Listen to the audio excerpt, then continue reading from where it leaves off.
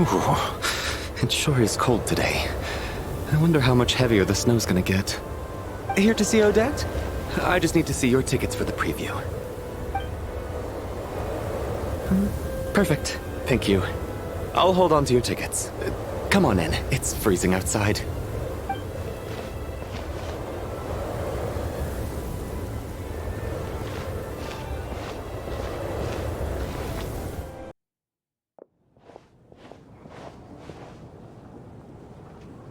I think I'll leave the Lelic question until after the show's over. Then I'll go find Odette.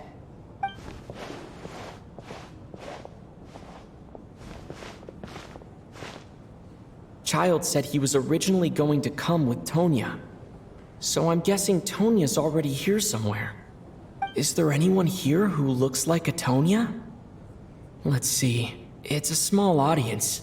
Makes sense for a preview. But wait, I do see some familiar faces.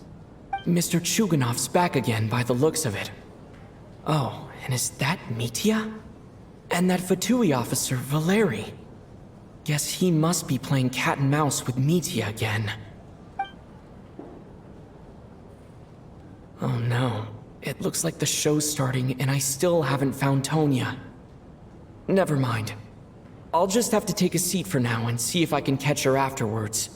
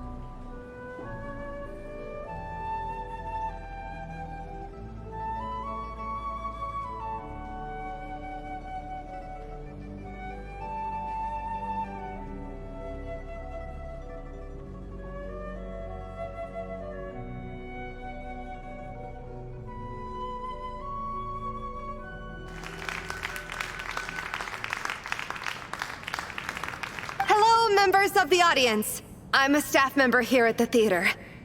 Today's performance was a very special one for us, as it marks the first attempt in a long time to revive the classic Snezhnayan ballet, Spirit Seeker. To commemorate this occasion, we would love to take a group photo of the cast, crew, and audience members present today. Could I kindly ask the audience to please come up onto the stage?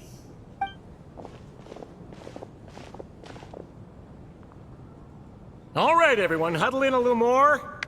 Now, look at the camera. 1, 2, 3.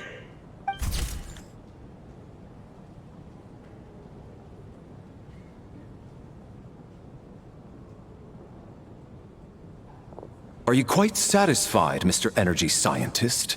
I rather hope you don't have any other escape plans to add to my workload today. What are you talking about, Sarge? This was simply my way of inviting you to watch Miss Odette's new show with me. And wasn't the performance spectacular? In the future, I heartily encourage you to take a leaf out of my book. Find some soul-nourishing pastimes to enrich your time outside of work. It was indeed a fine performance, but I must correct you on one point. This is not time outside of work. These are working hours. Working hours and non-working hours are just a social construct. Human technology can never advance if we're too rigid in our thinking, Sarge. May we leave now? Already? I mean, I was kinda hoping to soak up the atmosphere for a little longer, but... No? Okay, guess I'm pushing my luck. Didn't seem like too much to ask, but fair enough. Off we go then, Sarge. Back to the land of working hours. Lead the way. That has to be her. She's the only person in the audience around Tonya's age. Excuse me, are you Tonya? Huh? Your brother's busy today, so I took his ticket. Don't worry about him, he's fine. Oh, okay. Sorry for the trouble. What's wrong? Are you sick? No, I'm fine. It's nothing. Maybe she caught a cold on the way here because of the weather.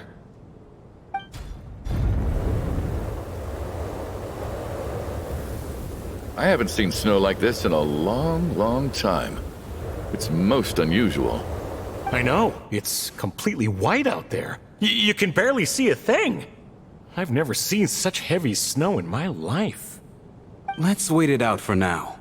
You'd be lucky not to freeze to death in this weather, let alone find your way. Well, look at that. Maybe we shouldn't be in such a rush to get back after all. What do you think? Let's wait and see. Why do you need to take it so seriously? Fate has given us this wonderful chance to take a break. We owe it to ourselves to make the most of it. Come to think of it, there's a small inn not far from here that always keeps plenty of extra blankets on hand for guests. I know the route well. Shall I head over and borrow a few blankets? That way, anyone in a hurry can wrap up warm for the journey back. Just remember to return them next time you're over this way. Sir, there's really no need to go to all that trouble. Hey, it's no trouble at all. Wait here, I'll be right back. What a kind gentleman. Very good. My wife and daughter are waiting for me at home, so I shall be heading back as soon as I get my blanket. So... are you expecting us to go back to the Armory Palace wrapped in blankets too? Don't worry about that. I made arrangements in advance. Should I not return to the Armory Palace within 3.5 hours after Operation Showtime begins, an armed squad will be sent to collect us. They will escort us back.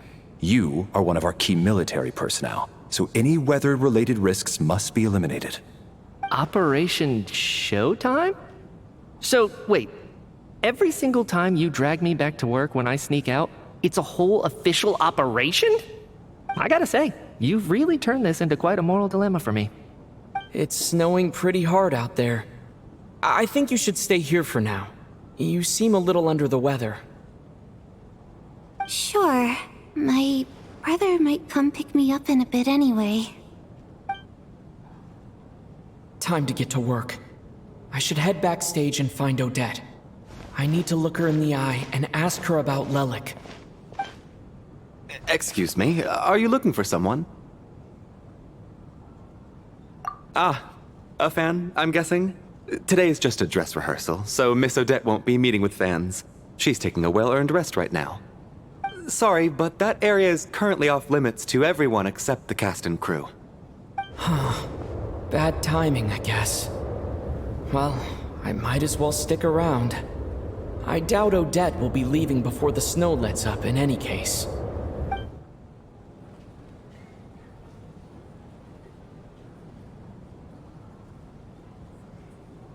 What happened to the gentleman who went to fetch the blankets? How has he still not returned? I was thinking the same thing. It's still snowing very hard. Do you think something might have happened to him? Whatever the reason for his delay, I must say I hate nothing more than people who make empty promises and fail to deliver. Well, I have to treat my employees like that on occasion, but that's different.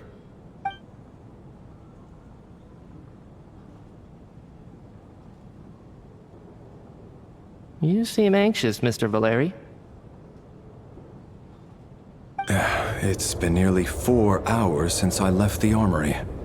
The army should have arrived to extract us by now. They know how much I despise tardiness and disrupted plans. There's simply no reason that they shouldn't have shown up by now, barring exceptional circumstances. Surely a snowstorm like this one counts as such. Few things in this world can stop the Snezhnayan army, Mr. Mitya. And a snowstorm is certainly not one of them. Why don't you go out and take a look? They might be right outside, waiting for your orders before they dare come in. An absurd hypothesis. I have no intention of leaving your side for even a moment until I have escorted you back to the Armory Palace. This doesn't look like an ordinary snowstorm to me. That guy who left earlier, it looked like he just vanished into thin air. Either that, or my eyes were playing tricks on me. A man-eating snowstorm? Come on. Night hasn't even fallen yet. Spare us the ghost stories.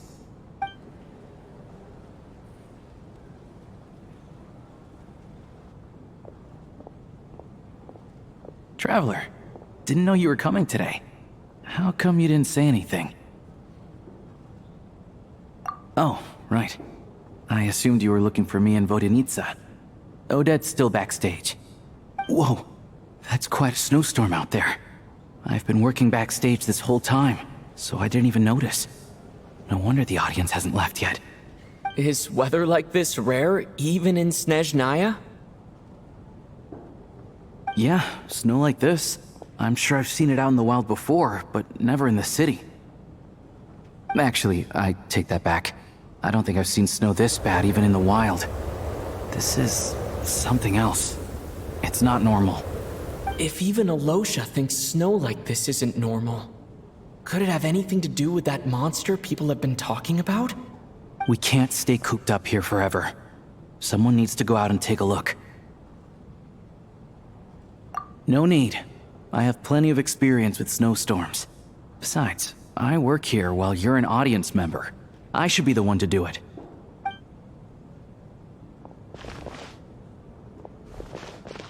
Everyone by the door. Careful not to let the snow soak into your shoes. In a snowstorm, you gotta look after your toes above all else. Heading out, my man? Be careful. I've been told the snowstorm eats people alive. Thanks for the advice. I am planning to be careful. I just want to take a quick look at the situation out there.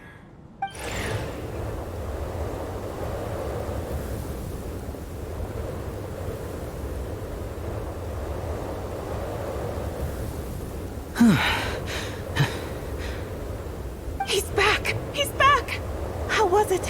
What's going on out there? Did you see any soldiers patrolling the area? Something about this storm isn't right.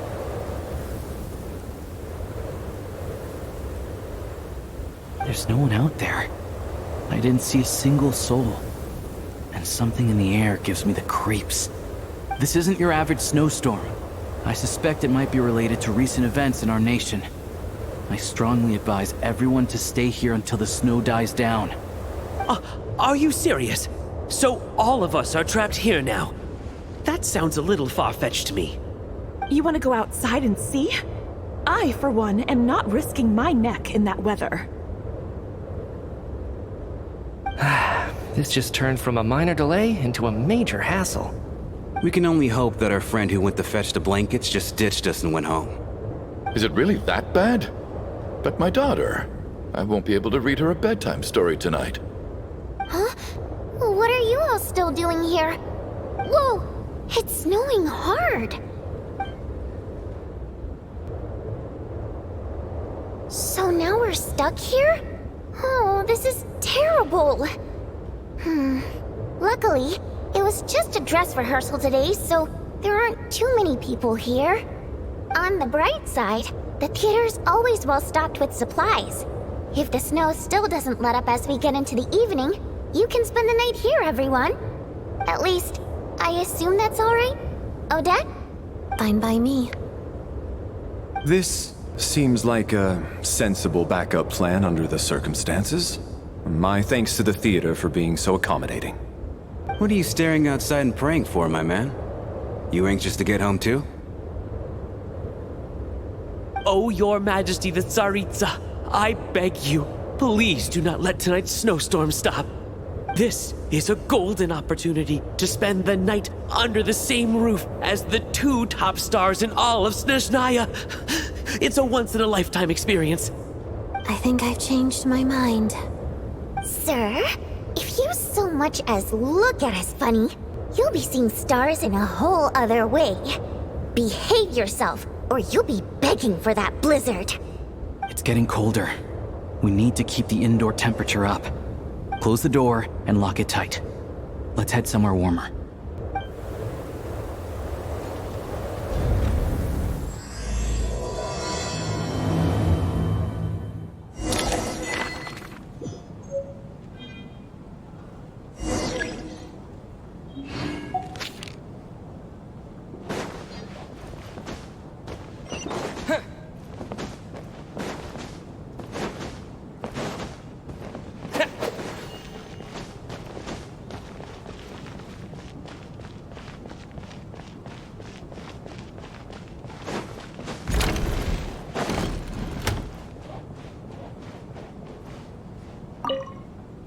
And then there's the aristocrats.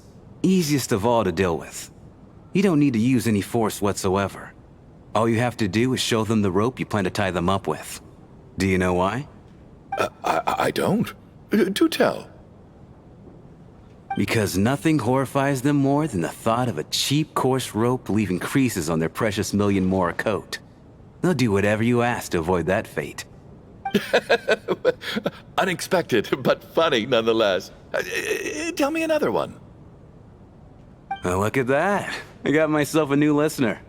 Hey there. Let me introduce myself. The name's Shram, and I'm a mercenary. The kind that gets paid to do odd jobs for rich folks. And I am Chuganov, an entrepreneur. If my name is unfamiliar to you, you will no doubt have heard of my factory, the renowned Iskra manufacturing plant.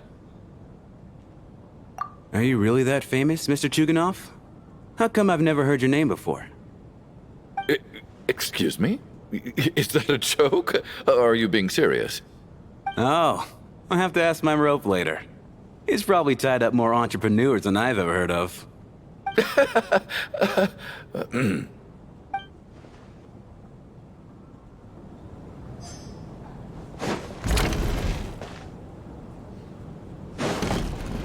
My husband has major trust issues. To him, I doubt even this snowstorm is a good enough excuse for me to stay out all night. That's the price of marrying into wealth. You'll get used to it. I'm not about to stop you if you want to leave, but don't drag me along. Hello? Can I help you?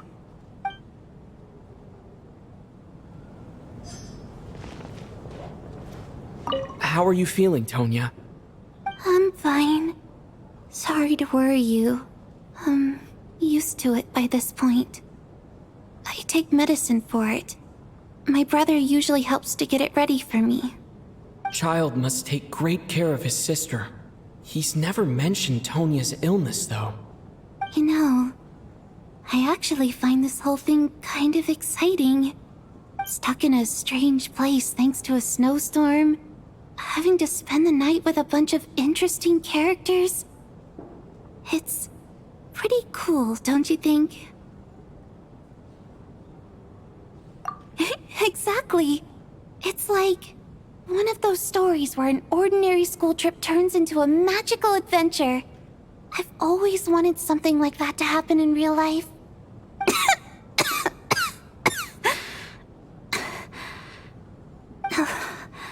I'm fine, really. Just got a little overexcited. Look after yourself. Otherwise, your brother will come after me.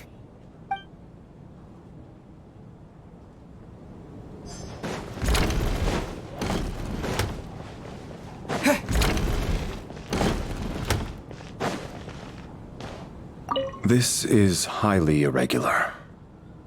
A delay of over an hour during an operation like this theoretically warrants a Harbinger-level response. I wonder what the issue is. The storm, or something else. Sarge, The day you learn to let go and just enjoy moments like this is the day you'll finally understand the meaning of life. Ah, why, hello, sir. I believe you were the one sitting at a nearby table back at Podvorye restaurant. Any friend of the theater's star performers is a friend of mine. It's a pleasure to meet you. I'm Mitya from the Energy Commission. Greetings. Major Valeri, head of the Special Assignments Battalion. Armory Palace Royal Grenadier Guards, 1st Regiment. I am here to ensure Mr. Mitya's personal safety. Please let me know if I can be of any assistance.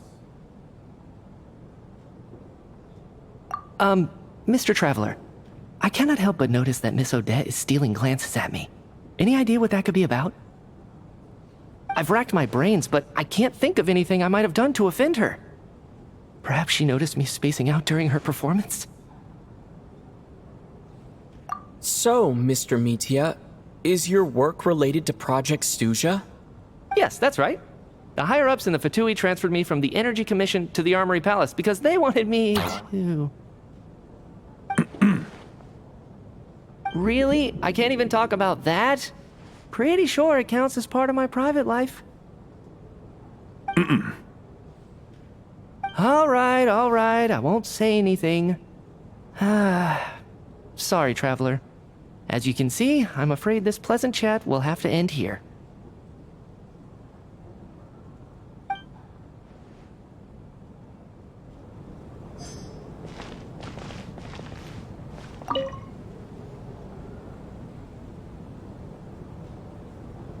I don't think it's ever been this lively backstage before. I didn't know you were coming today. Hey, have you seen Chuganov? I heard he was coming today. Have you spoken to him at all? I'm with you. This could be just the chance we need. Yeah, I gotta figure out a way to coax some more intel out of him. I want to know why he suddenly changed his stance on Project Stuja. What exactly happened before the most recent Vecha vote? For the Rokad, or just out of personal interest? Shh! There are other people around. Don't say the R word.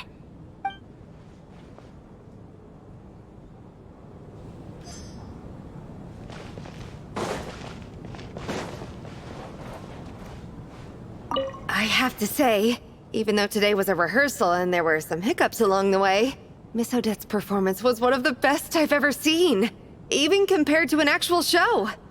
Oh, I couldn't agree more, especially considering the weight of the subject matter. It takes a truly seasoned professional to do justice to a theme like love and regret.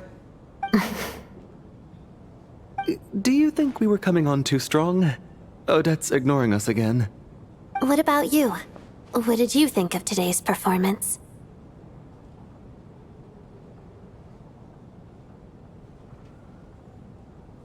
Oh my, that's very flattering of you. Thank you. I'll make sure to save a ticket for you when the show's performance ready. This doesn't seem like the time or place to bring up the subject of Lelik. I need a chance to speak with her in private. So unfair. Talk about double standards. And now it looks like I've been spotted.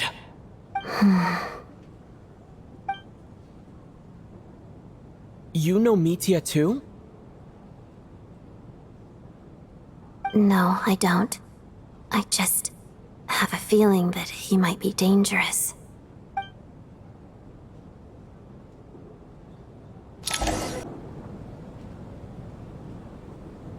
How's it looking, Alosha? No change from this afternoon. Heavy snow with no sign of slowing down. May I have your attention, please? The storm is unlikely to stop tonight, and it'll be even more dangerous outside at night than it was during the day. We at the theater owe everyone here a duty of care. Therefore, we strongly suggest that you stay on site overnight and avoid going outside unless absolutely necessary. In a few short moments, we'll give you a tour of the theater's various quarters. You can choose to sleep in the VIP room, the office, or backstage. Or on the stage if you'd prefer. We won't mind. I'll pass on sleeping on the stage. What if the snow is stopped by tomorrow morning? The early birds in the audience might think we're part of some experimental new show. A drama about sleeping? That could be fun. Maybe we could come up with a title for the production. Not bad. Clear selling point, at least. Could be a big hit. Anyone who doesn't wish to sleep on the stage, please follow me. I'll show you to the rooms.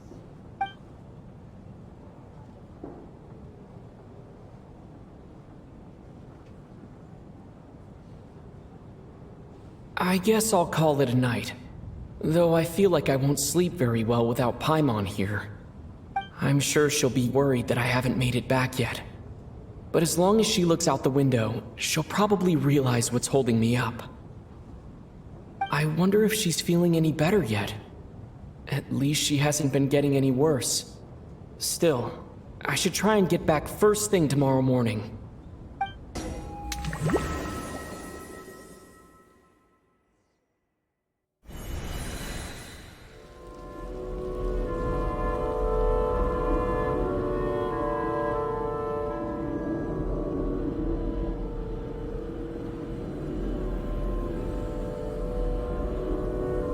Ah, finally. Welcome back to the world of the living, lazy bones. I was about to wake you. The black mist is almost on us. Still waking up, huh? You know, the black mist. It's been chasing us from below ever since we were born. You're just dozy. There's no way you've forgotten. Come on, let's keep heading up. Onwards and upwards is the only way to survive. Don't listen to a word those black mist cultists say. Here we go again. The endless march toward survival. What's going on? That black mist down there is creeping me out. And it's rising. Guess I should head upwards and get away from it. Black mist cultists believe that being swallowed by the black mist leads to everlasting peace. But if you ask me, they're just lying to themselves. We're the only heretics left. The only ones who refuse to give in. We have to keep going. But how do you actually know that they're wrong? Dangerous question there, Torgov. The moment your faith wavers, you start a chain reaction that ends in the collapse of your will. Put the question out of your mind. Stay strong and believe that the black mist means certain death. Okay, but it's not my mind that's the problem. My body's about to give up on me. It's already starting to falter. I can't do this anymore. I've had enough of being forever on the run. What's the point of it all? All this will pass eventually, I promise. Keep fighting. It will be worth it. You accuse the Black Mist cultists of being liars. But you're lying too. There is no end to this path. It keeps going up forever. There was never any hope to begin with. The cult of the Black Mist has poisoned your mind, Sobolova. Are you thinking of giving up as well? I am. I think I'll take my chances with the Black Mist over this perpetual torture. As much as I detest the Black Mist cultists, I'm just too weary. Then I bid you both farewell. Let me put my personal opinions aside for a moment and say, I hope that you both find peace within the Black Mist.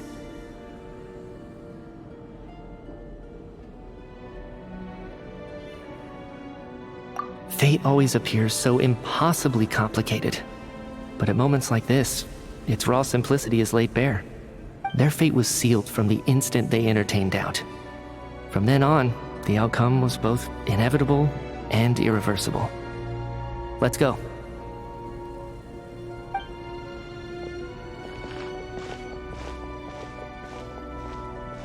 Torgov and Sobolova are gone. I never thought the day would come when even they would be swallowed by the Black Mist. It's just you and me now. Yes, it looks like it's satisfied. For now. This happens from time to time. But it won't be long before the Black Mist starts chasing survivors once again. No one knows how to stop its advance for good. Well, we should make the most of the precious moments of rest that those two bought for us.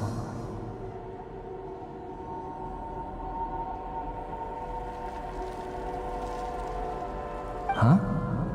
Are you really that sleepy, Traveler?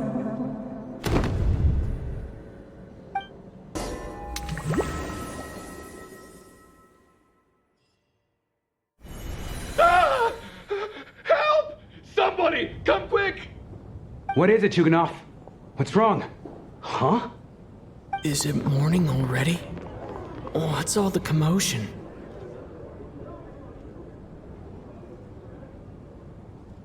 Sounds like it's coming from next door. I should check and see what's going on.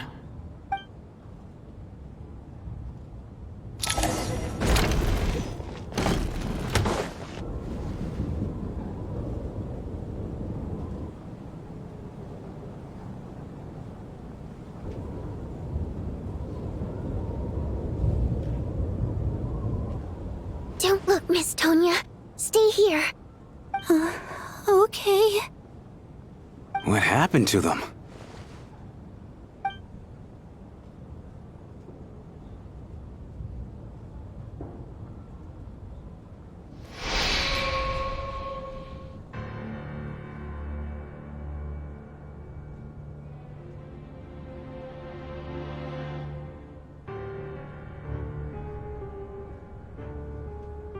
These two people have passed away.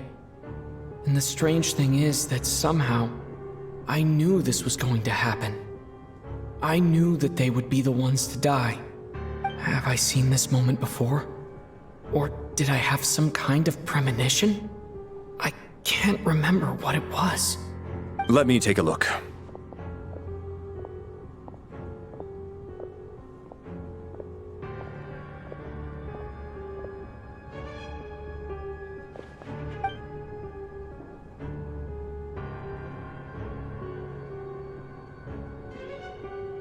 No vital signs in either of them.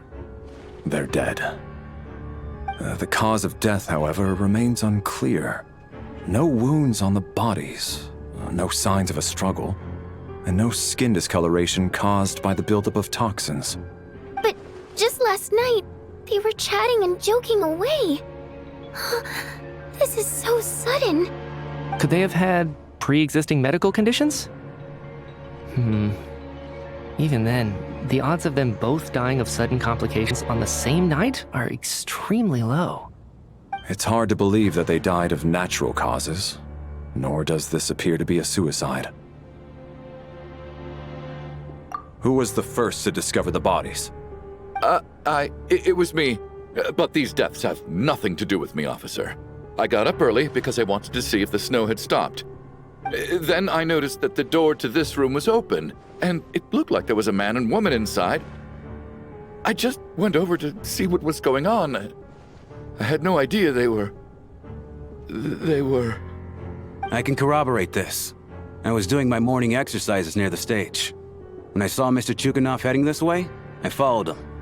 I can also confirm that I didn't see a single person approach that room before him. The snowstorm was raging all night, and it's still going now. There's no way someone could have come in from outside, correct? You mean an intruder? No, not possible. I slept by the door last night as a precaution. There's no way I wouldn't have noticed if anyone had tried to open it. Everyone, split into pairs and search the theater for anyone in hiding, or any signs of suspicious activity. I'll follow up with a full search of my own shortly. Go, there is no time to waste.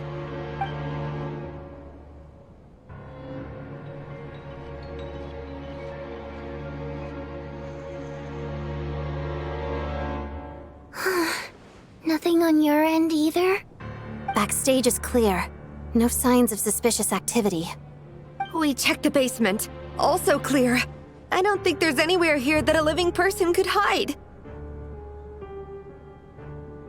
Are we certain that the theater doesn't have a back door? Or any tunnel or passageway wide enough for a person to fit through? No, there's nothing like that. If people were sneaking in through some secret tunnel to avoid buying a ticket, we'd have sealed it off ages ago. I also checked the windows. All of them are locked from the inside, and there's no sign of anyone entering or leaving. It sounds like we can safely rule out the intruder theory. If anyone came in during the night in this weather, there'd be no way for them to avoid leaving footprints or water stains. This can only mean one thing. It's like one of those murder mysteries you see in novels and plays, isn't it?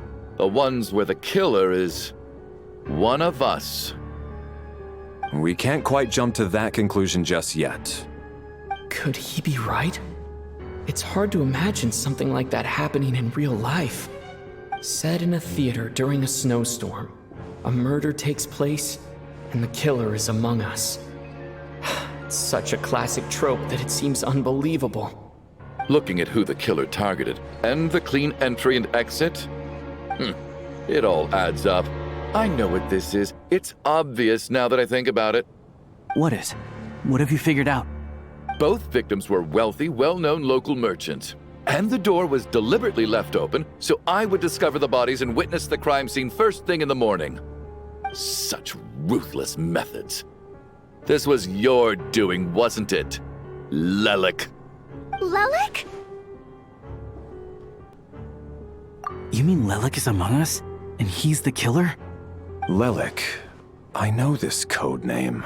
Member of the Rokot, anti-Project Stuzha. Always works alone. I've read the case files at the Armory Palace. Walk me through your reasoning, Mr. Chuganov. What do you know about Lelik?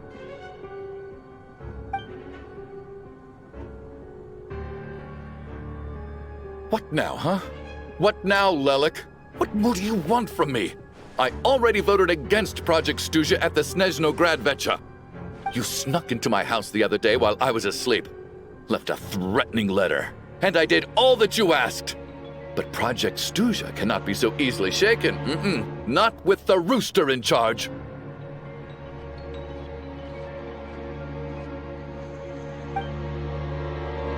So he really was threatened by Lelik. That makes sense. And now you're resorting to murder to threaten me. Isn't that right? I knew it. The Rokot despises the rich. The lives of the wealthy are but refuse in your eyes.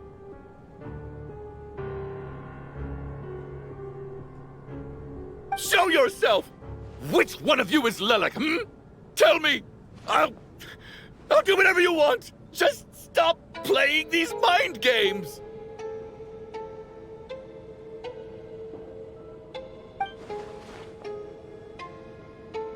Was this really Lelik's doing? Would Odette really do something like this? If Odette really is Lelik, this seems out of character. But then again, how well do I really know her? I'm probably the only one here with a compelling theory about Lelik's true identity. But if I reveal it now, I'll be putting Odette in the line of fire. What should I do? I don't think it's likely that Lelik killed anyone. At least from the stories I've heard, he's never killed anyone before. And his name has never come up in connection with any murder cases. Besides, even if Lelik did want to threaten you, why resort to such an extreme and roundabout method? It's not his style at all. Vodyanitsa doesn't know that Lelik might be Odette, but her assessment is pretty much identical to mine. Miss Vodyanitsa, why do you suddenly feel the need to speak in Lelik's defense? Defense? Oh, no, it's just... I'm worried that we're jumping to conclusions here, so I wanted to share my point of view. Also, I don't think the Rokot is as bad as you're making it out to be. Well, if you think I'm so wrong, what's your theory then, Why don't you tell us who the killer is? The case is still evolving, Mr. Chuganov. Please do not prevent others from expressing their opinions so early on in the discussion. Even so, there's no denying that the recent threat received by Mr. Chuganov may well be an important clue. So there's still a good chance that Lelik is right here among us. I can't do this anymore. I don't care if it's still snowing outside. I have to get out of here.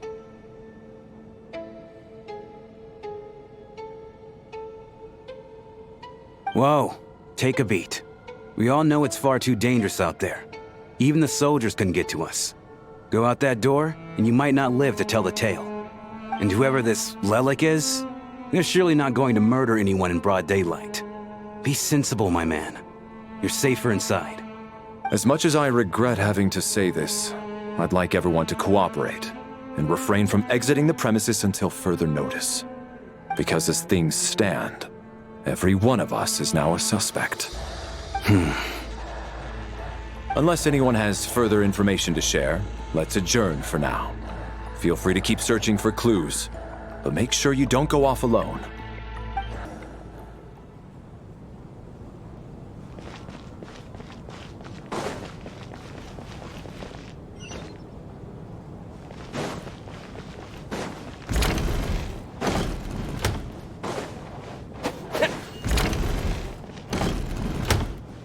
You're right, that was my bad. It was a knee-jerk reaction. I didn't think it through. Luckily, no one suspected my identity. Oh, phew. It's just you. I thought someone was eavesdropping. Since Vodyanitsa and I were on the same page earlier, I think I should share my thoughts with the Rokot members first.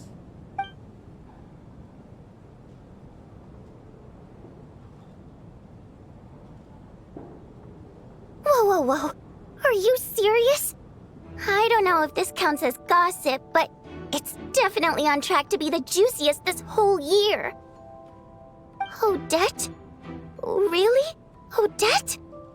Oh god, how dumb does this make me look? Lelek has been right under my nose this whole time, and I didn't notice a thing. Actually, it's exactly what you'd expect. Sometimes, hiding in plain sight is the best strategy. And now that you mention it, the more I think about it, the more sense it seems to make. It all adds up. What are we up to now? 1, 2, 3, 4...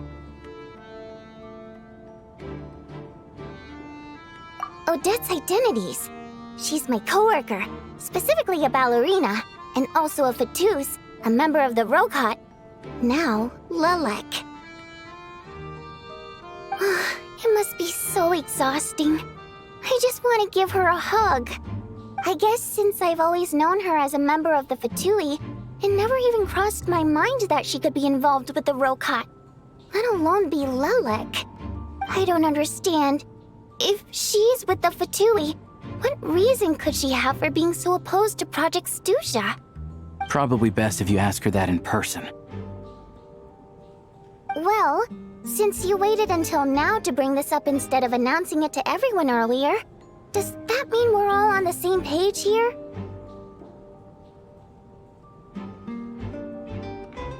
Yeah. Lelek may not follow orders from the Rokot leadership, but as far as I'm concerned, she's never crossed the line. If anything, her actions benefit the poor.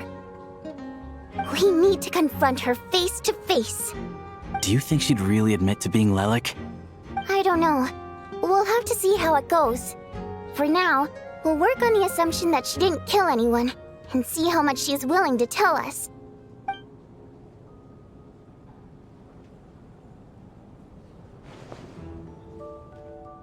Now's her chance. Odette's alone. Let's go. Hey, Odette. What is it, you guys?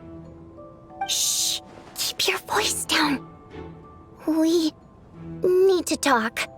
So, you're Lelek, aren't you? Alright, fine. You don't have to say anything or explain yourself. Just hear me out first. None of us believes you'd kill innocent people. Whoever murdered those 2 people last night, it wasn't you. The Traveler was the first to figure out your identity, but he kept quiet during the discussion just now. Still, it's clear where the group consensus is heading. Everyone believes Lelek is the culprit. If your identity is exposed, you'll be in a really bad spot. We're your colleagues, and we know what kind of person you are. I don't want anything bad to happen to you. So, can you clue us in? Tell us everything. The more we know, the more easily we'll be able to cover for you. Alright. Yes, I'm Lelek. And no, I'm not the murderer. And thanks, but I don't need you to cover for me. Actually, I'm planning to reveal my identity. Huh? You're gonna reveal that you're Lelek? Here? That's right. I'll admit I was surprised at first when Shuganov guessed that I was here. It was just a lucky guess, but it caught me off guard. But after taking some time to assess the situation and confirm where everyone stands, I don't believe I have anything to worry about. Are you sure you don't need a second opinion? Given the circumstances... Mr. Valeri! What?!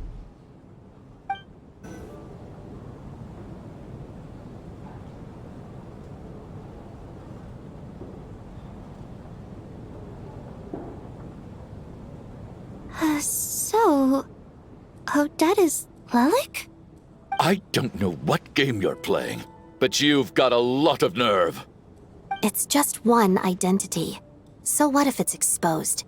I can disappear and adopt a new identity anytime I please.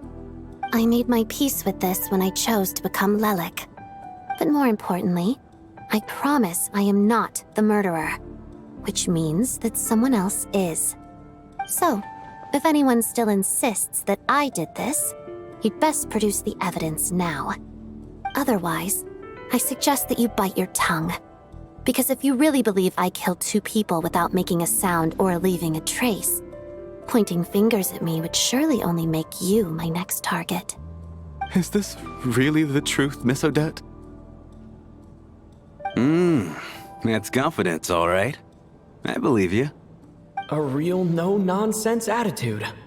I can see why Marionette said that she's on track to inherit the title of the Fair Lady. Are you seriously buying this? Hey, officer! She just admitted to being Lelik. Aren't you going to do something about this? I do have one question, Miss Odette. Why have you chosen this moment to come forward and reveal your identity? If I didn't say anything, everyone would be focusing all their efforts on finding Lelik. And that is exactly what the real culprit wants. I don't want to be the scapegoat who lets the murderer get away with this crime. Despite all the accusations, she made the smart choice. A remarkable display of rational thinking under pressure. Clearly, Odette's talent extends far beyond the art of dance. She thought so far ahead. Ugh, why do I always feel like I'm one step behind her in everything? You've convinced me. Dealing with the murder case remains the top priority right now. Let's put the name Lelik and all related incidents aside until further notice. Nevertheless, the group still considers you the prime suspect. I assume you have no quarrel with that, Miss Odette? I understand. You're welcome to keep an eye on me around the clock. I have no objections. Mr. Chuganov? For my wife and daughter's sake, I'll let you off the hook for now. But don't think you're forgiven for breaking into my house and threatening me. Just wait till we get out of here, Lelik. We'll settle the score then.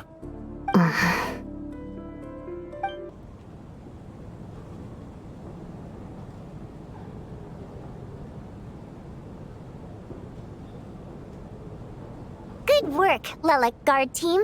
And Lelik too. Here, have some hot water. Turns out Valeri knew about my exploits. So now I've been told I have to guard Lelik with him. Shouldn't you be facing my way if you're guarding me? At the moment, it looks more like you're my bodyguards. If the true culprit is indeed still at large, as you have claimed, we must keep our guard up against them also. Don't worry, Tonya. We'll get through this. Once the snow stops, the officials will step in. The investigation will get easier, and then we'll be safe. But once the snow stops, won't everyone just leave? You're gonna miss us, huh? Well, some of us work at the theaters, so we'll still be here. I'll even give you a special backstage pass. Really, Miss Vodyanitsa? That's awesome! You've made a fan for life. Aw, you're so cute, Tonya. All right, let's swear to it. I promise to give you the pass, and you promise to never change your mind about being my fan. Promise. Don't indulge her, Tonya. You don't have to swear an oath over things like that. You really do get carried away sometimes, don't you, Miss Vodyanitsa? Hey, mind your own business.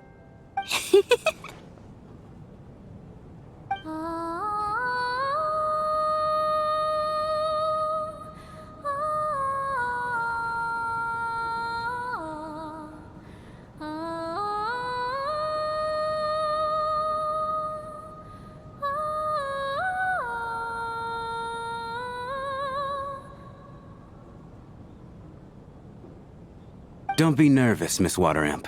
Everyone's here. There's nothing to be afraid of. Excuse me? Do I look nervous? Don't be ridiculous. No. You sound nervous, lass. Oh. Wait, but how... Okay, plenty of people know that I'm a water imp, but still... How come you understand our primary mode of expression? Primary mode of expression. I've not come across that concept before. Do enlighten me, Vodyanitsa. Well, it's just... We water imps tend to communicate our emotions to each other by singing, rather than facial expressions. The emotions we convey through song take precedence over our facial expressions. So, we think of it as our primary mode of expression. I'm impressed, Shram. I didn't take you for a man of culture, but you're clearly rather learned. It's not about being cultured or not. The thing is, this mode of expression can usually only be understood by other water imps. It's not a simple case of a song sounding happy or sad. And yet, you're clearly human, Mr. Shram. It's really not the big deal you're making it out to be. I think I just have a knack for it. Plus, I have a... very close friend who's a water imp. A delightful lady. But keep that a secret. Anyway, we spent so much time together that before I knew it, I noticed I could understand her expressions. Oh, I guess that makes sense. Still, the fact that you have a water imp friend is even more surprising. I'd better watch what I'm singing when I'm around you from now on. Hey, what are you implying? You're not secretly insulting the audience in your songs, are you? Heavens, why would I do a thing like that? It's getting late. We should discuss our sleeping arrangements for tonight. To guard against the killer, someone needs to keep watch. I suggest that we don't sleep in separate quarters tonight. It will be safer if we all stayed together. As long as someone keeps an eye on Lelik, I'm quite sure we won't have any trouble. Are you saying that you wish to bet your life on Miss Odette being the killer? Nonsense. Of course not. Then I propose the following arrangement for tonight. The Traveler, Odette, and I will form the Night Watch.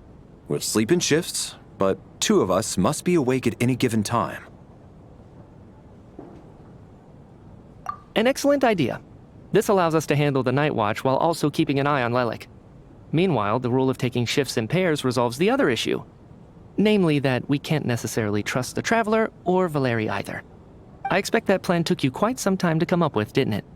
Actually, our field combat manual outlines a similar approach. Although the scenario there involves guarding prisoners overnight during field operations. That being said, I must clarify that I harbor no disrespect towards you personally, Miss Odette. In fact, Lelik's numerous covert operations make fine textbook examples for military agents. I care less about respect and more about the fact that you just robbed me of 2/3 of my sleep tonight. I'm calling dibs on being the first to rest. Good night.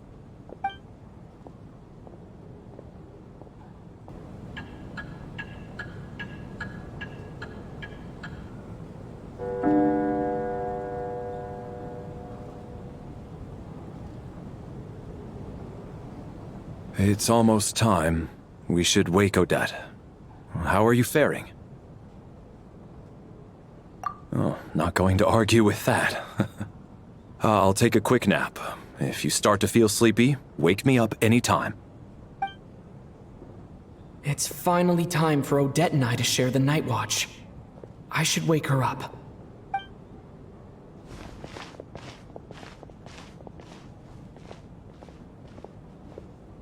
I came here to get information from her in the first place.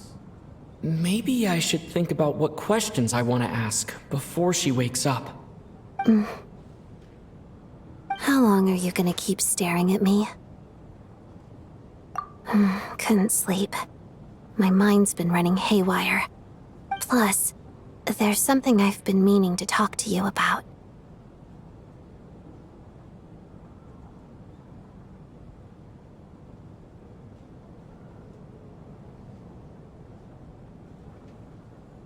I had a hunch that you wanted a conversation, too. Let's take this chance to clear the air, shall we?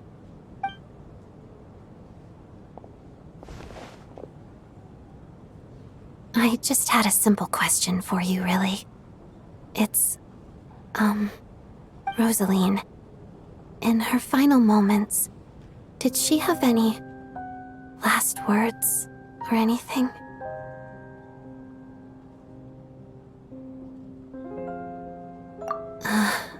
I see. Well, that was all. I have no other questions.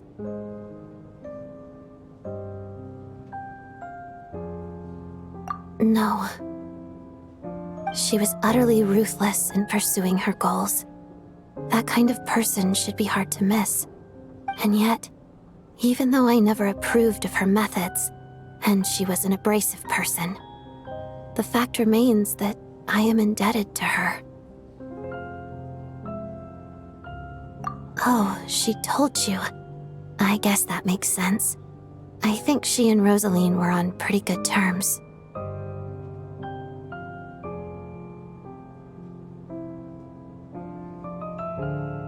Yes. Rosaline wasn't the kind to gossip about this sort of thing. Not that it's any huge secret to me, though. When I was a child, I had to join the fatui for the sake of my mother and me. I trained under Rosaline. It was extremely grueling, and it didn't exactly come naturally to me. All I could do was try to ignore the biting cold and practice. I was a newcomer who'd managed to make a good first impression on a harbinger. There was pressure to live up to her expectations, to be worthy of the fair lady's reputation. Every day was a struggle against the cold, pain, and fatigue. And most nights, I struggled to fall asleep. After enduring all that, I've become almost immune to the sensation of pain. I suppose that was the cost of survival. Surely, any child who had to experience that would grow to hate her lot in life, don't you think?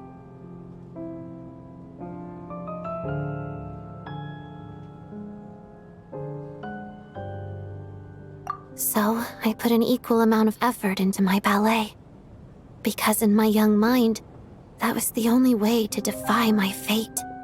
It was my way of telling her, the fatui's demands and your expectations of me are not what I wish for.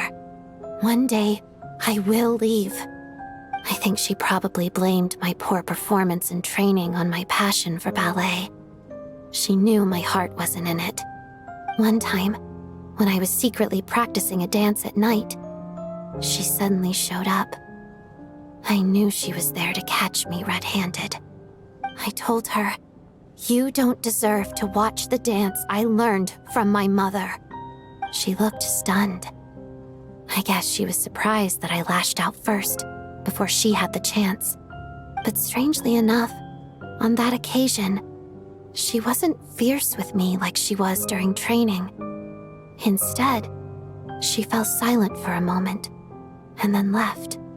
After that, she never interfered with my dancing or asked me how it was going. She never came to watch me dance again either. Not even once.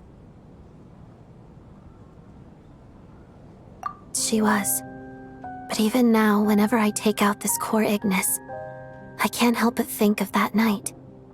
Of the look on her face.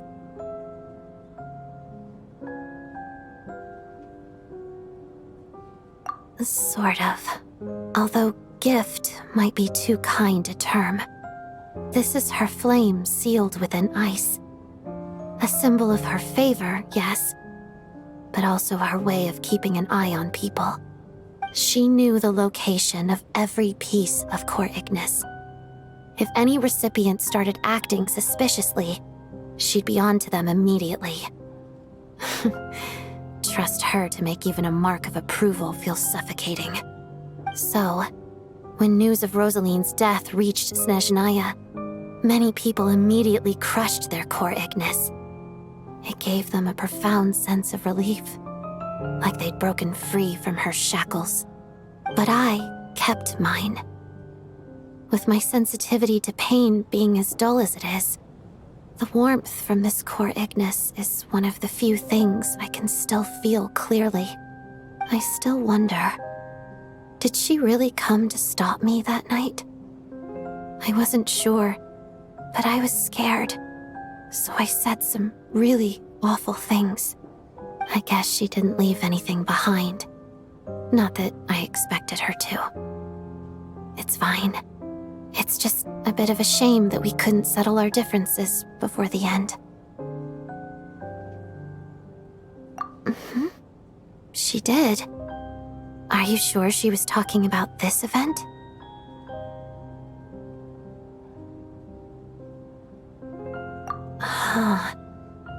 No, she didn't. I didn't even find out that she'd gone to Mondstadt until a while after she'd left. Wait, in that case...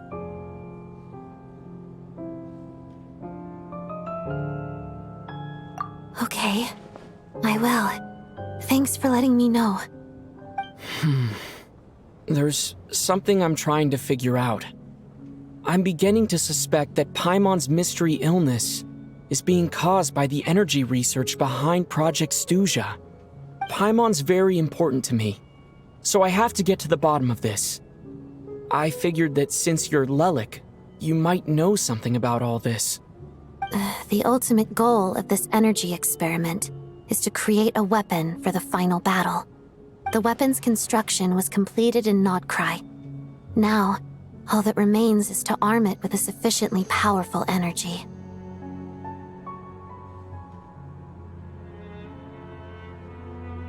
Yes, the weapon's development and all the related experiments are overseen by Lord Piero, the Jester, and the lab is located deep within the Armory Palace. I'm not sure why this experiment would be making Paimon feel unwell, though. The best way to get to the bottom of it would be to go there in person. Once we get out of here, I'll help you apply for an entry permit. And I'm hardly the organization's proudest member, as you know.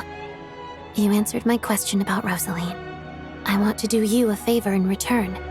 It's that simple.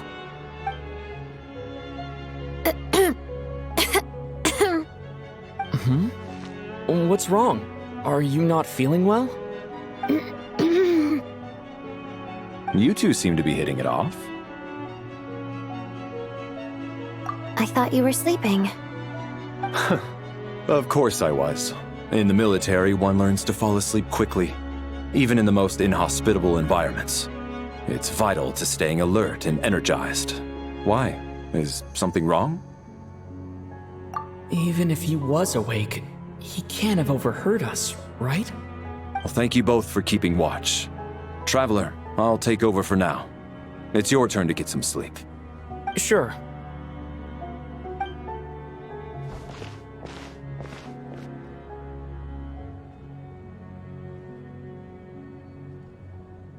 This is our second night here, but at least I've found out a little more about Paimon's condition. I hope she's been sleeping well the past couple of days. Why do I feel like I'm being watched?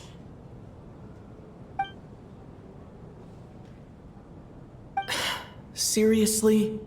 Is this payback for when I stared at her earlier? But I thought she was asleep. Never mind. I'd better try and get some sleep myself.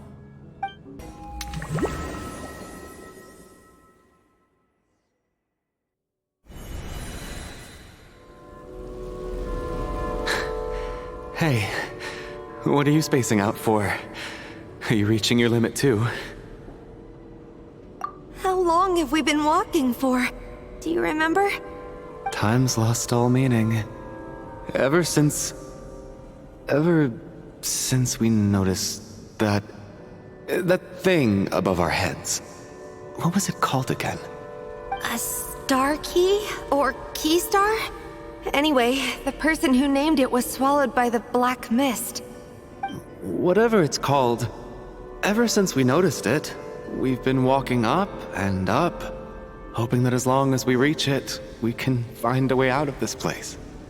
But it seems like no matter how far we walk, we never get any closer. Well, we've come this far. You never know. Maybe we're almost there? Come on, enough moping. Let's go. The black mist is catching up.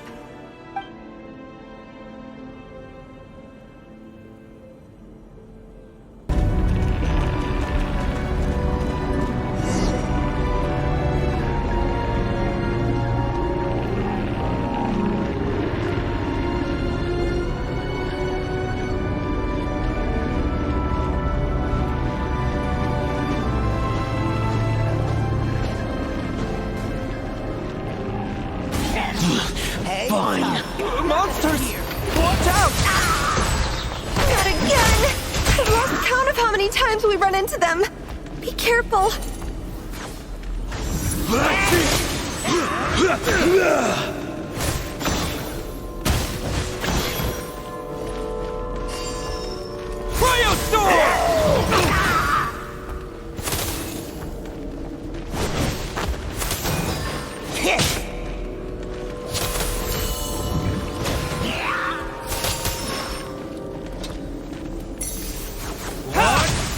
Backup is here.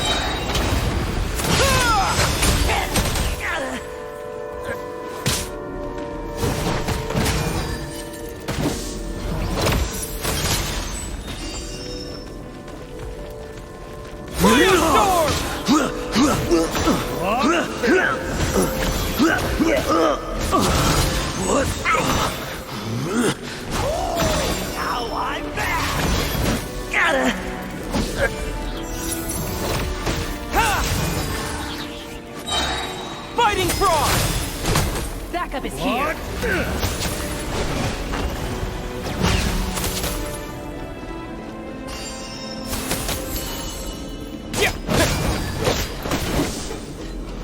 Encase!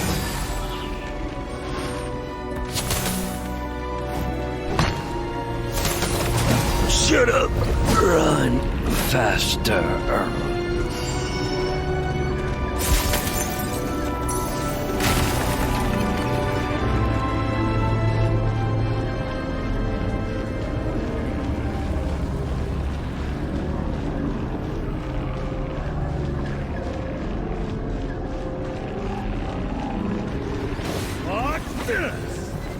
You wanna fight? Let's go! Backup is here!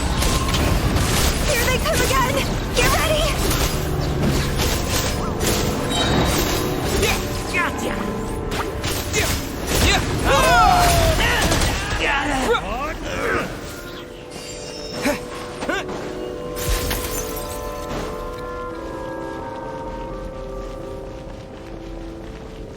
Monsters ahead of us. The black mist behind us. It feels like there's no escape. Fine.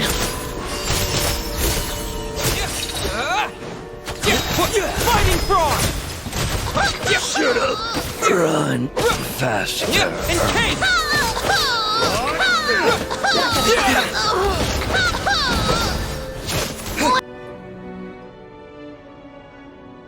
Are you hurt, Coolish? No, I'm fine. It's just... suddenly I don't want to walk any further. I get you. In fact, I reached my limit a long time ago. Sometimes it feels like there's hope where there shouldn't be. Yeah. The hope that the star gives us is the only thing keeping us going. But I'm not sure it's real at all. It may just be a collective illusion. Otherwise, why would it always be out of reach?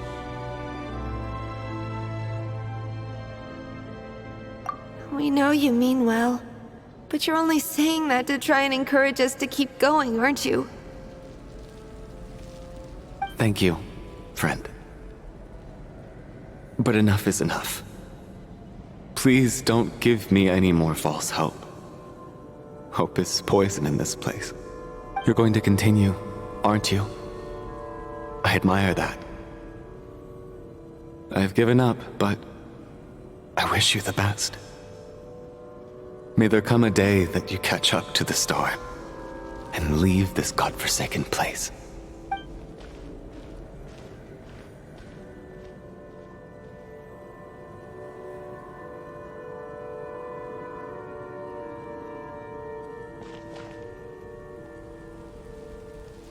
It's not an illusion. We really are getting closer to the star. Congratulations. You are the first person to make it here.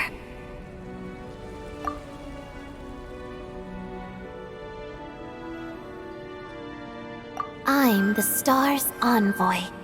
The black mist has stopped rising.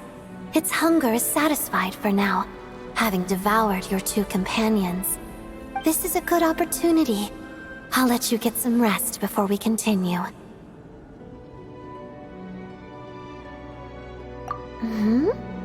What do you mean, leave?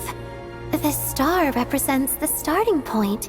It's the waypoint for the beginning. Congratulations on reaching the starting point. Once you are ready, we will head out and walk upwards. I will be right by your side the whole way.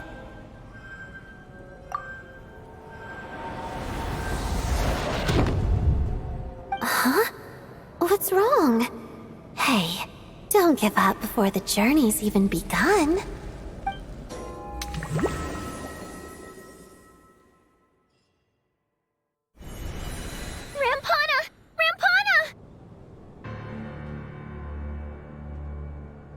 Is that Vodyanitsa's voice? What happened? Coolish, wake up! Please wake up!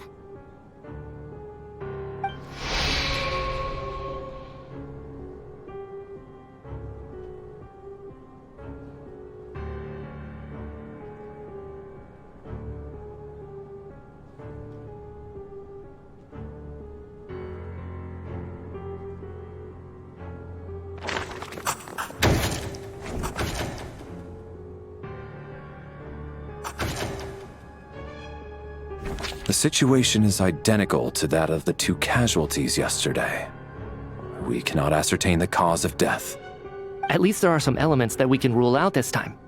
They slept on the stage with everyone else, so I suppose the surrounding environment can't be a relevant variable. Rampana. Coolish. Weren't some of us keeping watch last night? 3 of us, in fact. How could you not notice something was wrong? I'm as confused as you are. Certainly nothing unusual happened on my watch. Likewise, and from what I've observed so far, both Miss Odette and the Traveler can be trusted. To be honest, I didn't get a wink of sleep last night. I couldn't help but think I was the target, so I just laid there with my eyes closed. I heard the Traveler and Lelik chatting, but otherwise I don't recall hearing any commotion during the night. Me too. I didn't want to wake everyone up, so I was concentrating hard, trying not to cough. I hardly slept at all. If anything had happened, I'm sure I would have noticed. Then, what could possibly be causing this? Once was bad enough. I can't believe it happened again. I worked closely with Rampana and Coolish for so long. I never imagined that one day they'd... And on the stage of all places... Vodyanitsa. 4 victims in just 2 days, and we still don't have a single lead. I need to get to the bottom of this as soon as possible. And above all, keep Tonya safe.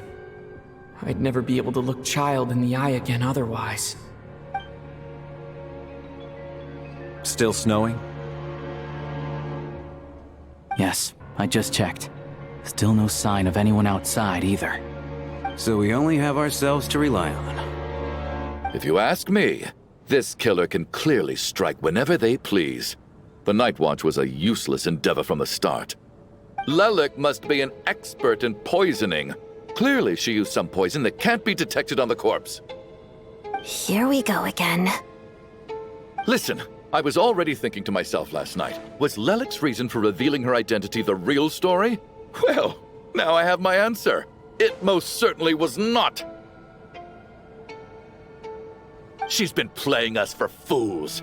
You get off on this, don't you? Revealing your identity, only to carry on with your killing spree? That's a hideous thought. One that only a hideous mind like yours could dream up. How dare you!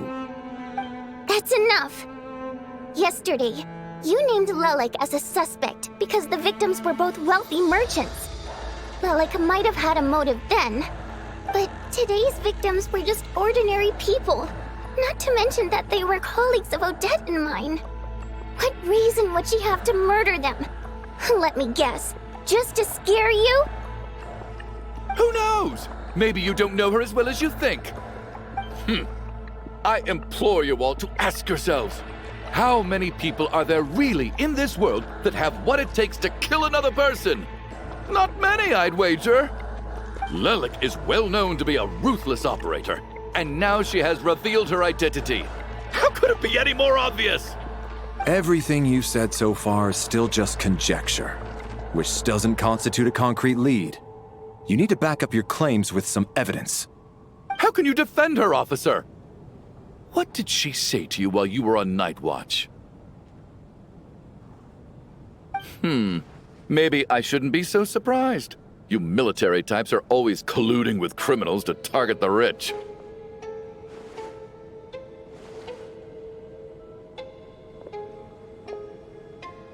All so you can get your grubby paws on our hard-earned fortunes. Then tell us to fall in line.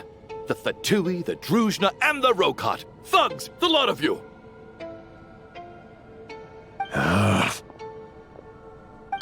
Don't you dare!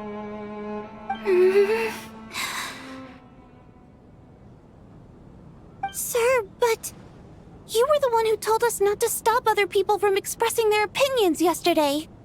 4 people have already died. Only yesterday I was chatting with Mr. Coolish. Then we woke up in the morning and he's... Turning against one another is the last thing we should be doing right now. Little girl. Even if Mr. Chuganov is a puffed-up, pig-headed windbag who doesn't have a clue what he's talking about, he's still one of the victims here, isn't he?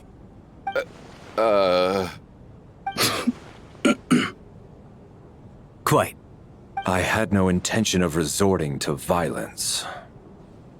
But you're right, Miss Tonya. I ought not prevent him from speaking his mind. In any case, I believe Mr. Chuganov has calmed down a little now. We may resume our discussion. I don't think there's any need for that.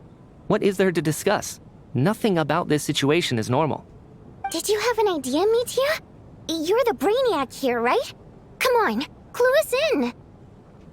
I've been mulling something over. All the leads we have so far concern things from outside the theater. Miss Odette's alter ego, the threats Mr. Chuganov received. But then there's the 2 double murder crime scenes themselves, which have given us absolutely nothing to go on whatsoever. That's highly unusual. Even with the most careful killers, there's always some evidence left behind. So what are you suggesting? I think this could be a supernatural event. It isn't characteristic of human-on-human homicide at all. Correct me if I'm wrong, but aren't you supposed to be a scientist? That doesn't sound like a conclusion someone like you is supposed to make. I got into scientific research because of my insatiable curiosity.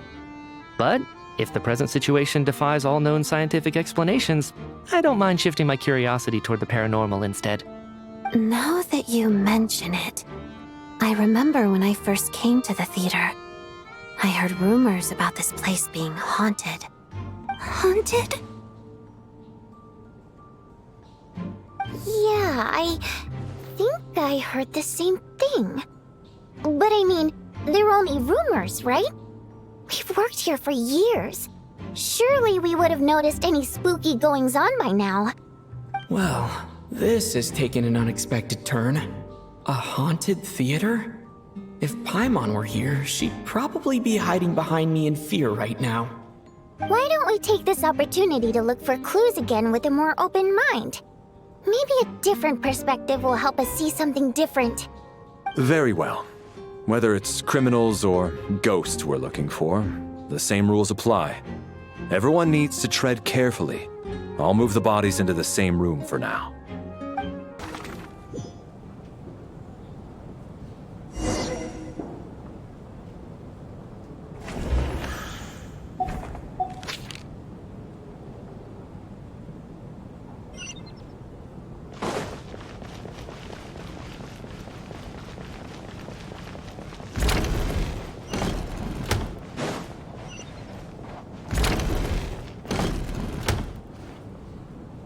Treveler, come take a look at this. You too, Traveler. Some sort of notebook. What is it for? It's the on-duty logbook for the theater. Kulish was the main person to use it. He mostly used it to record any unusual incidents during a show, audience numbers, exit times, and so on. Yes, he'd always have this logbook with him when he checked tickets at the entrance. This should confirm a lot of key details about the recent show. So, you find anything unusual? Yes. The number of people. I've checked and double-checked, but the numbers just don't match what's recorded in the logbook. Apparently, we have an extra person among us. Are we certain that logbook is accurate? Could someone have sneaked in without buying a ticket or something? Unlikely. Kulish took his duties very seriously. I've rarely seen any errors in his work. Not to mention that this was a dress rehearsal, meaning smaller audience numbers and tighter ticket restrictions than usual. Everything would have been well within his control. We no longer have our tickets with us, do we? They got collected on entry. I assume there's no way we can check them again. Unfortunately not. The theater recycles tickets. Once people are in the door, they don't tend to leave until the show ends, so we collect the tickets at the point of entry.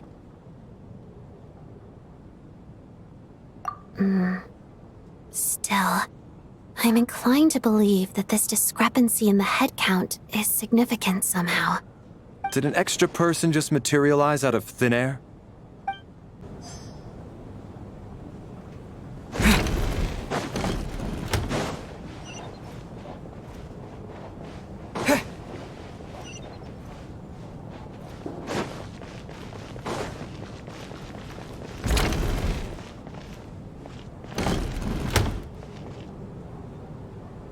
Ah, Traveler. Since you're here, come take a look at this. Alosha found it. We're both curious to hear your perspective. It appears to be an investigation report. And the focus of the investigation was the rumors of haunting we heard about earlier.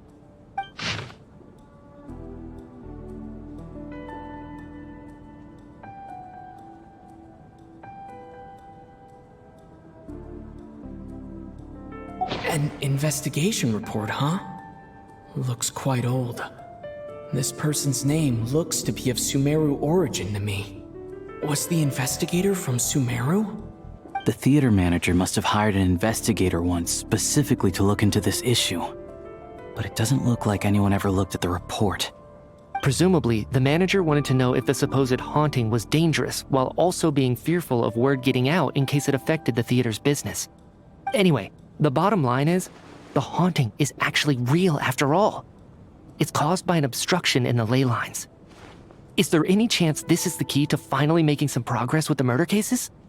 Ley line problems are pretty unexceptional to me by this point. And while it certainly offers an explanation for the ghosts, it's hard to imagine what connection it could have to these two murder cases. Some of the language that appears at the very end of the report caught my eye. Angel civilization, ley line renovation? My area of research doesn't touch on any of that, so it's completely outside of my wheelhouse. Huh? A piece of paper just fell out from the report. It landed right by your feet.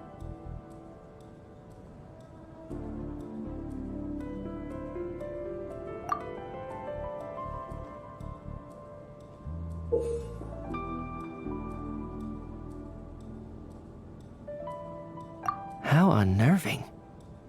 It was tucked inside the report, so it must be a note left by the author. Death is near. Is that supposed to be what's going on here? With us, in the theater? But if so, how did the author foresee it? Could he predict the future somehow? Maybe things are more complicated than we thought. No, wait a second. If we take the report and the note at face value, they completely contradict one another. The report definitively concludes that the hauntings in the theater are harmless and cannot affect the real world. But the note seems to be warning of potential danger. The question is, what exactly does the note mean by death?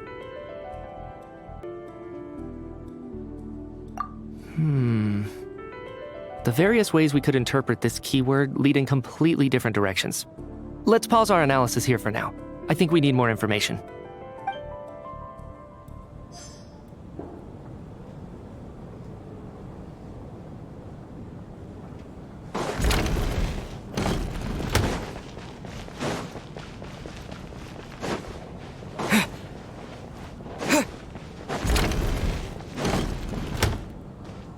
Tonya, did you find anything? Not yet. Still looking. So... Are we supposed to be looking for something paranormal? I think I'd prefer teaming up with you than looking around on my own. This looks like somebody's notebook. Shall we read it together?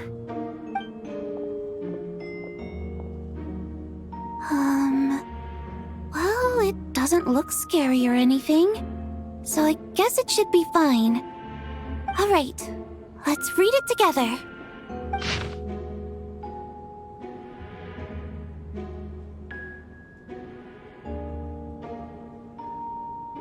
Huh.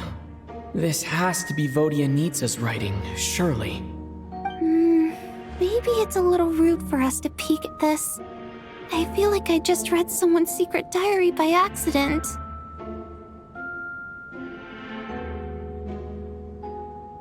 It sounds like she's writing this for her parents, right? I don't understand. Why put this stuff in a notebook instead of mailing it in a letter? Because her water imp parents belonged to the aristocracy, who were driven out of Snezhnaya by the Tsaritsa long ago. And now they live somewhere new, where the postman can't get to. We're sorry. It's fine. My fault for not storing it properly. I can't leave things lying around and expect them to get ignored when everyone's scouring the place for clues. All right, give me my notebook back. I'll take over the investigation in this room.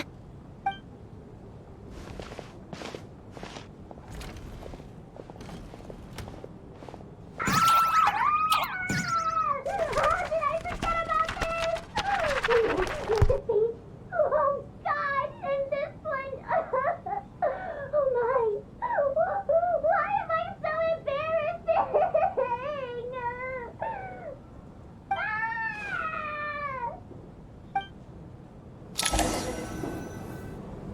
If we take all this together, it's not impossible, is it? If anything, it's the natural conclusion. Oh, I beg to differ. This sounds to me like a product of a researcher's vivid imagination. And perhaps it's because I'm still viewing this through the lens of a typical murder investigation. But still, I'm struggling to be persuaded by your theory. Does it really sound that far-fetched? All right, well, let's treat that as speculation for now. I do agree with what you've said, so let's go with your idea for now. Good.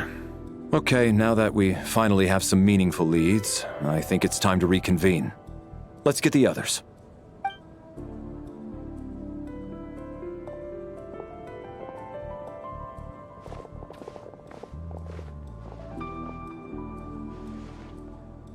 So, that's about everything we've discovered so far. I'll share my theory first. Based on what we've learned from the logbook, I believe the extra person among us is most likely the killer. If the killer had simply bought a ticket, it would have greatly increased the risk of their identity being exposed. I expect he or she either hid in the theater ahead of time, or found a way to slip past the ticket inspection. They then blended in with the group and waited for an opportunity to strike. What about the note found in the investigation report? Any thoughts on how that fits in? The killer may have simply planted it there as some sort of sick joke.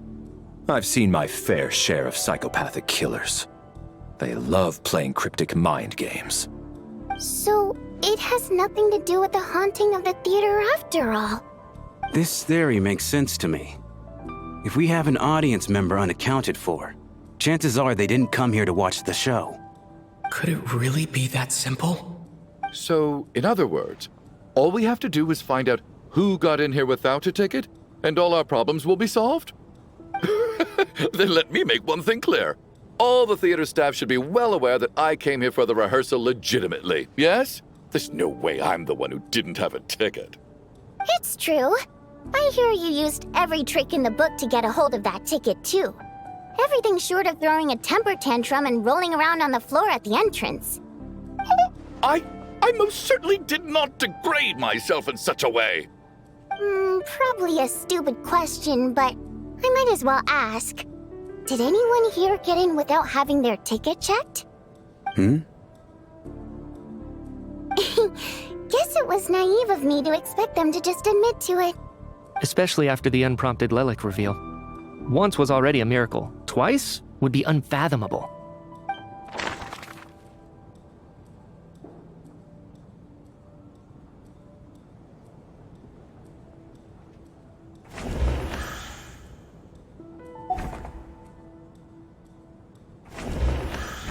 Valeri came to the theater to catch Mitya. Those two should be able to vouch for one. As things stand, the audience head count doesn't add up. As things stand, the audience... Sounds like Chuganov went to a lot of trouble to get his ticket, because everyone at the theater knows about it.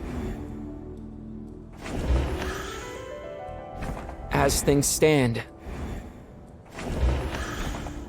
I don't believe any of us here knew Shram before all this. If no one can verify Shram's identity... Mr. Shram, did you really go through the ticket inspection to get in here? Huh? Me? Why am I being singled out, my friend? Do I seem that suspicious? It's not that you stand out as suspicious, more that everyone else has been ruled out as trustworthy. Okay. Well, we spent the best part of 2 days together now, so I'm sure you can all tell what kind of person I am. I'm a true gentleman. I never dream of doing something like sneaking to the theater without a ticket. Yeah, I have no doubt that you're a good person. But the problem is, none of us here actually know you, so no one can say for sure that you are who you claim to be. Although, actually, what was it you said last night? Yeah, you're friends with that water imp, which is why you understand our primary mode of expression. Last time I checked, there were barely any of us remaining in Snezhnaya, since most of the water imps left. Could you tell me a little bit more about your friend? There's a good chance I actually know her. And I suppose it's also kind of a way for everyone else to get to know you a little better.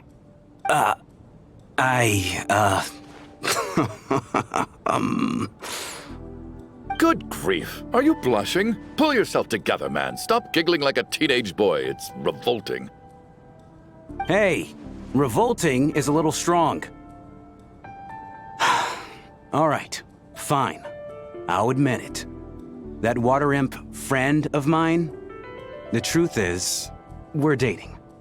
I was just the bodyguard hired by our family. But the stars must have aligned, because sparks began to fly between me and their daughter. Never in my wildest dreams did I think I'd get so lucky. We don't need details. Just get to the point. Okay. I'm just a little hesitant to reveal her name, that's all. You know how it is. These are delicate times. Even with me to protect her. If word gets out that she's dating a human, both the Fae and human factions will give her a hard time. Really? Wait, no. That can't be. Huh? Shram, what the devil are you talking about? Why is everyone looking at me like that? Surely you can understand where I'm coming from. Delicate times? Factions? Yes? You know, the Civil War? Last time I checked, the Fae and the humans were still at each other's throats. If I'm not mistaken, the last significant civil war in Snezhnayan history was over 400 years ago, when Her Majesty the Tsaritsa had just taken the throne and was consolidating her reign. What do you mean, 400 years ago? What's going on here? Is Shram from the past? All right, Mr. Mitya, you win this round. As far-fetched as it is, it appears that your theory may be correct. I'm just as amazed as you are. I didn't even believe it myself, to be honest. Is someone going to explain what's going on here? From the look on your face, you figured it out too, haven't you, Traveler?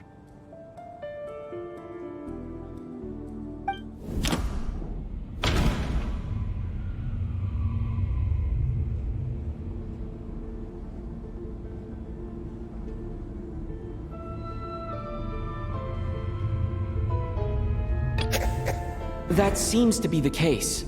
Shram's the extra person, but there's no way of learning his identity from this clue.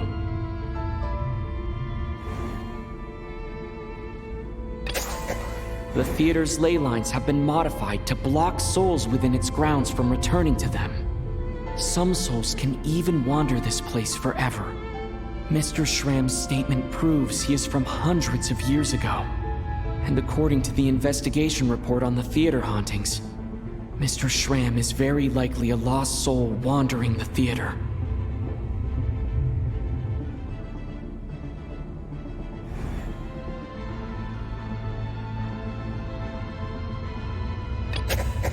This is Mr. Valeri's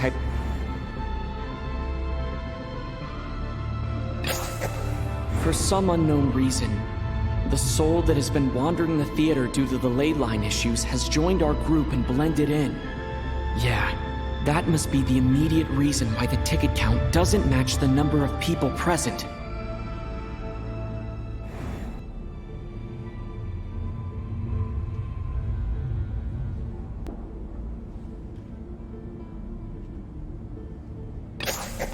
The contents of the investigation report have been verified. There are indeed ley line issues and wandering souls in the theater. Death likely symbolizes the deceased. Mr. Shram, for instance. Death is near. That must mean that there's a dead person in our midst. That's the truth, isn't it?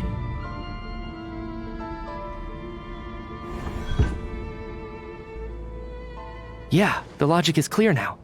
The investigation report said that there would be souls stuck wandering around the theater because the ley lines were cut off. Mr. Shram must be one such soul who died in the theater a long time ago. In which case, that also makes him our extra person. So when the note said death is near, it must have been referring to death as in the deceased, people who died a long time ago. Someone who died a long time ago. In short, there's a dead person among us. The extra person we've been searching for is a ghost from the past. You mean I'm a ghost? No. Don't make jokes like that, my man. There must be some mistake. But even if I was dead, I know for a fact I didn't kill anyone these past 2 nights. Yeah, even if all that's true, the report also said the souls inside the theater can't affect reality, right? They're harmless. Then what if the problem isn't the souls at all, but the ley lines themselves? The ley lines have a powerful ability to attract and devour souls. Let's say that the ley lines are like a black hole, constantly seeking to engulf souls. But the souls that don't want to return are trying to avoid being sucked in. Why does this analogy sound so familiar? What happens when the black hole can't achieve its goal? I'm only speculating here, but what if it ended up swallowing innocent souls by mistake, or intentionally taking other souls to compensate? That could explain why we weren't able to determine a cause of death. If you're right, and their souls were devoured by the ley lines, it does make some sense. It does seem to explain a lot of the things we couldn't make sense of. Does that mean it's true? Except there's no concrete evidence. Mitya is relying on a lot of logical leaps. Still, it seems like the best explanation we have under the circumstances. All right, so how could Shram not know that he's dead? Seems a little unlikely that he hasn't noticed anything unusual even after several days interacting with us. On the contrary, it's perfectly normal for a soul to wander the theater for centuries without questioning their existence or reason for being there. It's simply what's natural for them.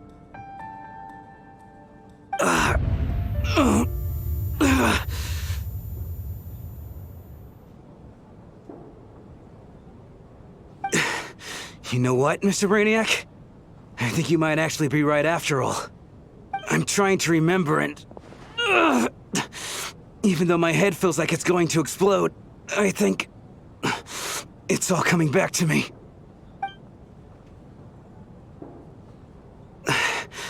I was the one who didn't want to remember my own death, so I forced myself to forget.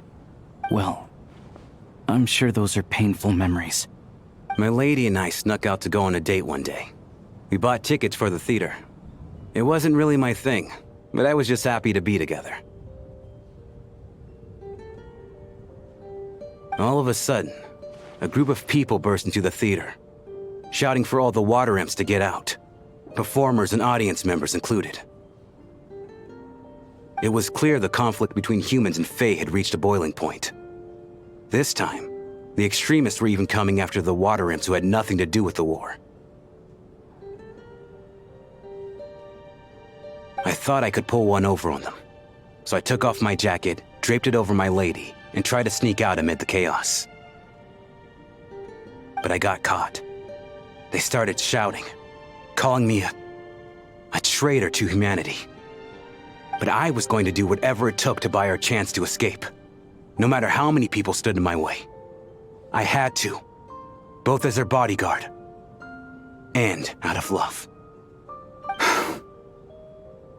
It's all right, friend. You can stop there if you want. You don't need to dig all that up again. It's just... even now, I'm still struggling to accept the truth. How could I be dead? I'm sorry, everyone. If I'd known I was a dead man walking, I wouldn't have dragged you down with me. If I'm the cause of all this death, then punish me however you see fit. But, Mr. Shroom... No. I refuse to be a burden. I know what I have to do. You said I've been wandering the theater for centuries, right?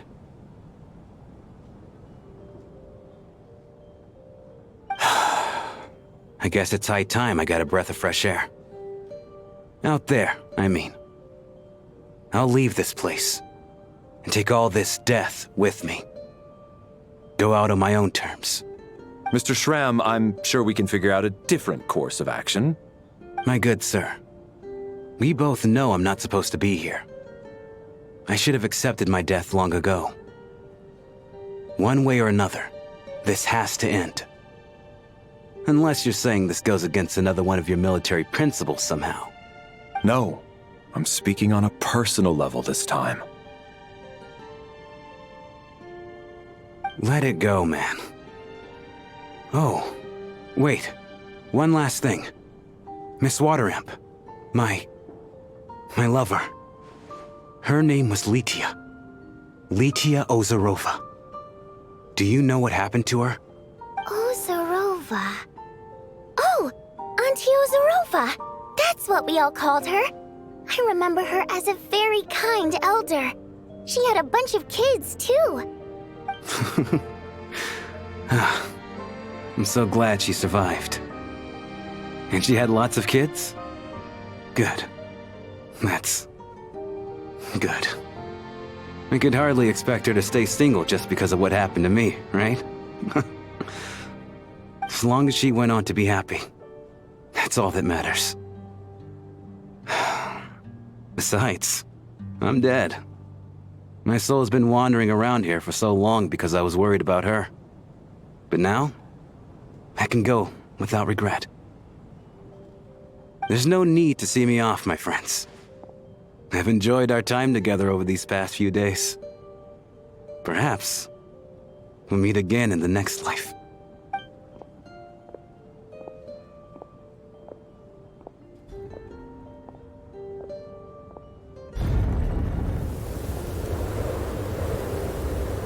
Take care, my man. I know Mr. Shram was already dead, but... I still feel so sad. Death is cruel, no matter how we might try to make sense of it. So, was the conflict between Fae and humans really that bad back then? I was only little, so I don't remember much. It's terrible to think that so many innocent people had their lives turned upside down. Even the historical records about that time period don't say much about it. All people know is that the Tsaritsa founded the Fatui, drove out most of the Fae aristocracy without explanation, then used her terrifying power to suppress the humans. It seems to me like the Tsaritsa chose to make herself the enemy. She downplayed the conflict, directing whatever animosity both sides had for each other at herself instead. That's also why, despite how brutal the conflict was at the time, there hasn't been much lingering tension between humans and Fae since. Things have been fairly harmonious for the past few centuries. So, the Tsaritsa banished the Fae to protect the Fae living in the city? She offered herself up to be hated in exchange for peace. Maybe it's not quite as bad as it sounds. I don't think Her Majesty is too concerned if mortals hate her or not. And besides, there are very few who truly do. All this time, I had no idea. All right. If Mitia's theory is correct, then I think we can consider this matter settled. Let's all take a break.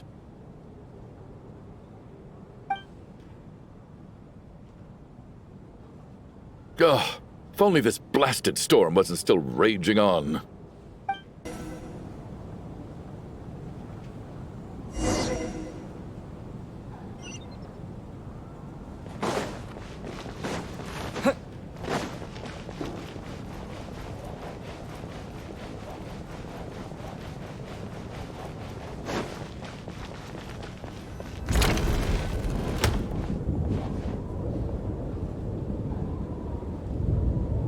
Looks like now we can just rest until the snowstorm stops. I still can't believe Shram turned out to be a ghost who'd been in the theater for hundreds of years. To think he was dead this whole time. What a strange turn of events. Knock knock. Huh? Knock knock. You know the door isn't closed, right? You don't have to knock. Think of it as a signal then. When I'm entering someone else's room and I knock, I'm here as Odette. If I don't knock, it's Lelik. Thanks.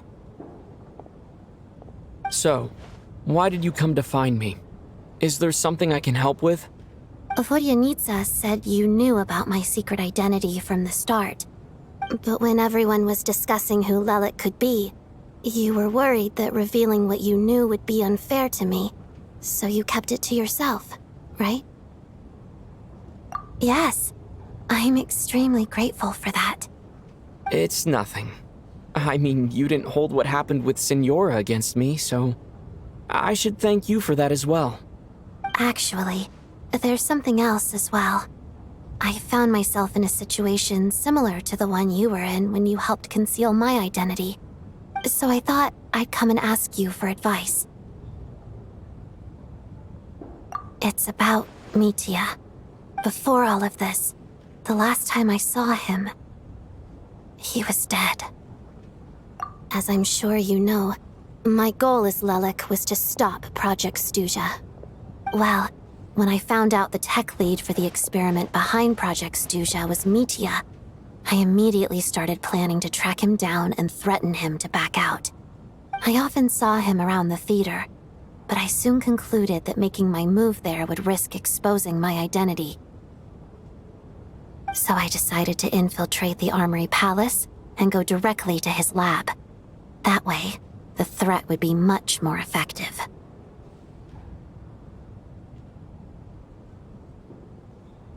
Well, I suppose there was a bit of luck involved, but I am a Fatus, so I already had some familiarity with the building's layout. But when I finally made it to his lab, Mitia seemed to be dead. I checked his breathing and his pulse. He had no vital signs whatsoever. I'm certain of that. I thought maybe another anti-Project Stuja activist had beaten me to it, and chosen a much more brutal method. So I made myself scarce. That's why you were so on guard around Mitya that first night here. Yes. When I saw him sitting in the audience during the performance, I could barely contain the shock. To me, it was a miracle. Somehow, he'd come back from the dead. But then, the murder started happening and things got so complicated that it wasn't really at the front of my mind. That is, until Mitya himself said there must be a dead person among us. Then, I couldn't ignore it any longer. And yet, you thought that bringing it up right away would single Mitya out. Just like when everyone was suspecting Lelik. Exactly. I thought there could be something I was missing. Besides, we soon figured out that Mr. Schramm was a ghost, and we knew there was only one extra person, so we thought he had to be the one. But now, it seems like there's another candidate. I understand why you kept it to yourself. There was so much information being thrown around during that discussion. Bringing up Mitya would have just introduced more confusion. So, what do you think we should do? Let me confirm one thing first. When was it that you found Mitya dead? Around a week ago, sometime in the afternoon. A week ago? That's earlier than I thought. I saw him just a few days ago at a restaurant. That definitely would have been after you found him dead. He seemed completely normal to me, chatting with Vodyanitsa, trying to avoid Valeri. So he was definitely alive on that day. Huh. Well, all I can say is I know what I saw. Here's a thought. The reason we even suspected a dead person could be among us was because of the problem with the theater's ley lines. But Mitya's death happened inside the Armory Palace. The ley lines affecting the theater shouldn't reach that far. You're right. I guess he doesn't fit the profile of the person we were searching for. I think the chances of it being him are very low. Surely he can't have died for real in the Armory Palace. Unless... Unless what?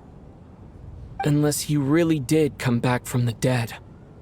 You're right. Do you think we need to disclose this to the others? Huh, what's this? A private meet and greet? Where do I line up? That's not what's going on here. Well, I was just making the rounds. Thought I'd try to lighten the mood a bit. Vodyanitsa's handing out food if you're hungry.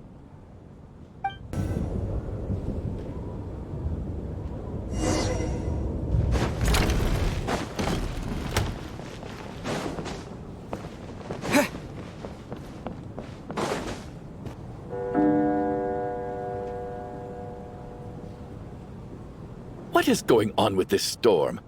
Could it be connected to that monster that just arrived in Snezhnaya? I almost hope it is.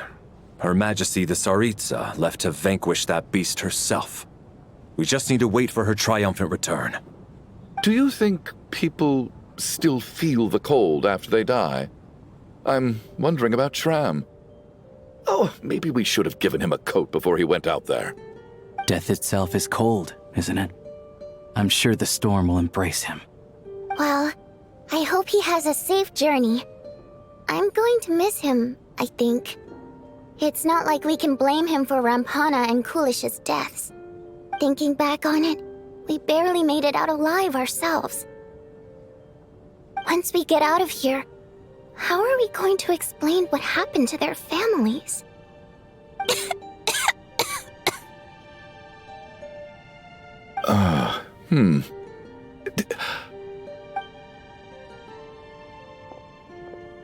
Are you okay? Here, take this. I've never used it.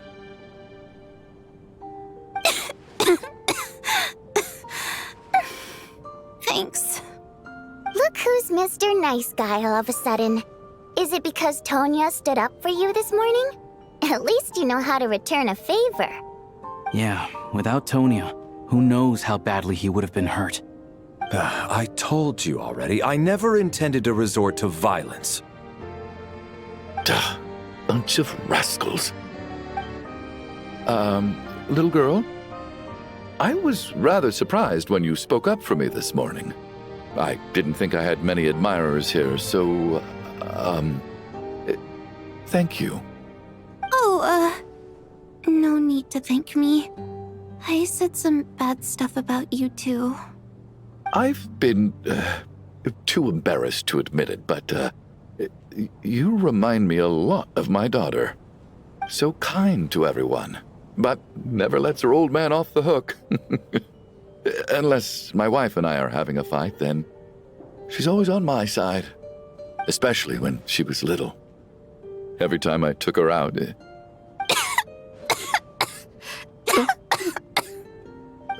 All right, easy now. How long have you had that cough, Tonya? I don't know. It's probably been a while. I'm fine. Are you taking anything for it? Yeah. I'll be fine once I see my brother. He's gonna pick some frost fairy flower leaves and brew a tonic for me. I'll feel much better once I drink that. I see. That's good to hear, then. We should probably discuss arrangements for tonight.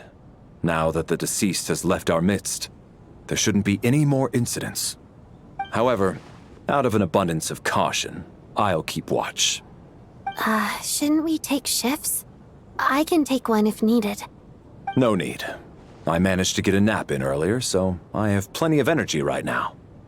After all the tension of the past few days, everyone else should just focus on getting a good night's sleep.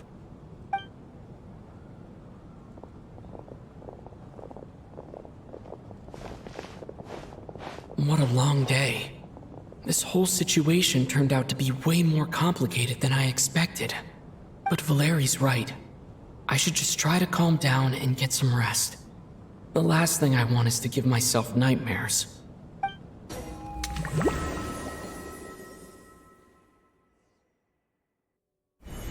He's awake! He's awake! Get over here, you big lug, and take a look! If you must call me something, call me Mr. Door. The Black Mist is coming. You need to go. Are you all right? Can you walk? We just got attacked by monsters on our way up. That Mr. Door fellow protected us. He just seemed to come out of nowhere. Not much of a talker, but when it comes to taking down monsters, that man doesn't hold back. Curses! The Black Mist is catching up to us. We need to keep going. Mr. Door, I don't believe I've ever seen you around here before. Why is that? There's no need to try to get to know me. I'm just Mr. Door. I have to... Mr. Door! Looking for trouble? Get rid of them! I can just push these ones up. Having second thoughts? Well, anyway, we're lucky to have you here. Thanks for saving us earlier. No need to thank me. This is where my duty lies.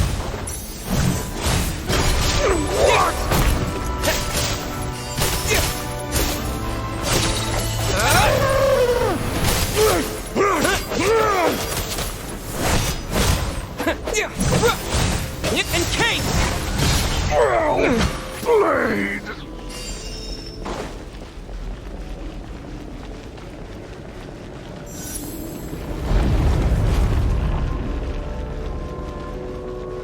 So we're doing this the hard way.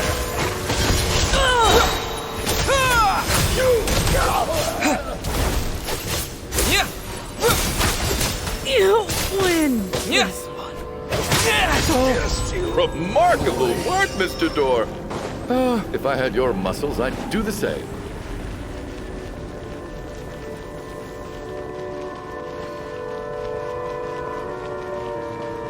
Are none of these doors the one you're looking for? No.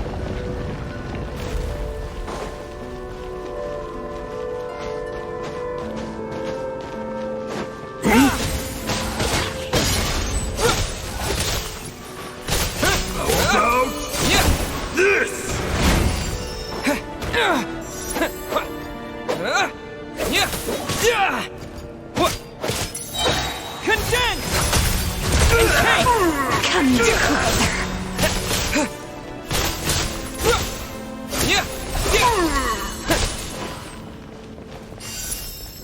Goodbye, my crystalline.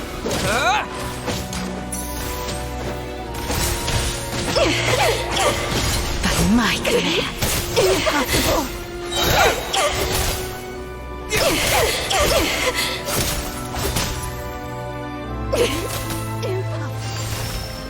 Fighting frog! Cryostorm!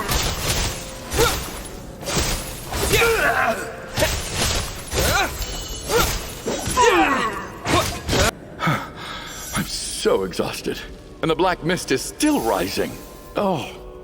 Wait, look! There's more monsters down there. Are they coming from within the black mist? No, no! They're gaining on us! Quick, keep going, or they'll be at our heels any second!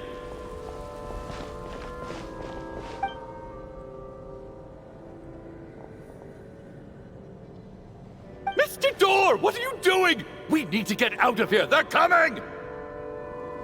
Found it. This is my door. What? You mean you're going to stay here? I am a door. This is where my duty lies. No! You saved us. We can't leave you behind. You must keep going. A door can only keep things out for so long. You must make haste. But... Oh, you're right. Let's go. We can't let Mr. Door's sacrifice be in vain.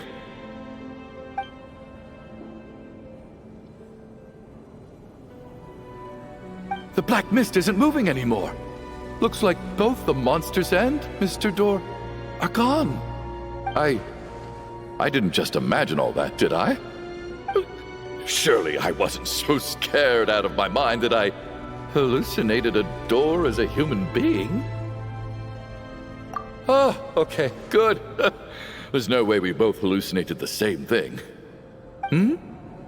Getting sleepy?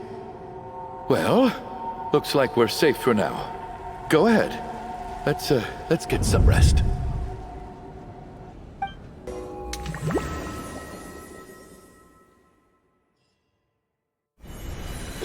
What time is it?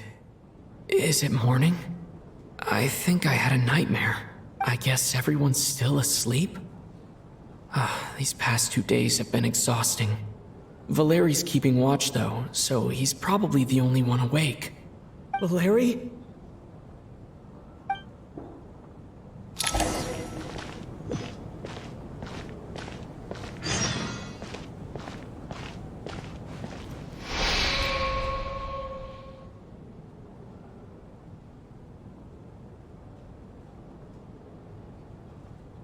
Wake up! Everyone needs to wake up!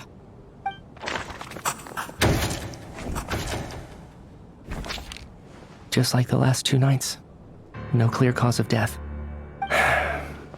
I've been a real thorn in your side, haven't I, Mr. Valeri? Now you can rest in peace. But for me, life will be all the duller for not having to run away from you, my friend.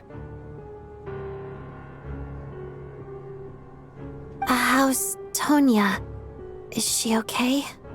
I just checked on her, and it doesn't seem like anything serious. She's just exhausted from the past couple of days, and she's still recovering from her illness. We should let her sleep a bit longer. That means Valeri was the only one who died last night. If Valeri was awake and keeping watch, it would have been impossible to kill him without waking everyone else up. That much is certain. This is so frustrating. Why has nothing changed since yesterday? I thought we already dealt with the dead person causing all this. Actually, one thing has changed. There's only one victim this time, not 2. Does that mean...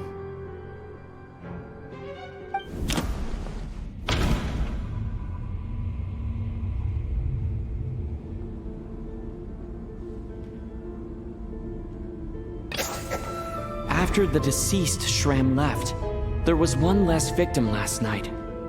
That more or less tracks. It's a reasonable conclusion. considering the only variable that changed.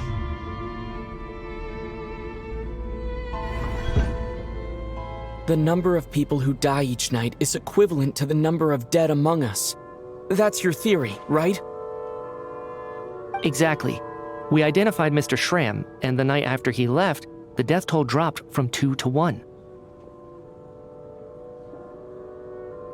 By that logic, there must be one more dead person left among us. Another one? But there was only one person unaccounted for in the ticket checks, right? The head count should match up now. Having an extra person was definitely a cause for alarm, but being one person short isn't nearly as unusual. Someone could have left in the middle of the show, or made it out before the storm hit. One more dead person among us. If Mitya's theory is right, then what Odette told me seems a lot more relevant. It's just, at the time, we had no reason to think there was more than one dead person. If only we'd taken it more seriously as a possibility, maybe this could have been avoided. I'm sorry. This is my fault. I had information that could have been helpful, but I held back.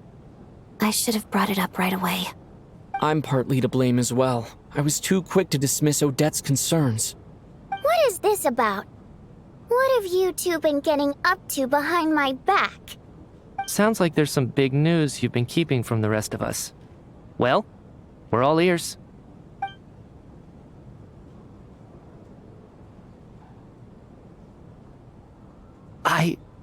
I'm the dead person? Wow, that's certainly news to me. Odette and I talked about it yesterday, but we thought it just wasn't possible, so we left it at that. Yeah, I don't blame you. If I'd been there, I probably would have reached the same conclusion. It just sounds too unbelievable. Let me just try and verify this. I just scoured my memories trying to think back to the afternoon Miss Odette mentioned. But I honestly have no recollection of dying. That's where I'm different than Mr. Schramm. Having seen Mr. Mitya a few days ago myself, I also find it hard to believe he could be the other dead person among us. Well, if it isn't Mitya, then who? Do we vote on it? If you don't mind me asking, Traveler, I believe you mentioned that you know Tonya's brother. Had you ever met her before all this? No, never. Wait, are you saying... Now just 1 minute. I know where this is going. You can't just randomly point a finger at anyone you want. You're in the hot seat, and all of a sudden you want to divert our suspicions onto somebody else? Trying to pick a fight, Mr. Chuganov? Whenever you open your mouth, all you do is attack people, and I've had enough of it. If you don't want to engage in a civil discussion, you can shut up. You little brat! Did Mitya ask about Tonya because he suspects her? I suppose I only identified her by age, and nothing else. Could that mean... I'm just saying, you're going around casting suspicion on people for no reason. How could Tonya be dead? I can vouch for her, if nothing else. I've seen her before. She's the sister of that Harbinger, isn't she? The one called Child. Oh, really? You're telling the truth? Since being here, I don't think I ever mentioned she was Child's sister specifically. Does Chuganov actually know her? If Chuganov can vouch for her, then it can't be Tonya either. In which case, it seems unlikely that there's another dead person among us at all. Miss Odette, could you go over that afternoon with me one more time, when you found me dead? No problem.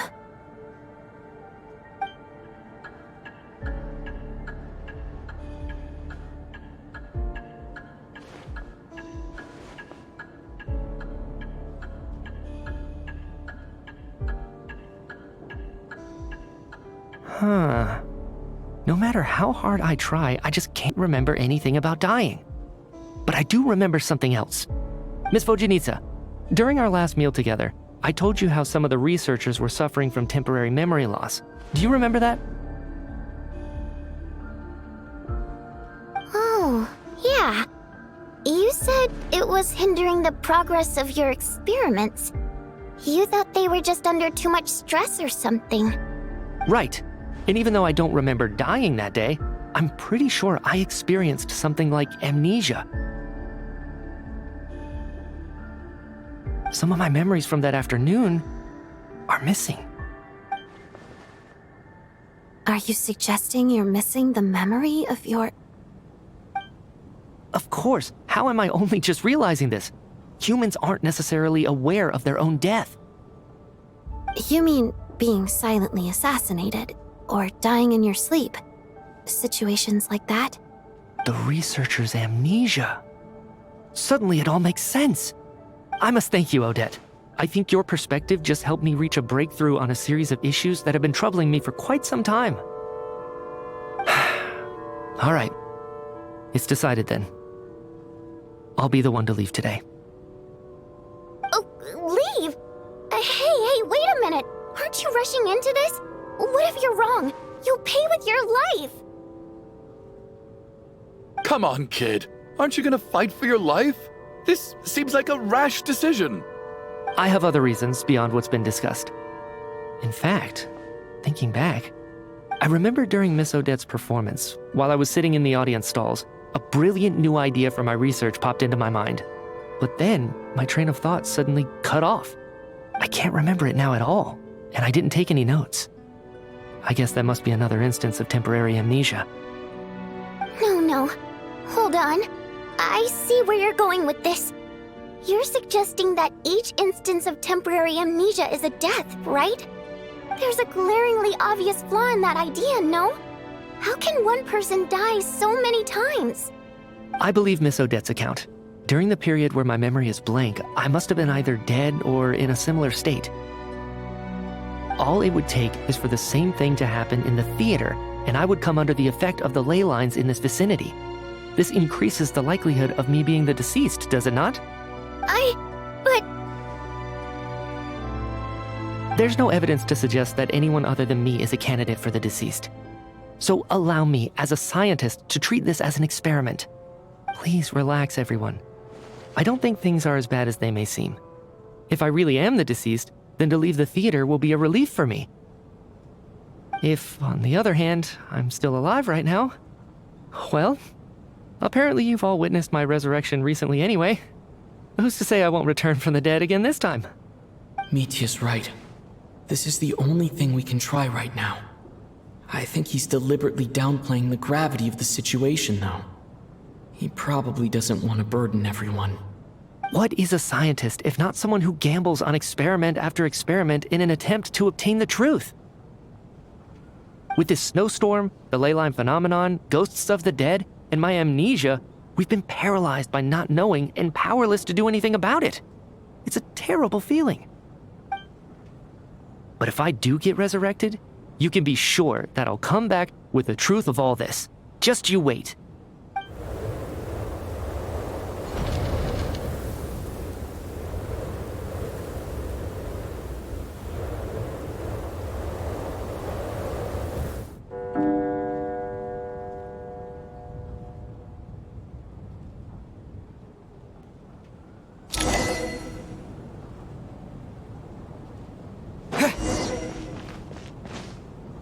Poor Mr. Mitya. I didn't even get to see him one last time. Maybe it's a good thing that you weren't there to see it. It was a hard thing to watch. I hate goodbyes. Why does it feel like everyone around me is slowly disappearing? Not just in here, I mean. In the outside world, too. Maybe it's the realization that, at the end of life, everyone has to face it alone. Come to think of it, the main reason we're still alive right now is pure luck. Each morning here, for every one of us, there's the chance that we might not wake up. You could take it a step further and say that the same is true outside, too. Who can ever be 100% sure when they drift off to sleep that they'll open their eyes again in the morning. If I make it out of here, I'm going to cherish every moment that I'm awake and live without any regrets. Without regrets. I feel like a strange sense of anxiety has been quietly growing inside me over the last 2 days. Are you okay? You look really glum. If something's bugging you, let's talk about it. There's only a few of us left here now. After everything we've been through, what's the point in keeping things bottled up? I have a travel companion named Paimon. Alosha and Odette have met her before. She's been feeling unwell recently. You're worried about her, aren't you? That makes sense. We've been trapped in here for days. To be honest, I used to feel like I was just a spectator in this world, watching everything that happens from the sidelines.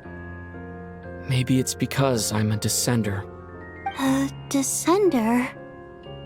But with Paimon by my side, over time, I slowly felt my connection to this world growing stronger. She loves eating, sleeping, and having fun, but she's also a great guide. It's her authenticity that makes this whole world feel more real for me. Over the last few days that we've been apart, I've often caught myself wondering, what would Paimon say if she were here right now?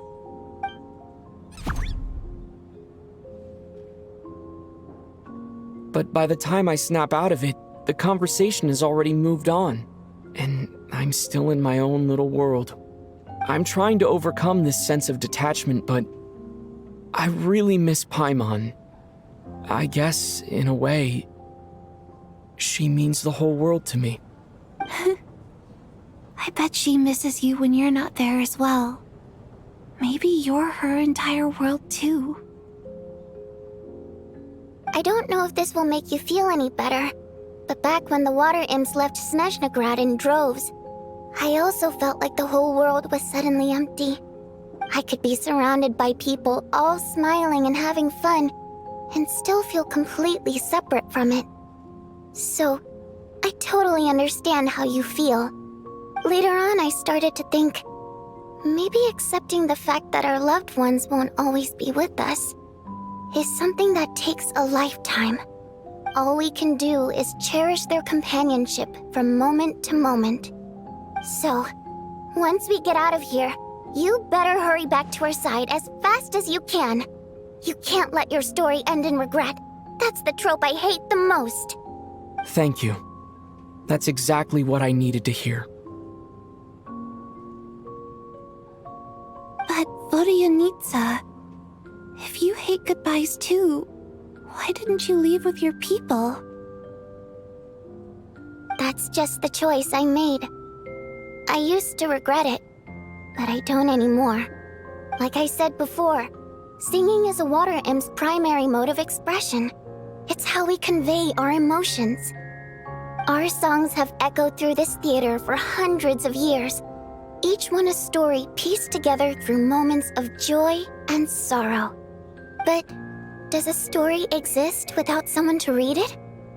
To me, the answer is no. So I made the choice to stay. That way, there would still be someone left to sing these songs and listen to their stories. Otherwise, they could have been lost forever. Could you teach me how to understand your people's songs sometime? I want to be able to truly hear them, like Mr. Shram. A fan after my own heart. Thank you, Tonya. How about I sing something for you, and you tell me what you hear? Okay. I'll do my best.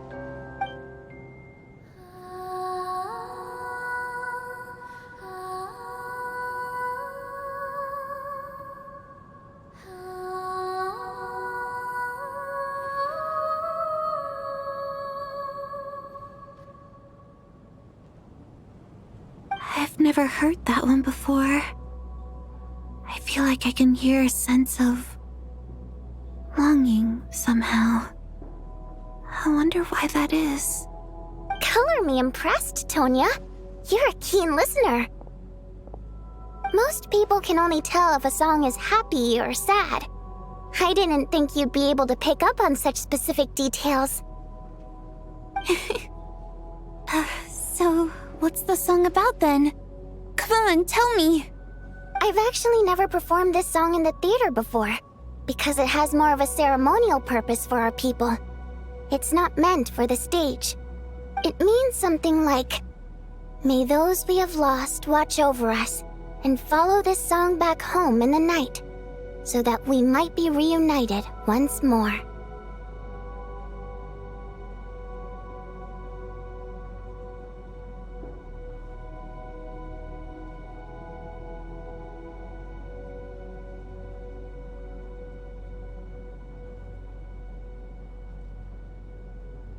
No wonder I could hear that sense of longing.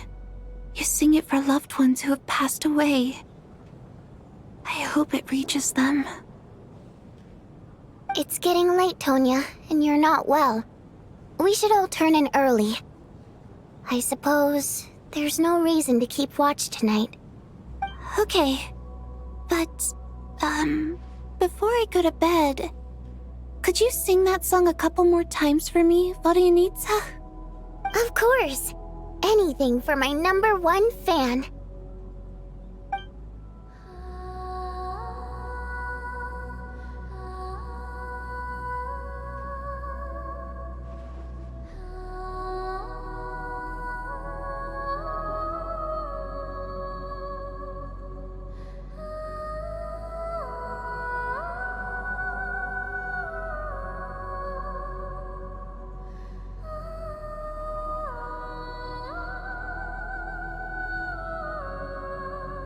Once I get out of here, I definitely don't plan on ever coming back.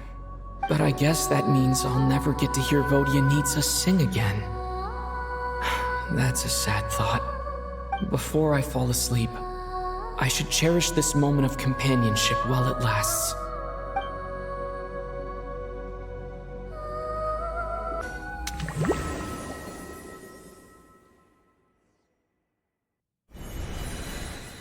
Where am I?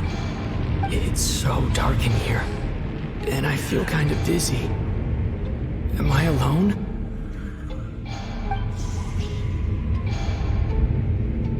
Huh? What was that noise?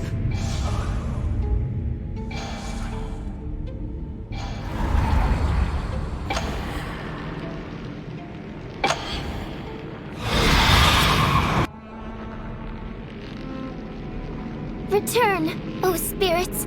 Fulfill your oath of protection.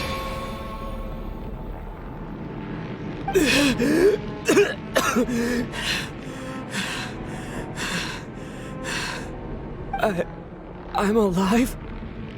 What just happened? No time for questions. Quick, over here. Turn on the switch. We need to bring back the light.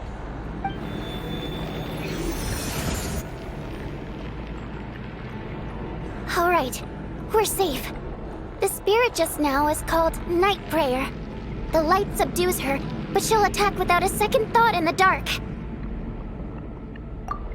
Sort of.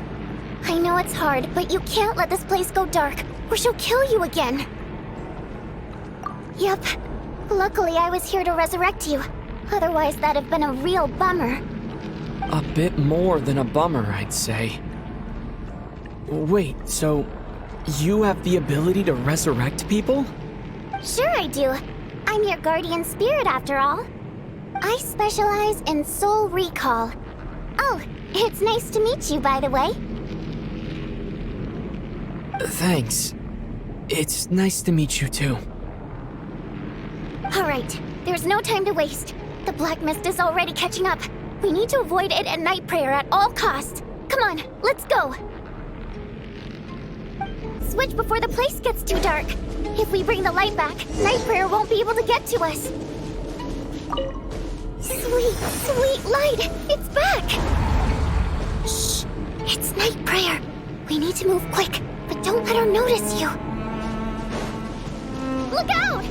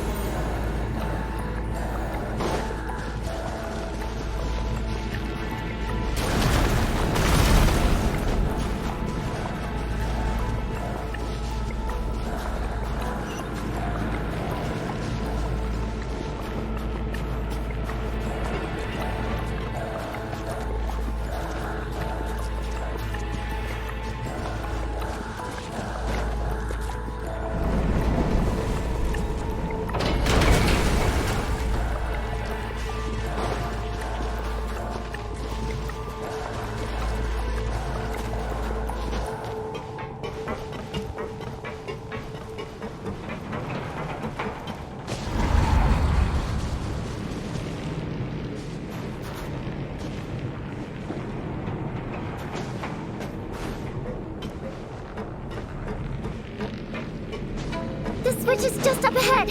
Hurry! It's too dark. We're not gonna make it! Come on, faster!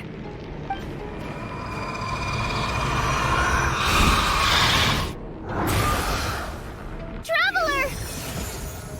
I won't let you die like this. Not on my watch.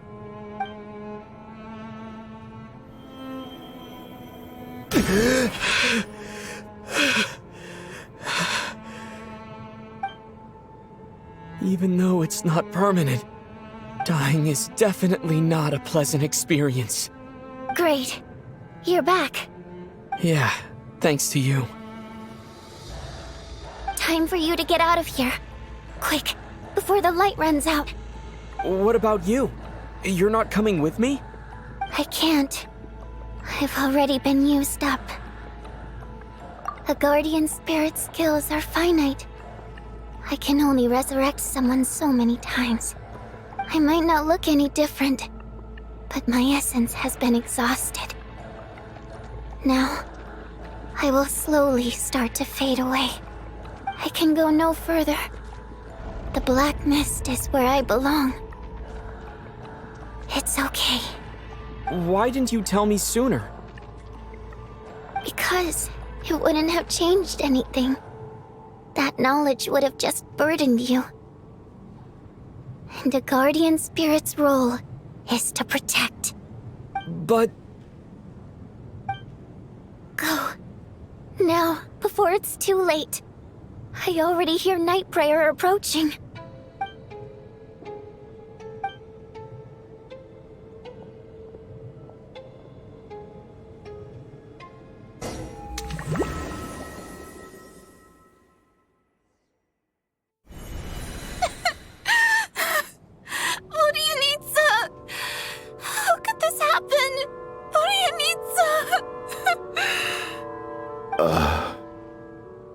Well, I guess there's no need to inspect the body.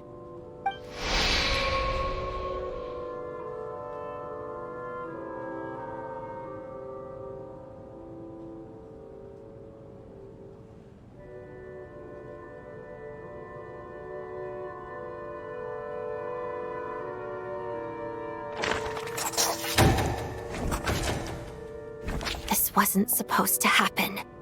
You lied to us, didn't you, Chuganov? You've been lying from the start. Take a long, hard look at yourself before you go around accusing other people. I suspected you on day one, Lelik, and now look where we are. By some strange coincidence, you've never been targeted.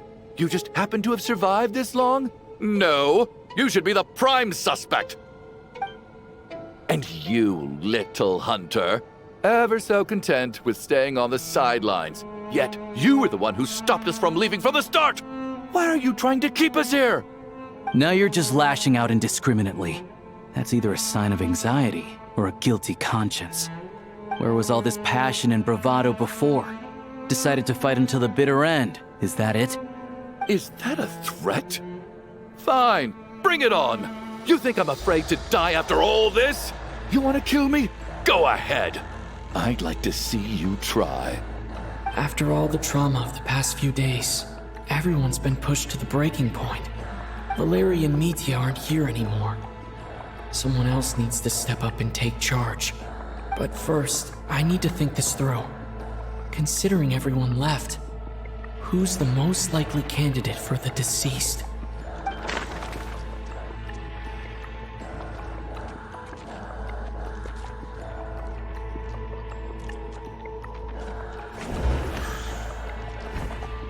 Of those who remain, the only person we've never met before is Tonya.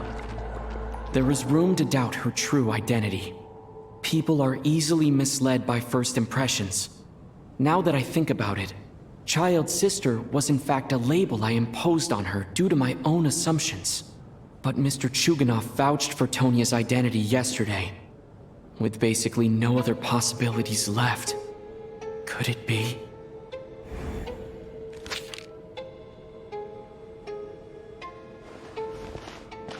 Tonya, how's Tusser been lately? Tusser? Your brother Ajax must have mentioned me in his letters home, right? Did he say anything about a blonde traveler? No. And my brother's name is Razik, not Ajax. Oh, Chuganov, looks like it's your turn to do some explaining. Yesterday, you said you could vouch for Tonya. Why did you give us a false testimony? I knew you were behind this, Chuganov. You've been lying through your teeth from the start. Everything about you is fake, down to the wife and daughter you're always talking about. Your entire family man persona is a charade, isn't it? That night, when I infiltrated your place as Lelik, I noticed you were home alone. Didn't think much of it at the time, just thought everyone else was out. But thinking back on it now, that doesn't seem very likely. My guess is, you live alone, don't you? Even that was a lie? But why would he lie about having a family? Oh! Curses! Oh! Why is there no end to this blasted snowstorm? If it would just stop! If it would just stop. I think I remember now. I know how I ended up here. It feels like a distant memory. But at the same time, it's just like it was yesterday. The reason I'm always coughing is because I got sick with frostbite. The locals usually call it the snow cough. It's not a very common illness. It's partly genetic and partly caused by the cold climate, but it can be fatal. They sent me to the hospital as soon as they found out I had it, and I spent so long lying there in that hospital bed. After a while, I felt myself growing weaker and weaker. Nothing seemed to be working anymore. Neither the treatment that the doctors were giving me, nor the medicine my brother was brewing from frost fairy flower leaves. So one day, I told my brother that I wanted him to take me outside for once, so things could be like they used to, just for one day. I wanted to meet loads of friends, experience new things. He agreed. He snuck me out of the hospital, and we escaped. We got to the theater, bought tickets, and went inside. It was all so exciting. I remember the show very clearly. It was amazing. But I found myself getting sleepier and sleepier. Oh, Tonya. When I woke up, I couldn't find my brother anywhere, so I guessed he'd already left. But there's no way he'd leave me behind. So I decided to stay here and wait for him. At the time, I figured he'd probably gone to brew some more medicine for me. I was planning to chew him out for abandoning me when he got back. Tonya, it sounds like by then you'd already... Yeah, I know. I understand now. Dead, aren't I? This cough and the feeling weak, it's probably just my body's memory. After all of that, it turns out I can't blame my brother after all. I was the one who abandoned him. I'm sorry, everyone. I realized this much too late. It seems like death skewed my perception. And now I've dragged you all into this mess. Your name probably isn't even Tonya, is it? Didn't that ever strike you as odd over the last few days? Well, when I was little, my brother and I read a storybook, and Tonya is the name of one of the characters.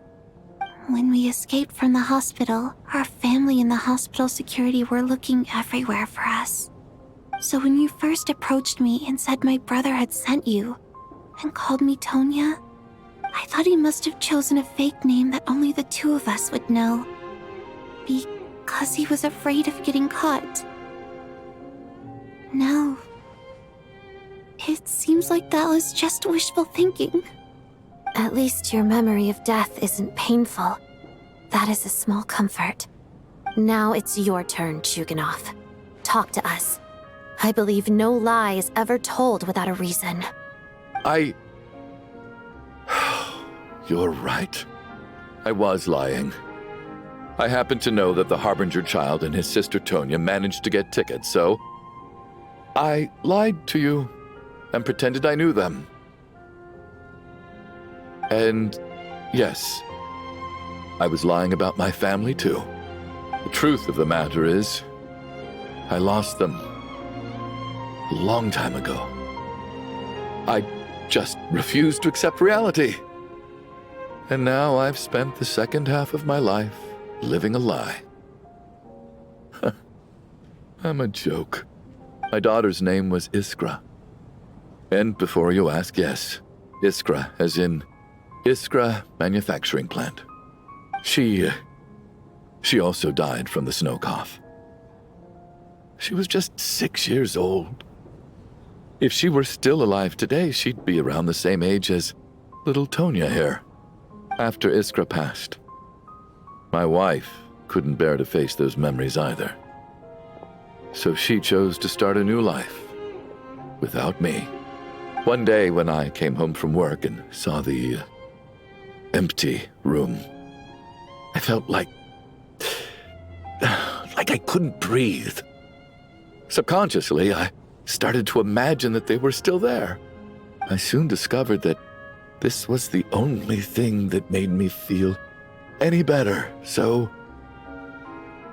I just embraced the delusion. Nothing more than a pathetic means of escapism, I know. But at least it's not a crime. So explain your false testimony then. The night before last, when I was chatting with Tonya, she mentioned that her brother would brew medicine for her from frost fairy flower leaves. Combined with her various symptoms, I suddenly understood everything, including the fact that she was deceased. The snow cough used to be an incurable illness. I would pick frost fairy flower leaves to brew medicine for Iskra too. It took hours and hours on the stove.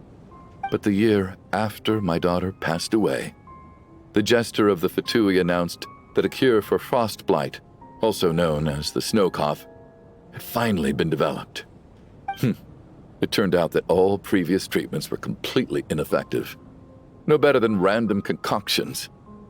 That was the final straw for me. I just couldn't take it anymore. Just one more year. One more year, and everything would have been okay. So, more than anyone, I know full well that in this day and age, no one in their right mind would still be using frost flower leaves to brew medicine for the snow cough. Poor Miss Tonya, therefore, had to have been from an era when snow cough was still a terminal illness. So, you projected your daughter onto her? Even though you knew she was one of the dead?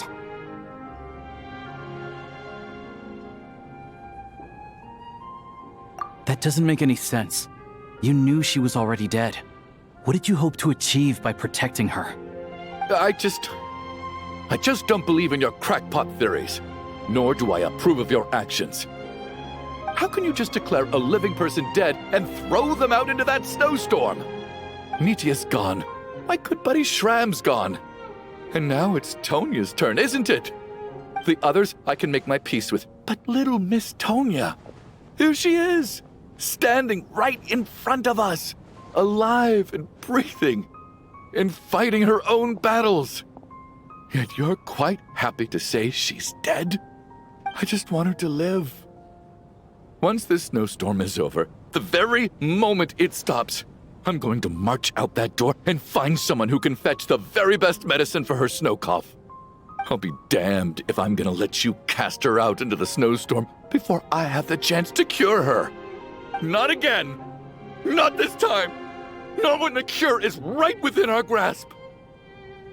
I'd never be able to forgive myself. Mr. Chuganov, stop. I can't let you do this.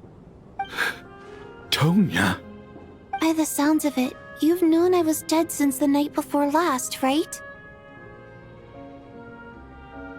I really liked Mr. Valeri, Mr. Mitya, and Miss Vodyanitsa, And now they're all dead because of me. I'm not happy about that. The reality is, you've been trying to fight your own demons through me. But all you've really done is trap me inside your delusion along with you. No! Listen to me. I want to save you. I do! Well, at this point, I'm quite sure that I'm dead. I don't need to be saved. The time I got to spend with all of you is more than enough for me. Despite all the bad things that kept happening, I got to meet so many interesting people and spend so many days and nights by your side.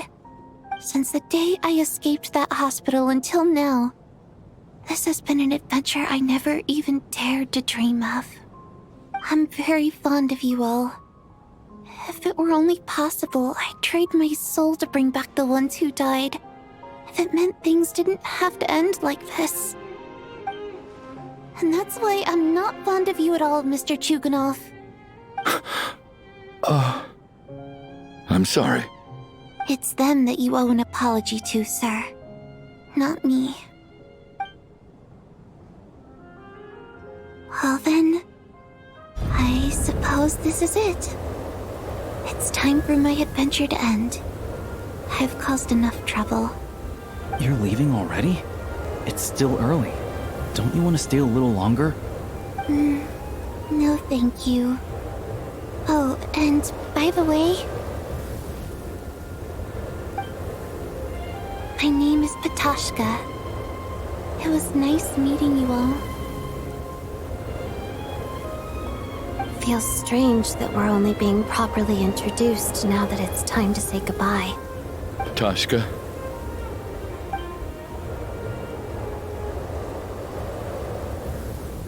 What are you doing, Chuganov? Are you crazy? Let me leave. I can't keep lying to myself anymore. In your dreams. Don't think you're getting off that easy when you had a hand in the deaths of so many people. The Fatui have honed quite an array of enhanced interrogation techniques since they were founded. Once we're out of here, Lelik will personally give you a taste of every last one.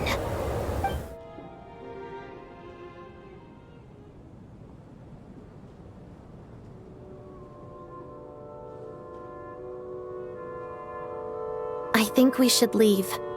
I doubt this snowstorm is ever going to stop. For all we know, this storm might have destroyed all of Snezhnaya by now. Maybe even the whole world.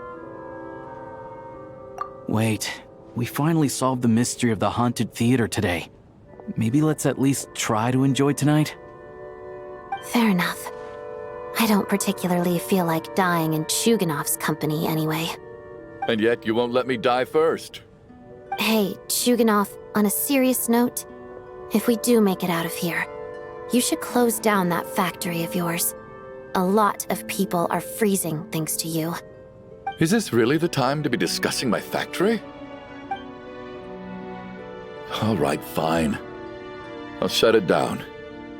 Doesn't matter to me anymore. Am I hearing things? Or was that a knock at the door?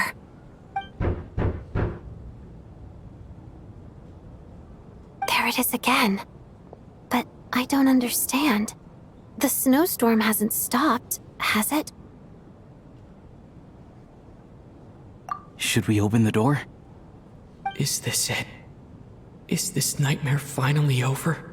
If the last few days are anything to go by, I probably shouldn't be getting my hopes up. Whatever lies beyond that door at this moment. It could be something even more terrifying than everything we've been through so far.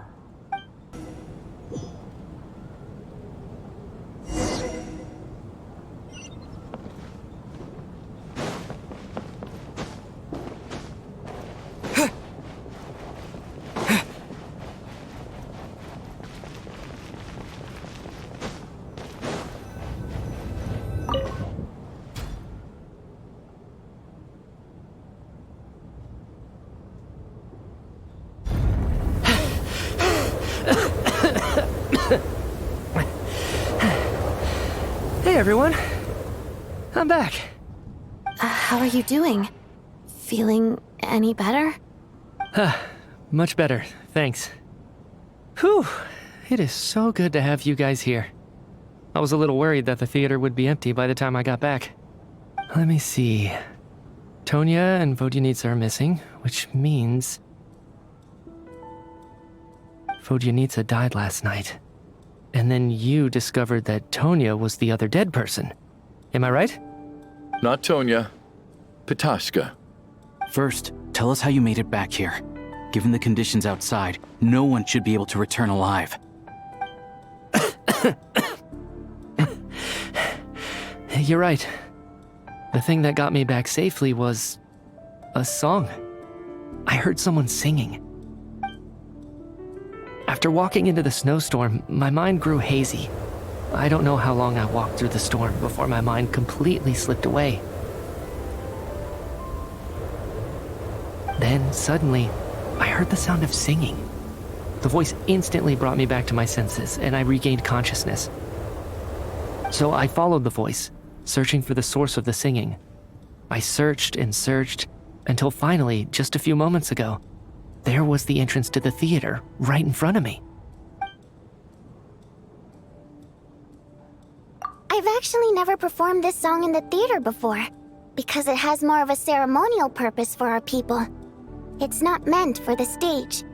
It means something like, "May those we have lost watch over us, and follow this song back home in the night, so that we might be reunited once more." That must have been Vodyanitsa's requiem. Who knew it actually worked? That song is meant to guide the souls of the dead. Mitya, that must mean that you... Huh. No kidding. Huh, seemed like I guessed right then. This is what I've been so desperate to tell you about. When I first stepped out of the theater, I was still quite lucid. My memory of it is still pretty intact. I remember the outside world being completely different than what I'd expected. It was like this was a world where only the snowstorm existed. There wasn't a trace of any humans or buildings ever having been there.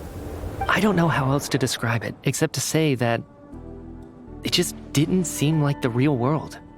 And as for the requiem, if I was guided here by Vodyanitsa's song, it can only mean that I must already be dead. And this is my soul, not my body. But I didn't experience a clear moment of death while I was out there. Nor do I feel any different now than before I walked into the snowstorm. You don't seem any different to me either. In fact, this is something I've been wondering about for a while now. If souls aren't physical, shouldn't they lack tangible form? Both Shram and Petashka were clearly deceased, and yet their souls didn't look or feel like ghosts at all. They were visible, tangible, no different than you or me. This raises a truly terrible thought. Is that really what Mitya is suggesting?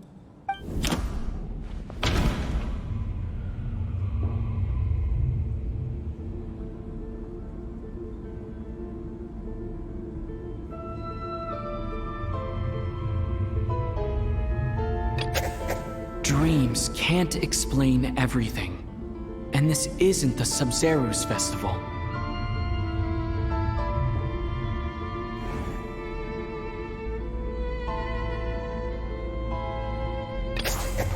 Mitya's soul was summoned back by the Requiem, confirming that he is indeed already dead.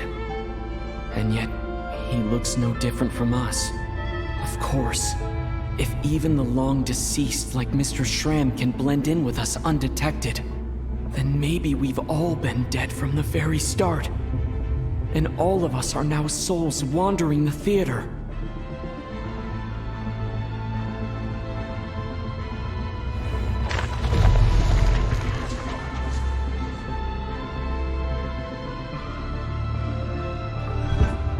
Yes. I think that this is probably the afterlife. What did you say?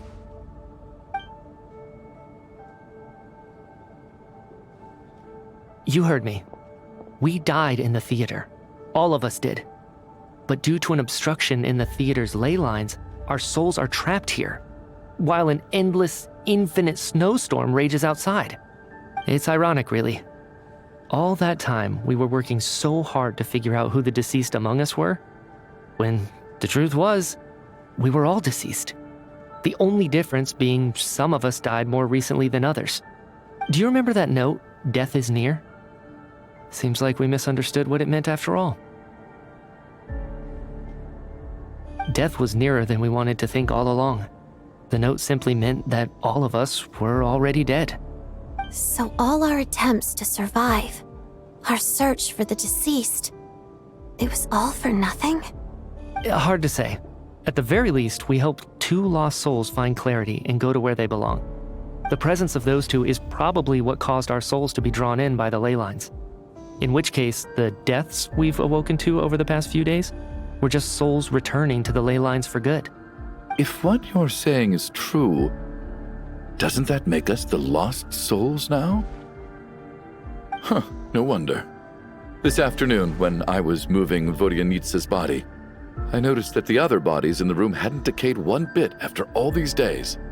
That's further proof that those aren't physical bodies at all, but merely our shells here in the afterlife. Am I really dead? This doesn't feel real to me at all. No, that's impossible. This cannot be how it all ends. I still find it hard to believe that all of us are dead. How exactly did we die in the real world? None of us have any memories of dying, right? Not even knowing how we died is preposterous. Good grief! Surely there has to be some reason. Exactly. It's hard to rest in peace when you don't even know how you died. It gave me lots to think about as I strode out into the snowstorm. I racked my brains trying to remember the cause of my death, the exact moment I died, the root of all of this, right up until my consciousness faded. Wait. Hold on. Right before I lost consciousness, I think I saw something.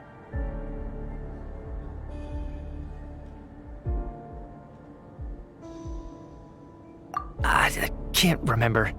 And I think I lost my notebook and pen. Mitya, your hand. Is that blood on your fingers? Huh? You're right. There's blood on the fingertips of my right hand. Looks like it's already dried. When did that happen? What the?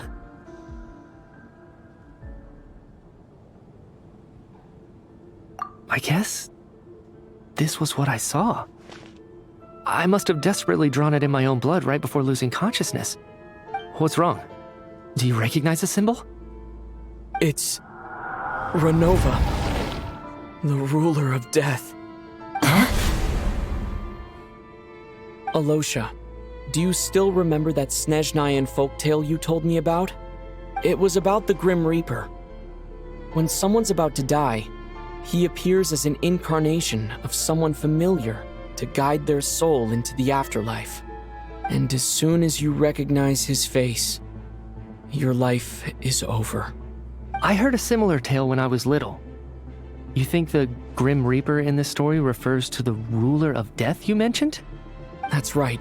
In which case, death is near could also mean that the Grim Reaper is here disguised in a familiar form. Death, the deceased, and the Grim Reaper? So it's a triple entendre. When I first saw this note, I thought it contradicted the investigation report. But now it seems like that was the whole intention. So the Grim Reaper deliberately misled us. Then, we started suspecting each other and searched for the deceased while they hid in plain sight. By that logic, the one person most likely to be the Grim Reaper incarnate is...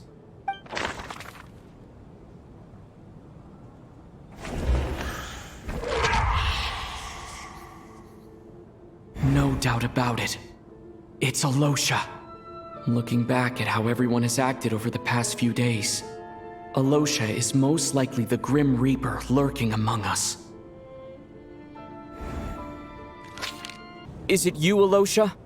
You were the first to discover the investigation report, and you had plenty of time to slip the note inside to mislead us. So? Surely you can't suspect me based on that alone. What if someone else found the investigation report first, slipped the note inside, and then put it back without telling anyone? There's no denying it. The note could easily have been slipped in much earlier than it was discovered. That's not all. I've also noticed that although on the surface, Valeri, Mitya, and sometimes I were the ones taking charge of the situation. Looking back now, even though you didn't say much, you were always subtly guiding everyone from the sidelines. What do you mean? You were the one who emphasized how dangerous it was outside and insisted we all stay here. It was also you who suggested that we all sleep in the same place. And earlier today, you tried to convince Patashka to stay. I don't understand why, but it was out of character. So, you didn't understand my intentions, and now you're assuming the worst. Seems pretty unreasonable if you ask me. He still won't admit it. Fine. Let's see how he responds to the most damning evidence of all. The biggest question I have right now is, if the Grim Reaper is impersonating Alosha, then where's the real Alosha? When did they switch?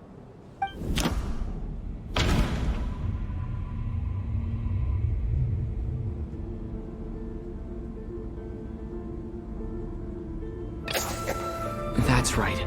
This was the moment. Right at the start. Before any victims had even emerged, Alosha was switched with the Ruler of Death while everyone's guard was still down.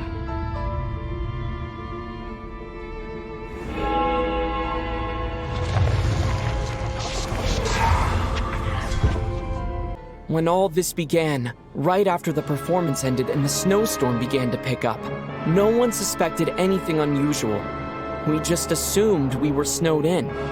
It wasn't until we discovered the bodies the morning after that we realized something out of the ordinary was going on. But it's clear now that the oddities actually started earlier than that, when Dimov walked into the snowstorm and never came back. Right. So Mr. Dimov was the first victim, not Sobolova and Torgov. And if we pinpoint that moment as the beginning of this incident, then one thing becomes clear.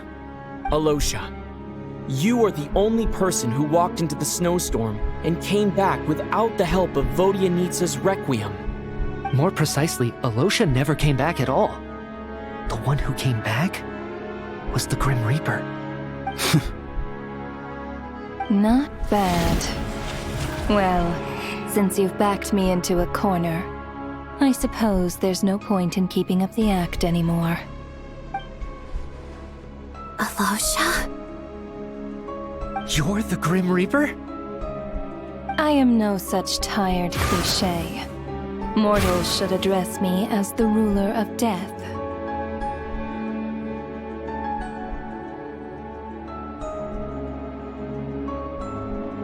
Before being wiped out for good, you identified the two deceased, and even sensed my presence. A commendable achievement. Far beyond what I expected. I heard you can ferry souls. Those deaths each night. Were they your doing?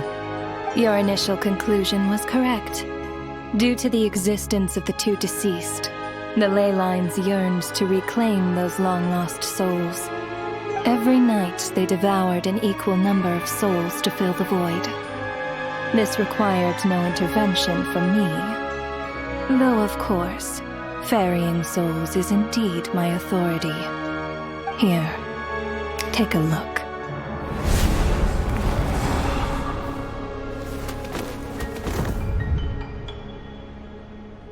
What are you doing?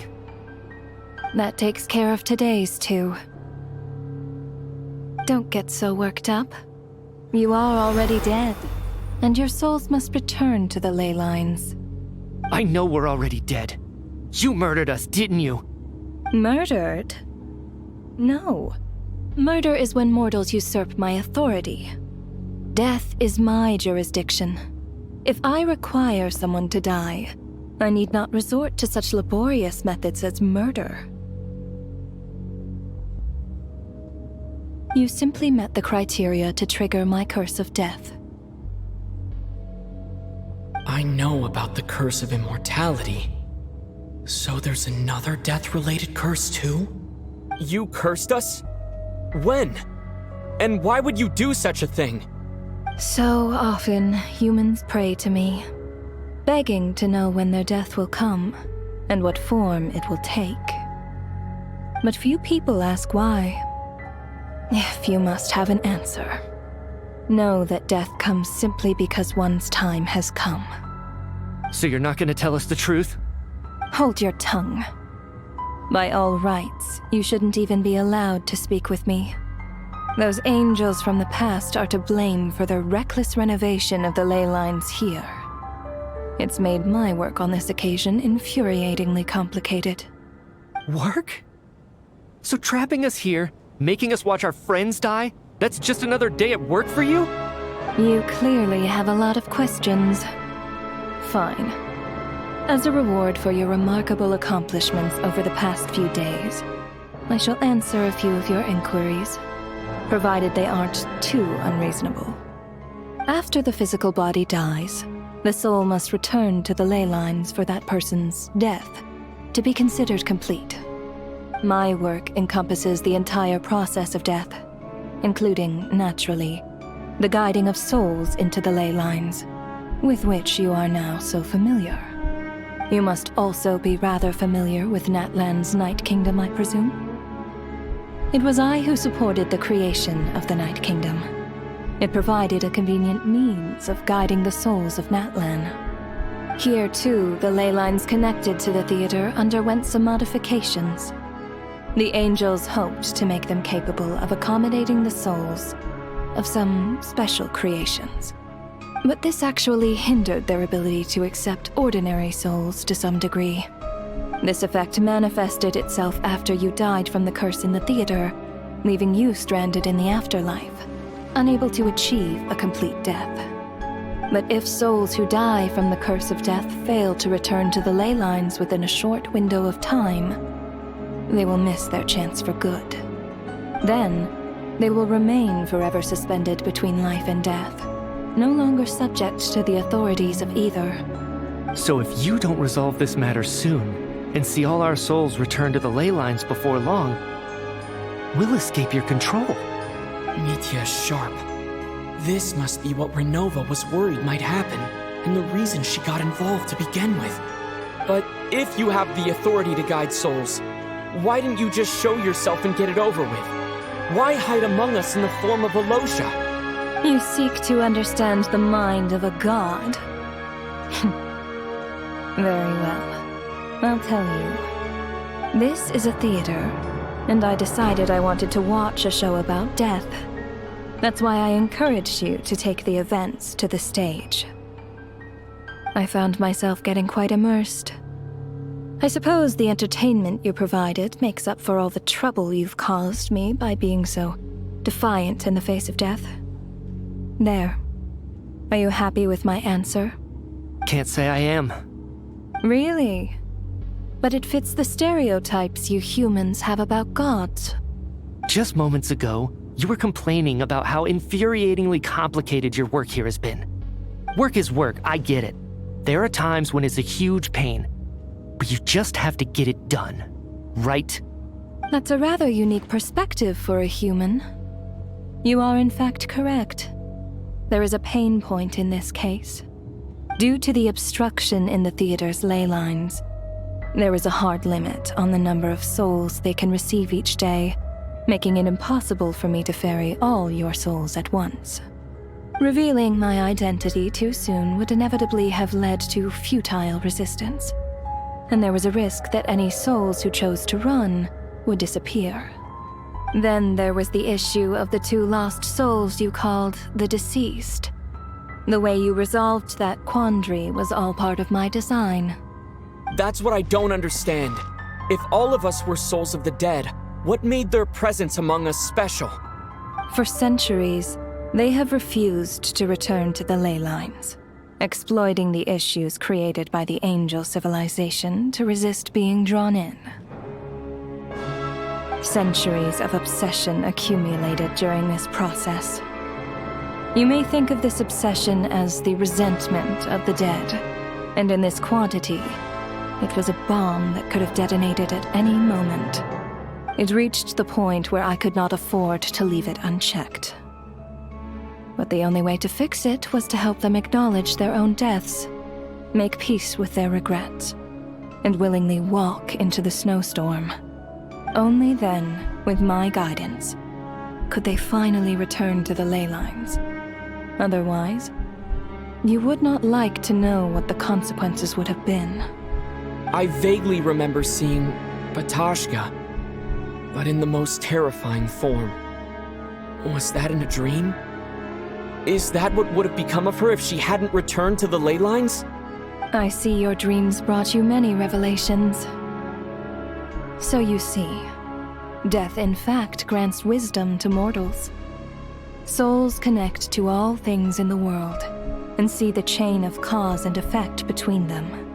It's nothing unusual.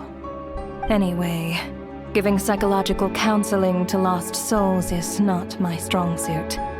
That is more of an angel's role. It was something I could not resolve directly using my authority, so I decided it was easier to leave the bomb defusal to you.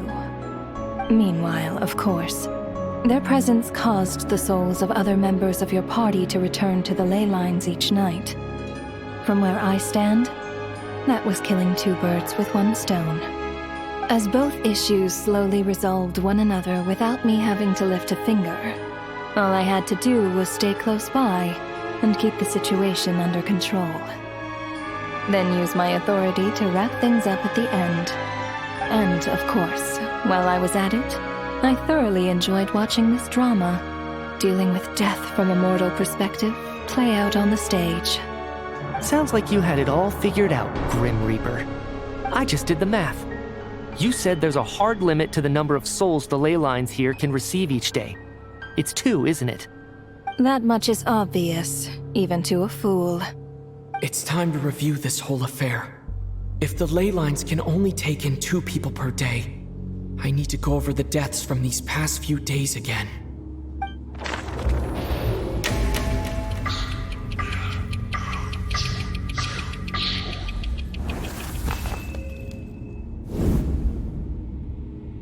Looking back now, none of us had the faintest idea at the time.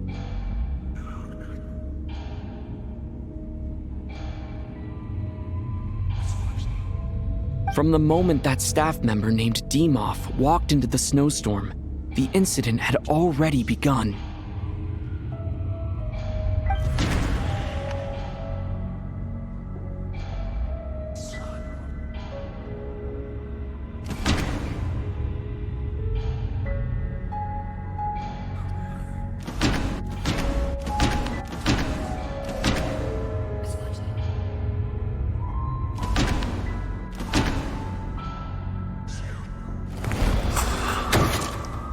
Alosha was the second to walk into the snowstorm during this process.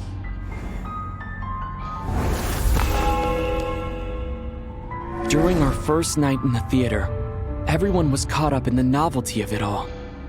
No one could have expected there would be victims the very next morning.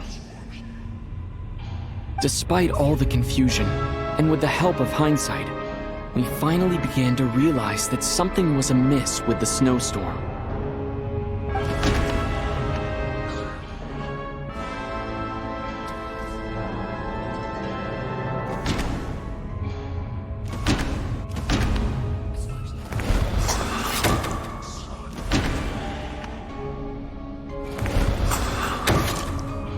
The ley lines devoured Torgov and Sobolova on the first night.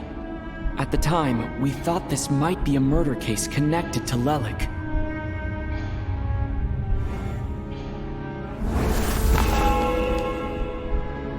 Odette and I spoke a lot that night. 3 people were on watch, but in the morning, we discovered that someone had fallen victim all the same.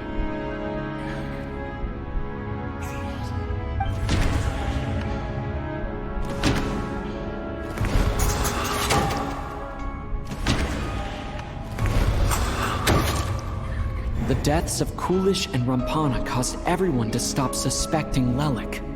Unexplainable phenomena occurred one after another, leading Mitya to suspect that we were caught up in a supernatural event.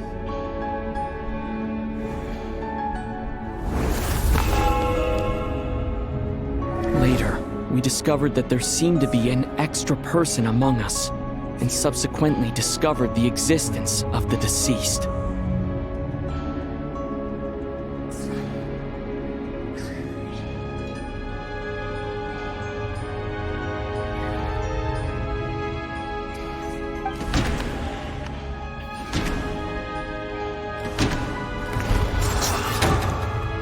Mr. Schramm realized he was the deceased and walked into the snowstorm to return to the ley lines of his own accord. It turns...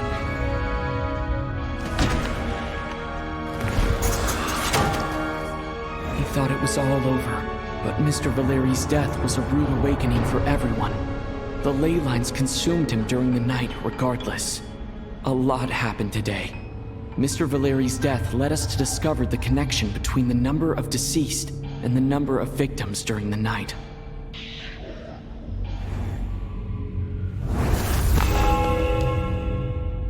The fact that there was more than one deceased seemed to bring us back to square one. Odette revealed some information she had been keeping to herself.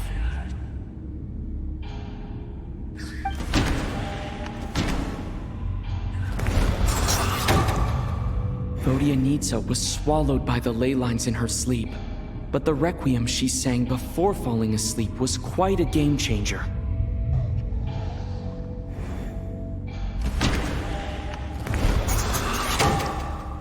As it happened, Petashka filled the void left by Mitya's return from the ley lines by walking into the snowstorm this morning.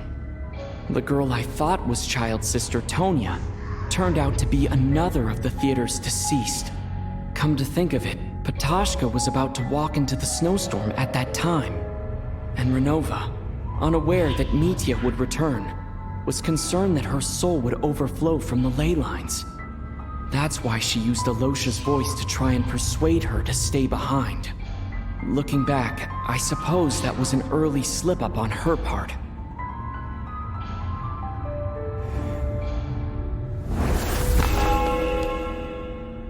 No one could have expected anyone who walked into the snowstorm to return. But just after nightfall, Mitya returned, bringing crucial information with him.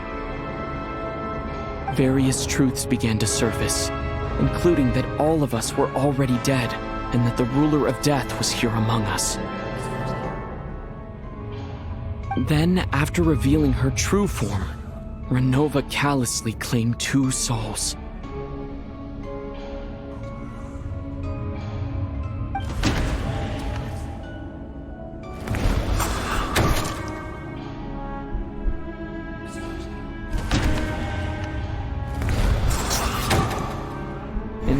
Everyone was already dead by the time we took the photo.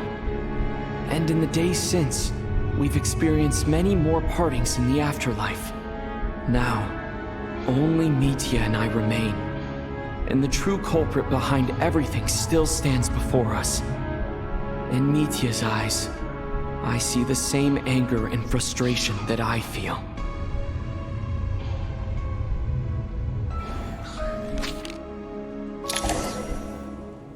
That covers everything. It's all clear now. Your work isn't finished here yet, is it? The Traveler and I are still standing here, safe and sound.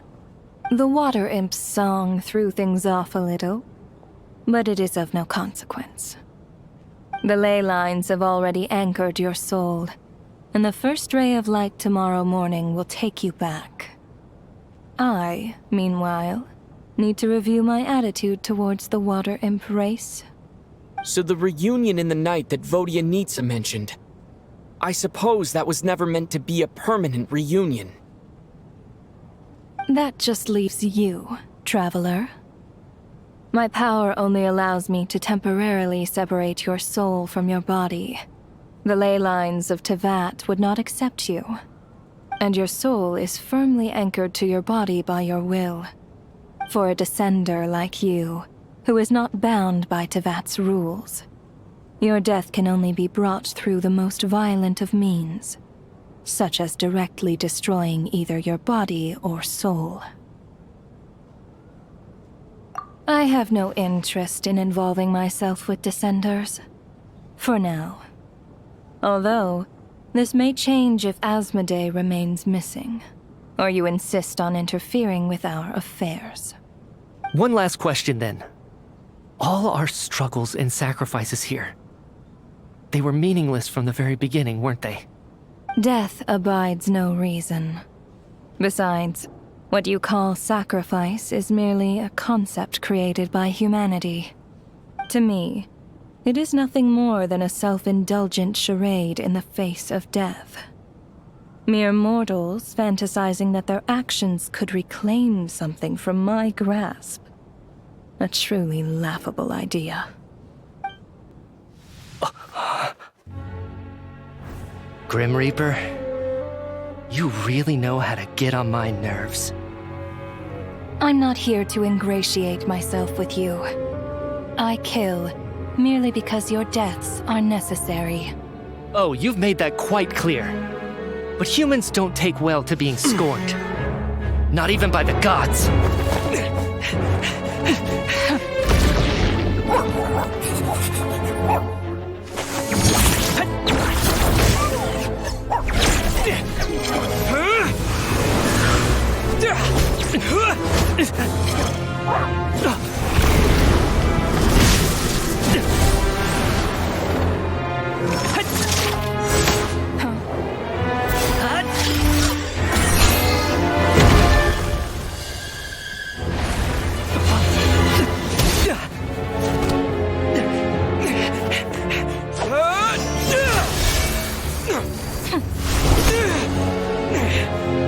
This is futile.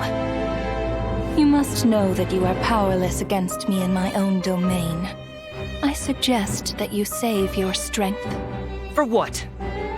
Maybe we can't change anything. But if nothing else, we can at least teach you to have some respect for the dead. Audacious.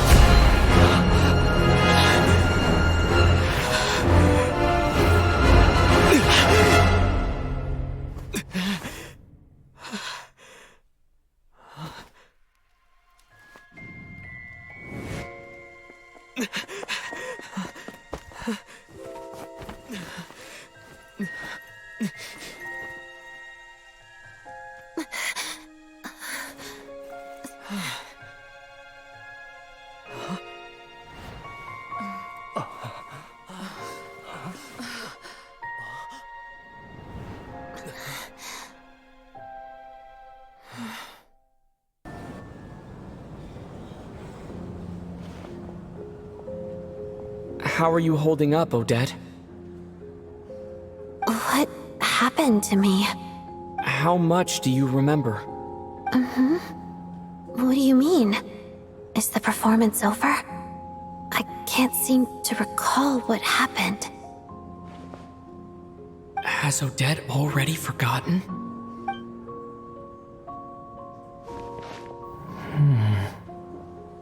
Mitya? Oh, I'm sorry. I guess I spaced out there for a second. Remind me who you are? Don't you remember anything?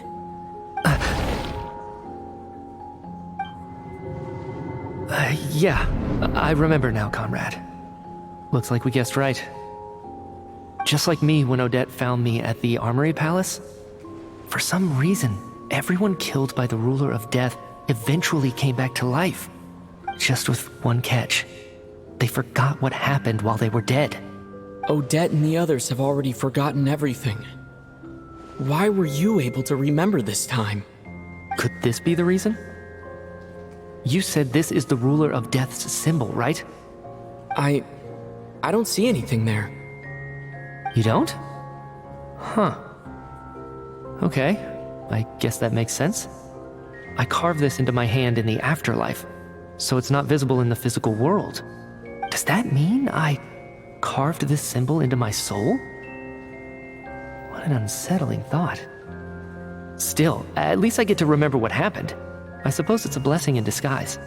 What about you, though? The ruler of death mentioned that you're a descender? Is that why you can remember? A full explanation would get complicated very quickly. But that's essentially it. Well then, now that it's all over, let's figure out what we've learned. The first thing I notice is that everything here is precisely as we left it, right before our deaths.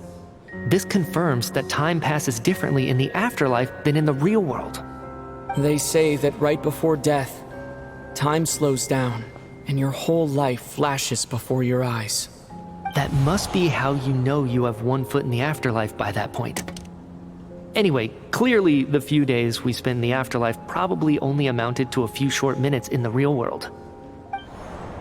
This also aligns with previous reports of widespread temporary memory loss among the Armory Palace personnel.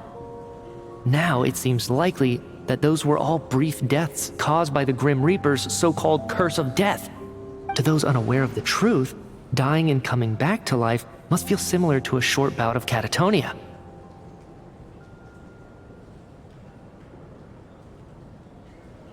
This leaves me with a couple big questions. What are the conditions that trigger this so-called curse of death? And why are we resurrected after we die? If nothing else, I think it shows that killing us wasn't her ultimate goal. We still don't know her true reasons for subjecting us to death. Right. This time only got complicated because of the situation with the theater's ley lines. That's why she had to approach it differently. If the previous incidents of amnesia among the researchers are anything to go by, killing us is usually a pretty routine matter.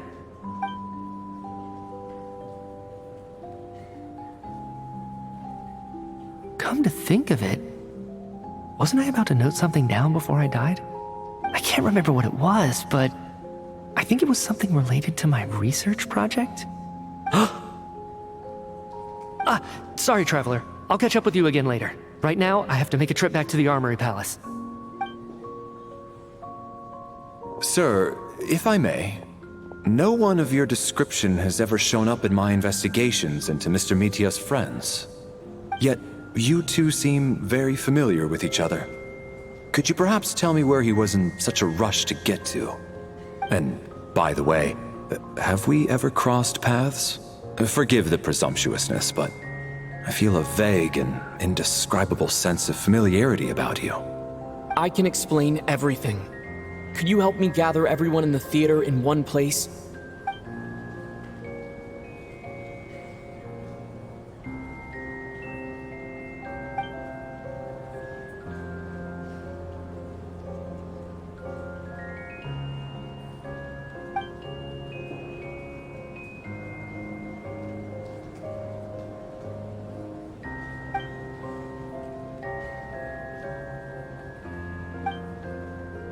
So, Chuganov really is going to shut down the factory. I guess this theater incident actually did us some good after all. So, you said I promised to take you to the Armory Palace while we were in the afterlife, yes? I believe you.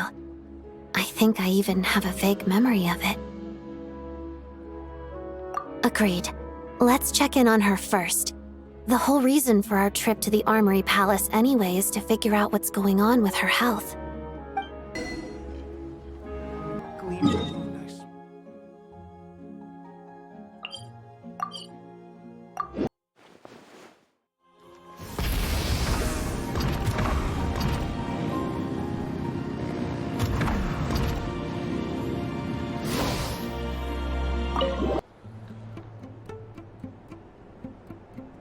I'm finally back. Even though a long time has passed from my perspective. As far as Paimon's concerned, I probably just went out to watch a very short show. I should keep my emotions in check when I see Paimon again, or it'll seem weird. Wait. The atmosphere here feels off.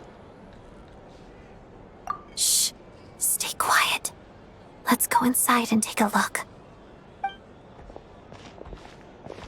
Have we still not been able to notify Child yet? We need new orders. What if that person comes back again?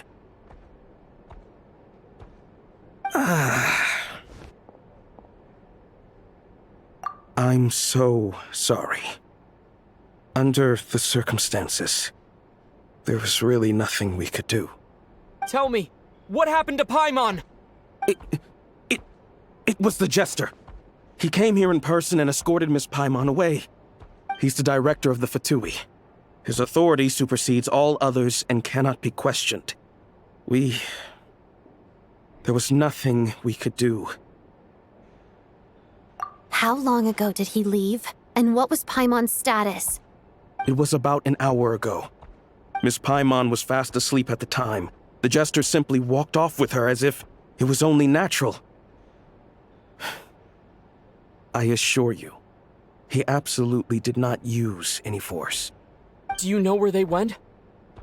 The Armory Palace, most likely. Lord Piero, the Jester, has been overseeing the experiments there lately, keeping a close eye on their progress. Everyone in the Fatui has heard about it by now. I'm surprised he came in person. Whatever his reason for taking Paimon, he'll most likely return to the Armory Palace first, which is exactly where we were headed anyway. Then lead the way, Odette. Okay, let's go. It's just up ahead. Quick, let's get inside. No, I'll go alone. You know I'm planning to force my way in. You're with the Fatui, so you should stay outside. I was hardly planning on taking you through the official channels anyway. I'm here to force my way in, just like you. I may be a Fatus, but I'm also Lelik, enemy of Project Stuja. Paimon's safety is paramount right now. With me around, you'll have an extra pair of hands. There might be devices inside that are easier for an insider to deal with. If you say so. Let's go. There's no time to hesitate.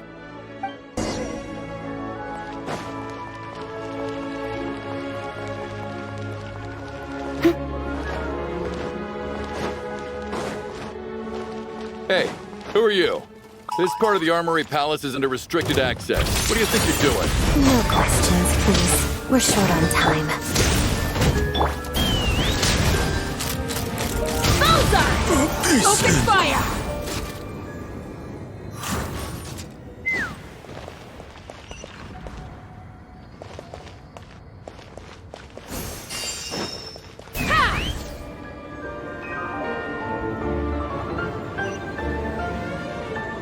Trespass at your peril.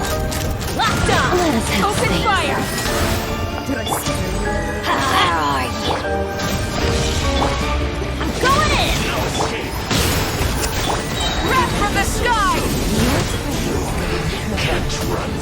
Temple tranquility. Incinerate! Impertinent fool. Be gone!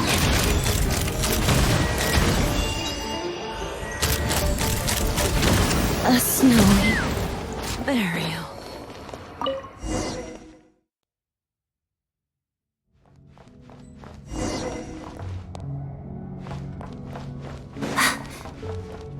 Now you have a pass. Where are you coming from? So, you're included, huh? Don't blame me for what happens next!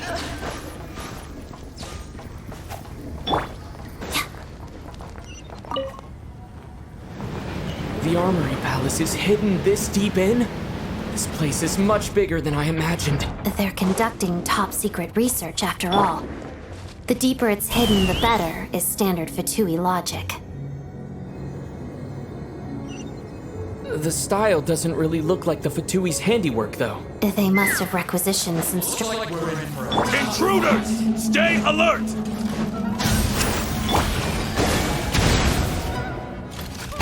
Everybody stand back! Get to work!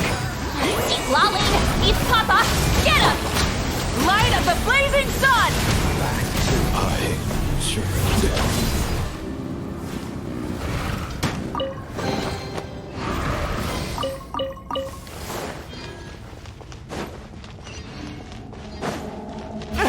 Intruders? Don't come any closer! Just what are you guys trying to do here? I'm short working short skull! No one interferes with a jester's work!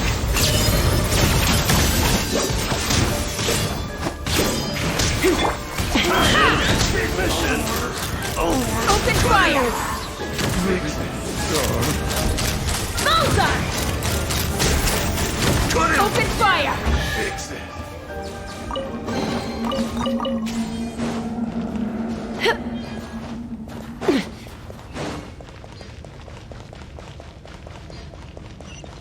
Take me up!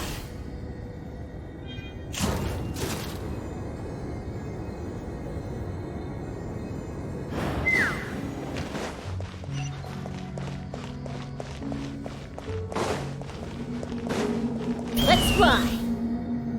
Looks like no one's guarding this place. There's something off about that decoration over there. Look out! Let's deal with these before we move on.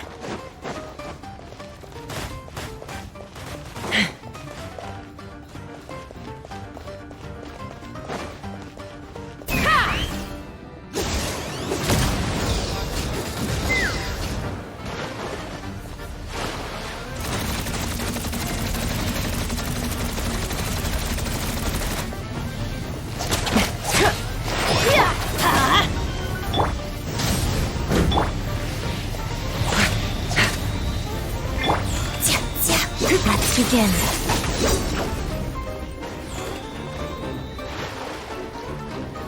Take me up! Giddy up!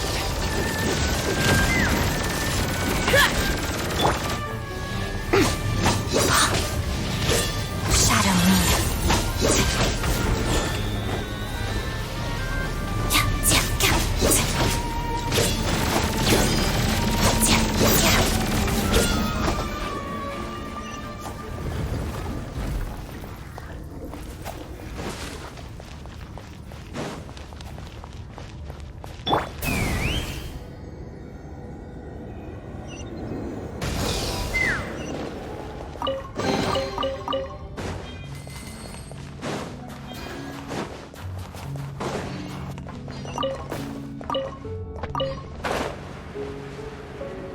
The researchers here probably don't know that we're uninvited guests.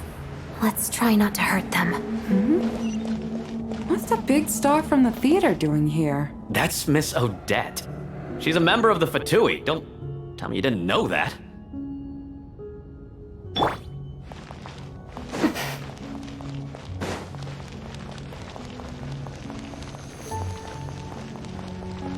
Was the whole reason for Project Stuja to support the research here at the Armory Palace? Just what are the Fatui and the Tsaritsa planning?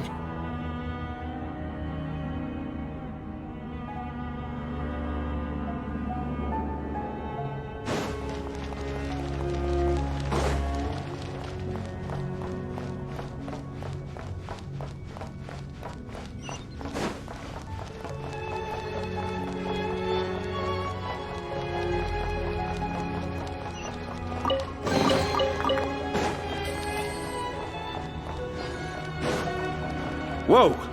Who are you? Never seen you around here before. Looks like there's no way through here. Maybe using the power of this prism could help?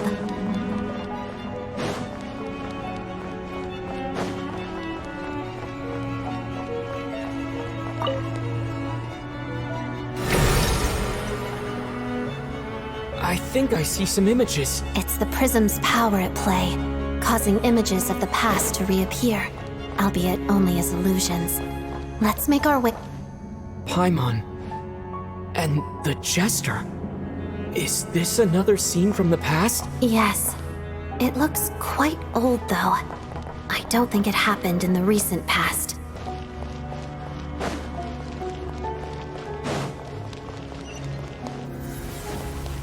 What's going on here? What happened? The source seems to be the Armory Palace.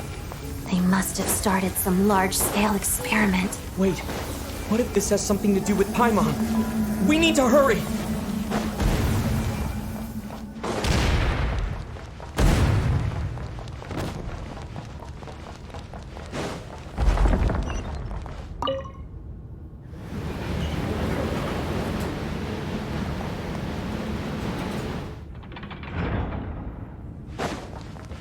We're almost there. The Armory Palace is just up ahead. Paimon, please be okay.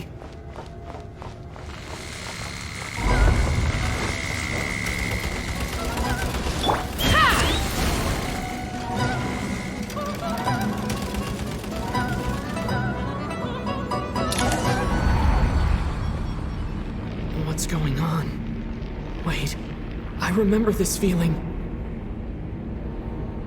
It's the curse of death. No, not now! Why is the curse of death striking again already?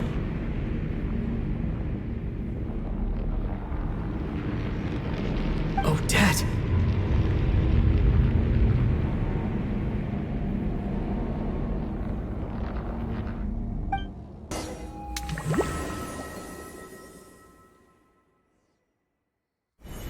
Is this the afterlife again?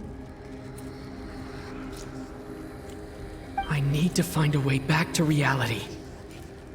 Is that Odette's core Ignis? Could that be what just woke me up?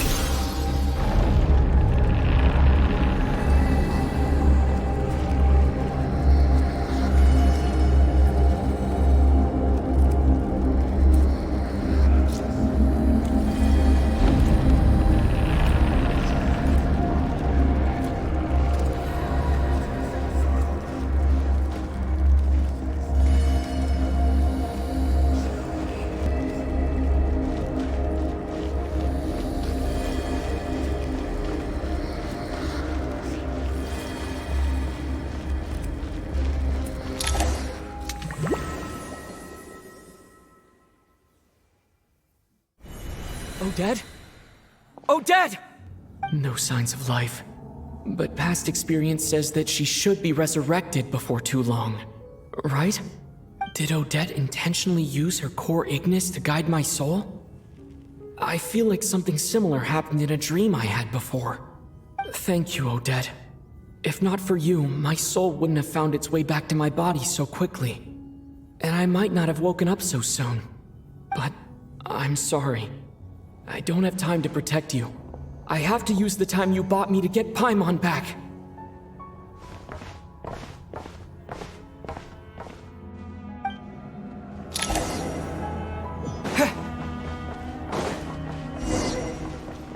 Sure enough, everyone here has been affected by the curse of death. Paimon! Paimon! No, wait. Paimon probably didn't escape Renova's curse either. She won't be able to respond to me right now. I'll have to find her myself.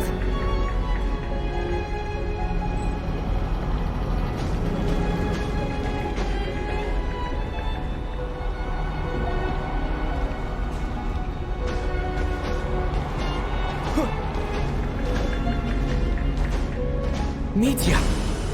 Is this the laboratory he works in? What happened here to trigger the curse of death again so soon? I'll have to ask him when he wakes up. Finding Paimon has to take priority now.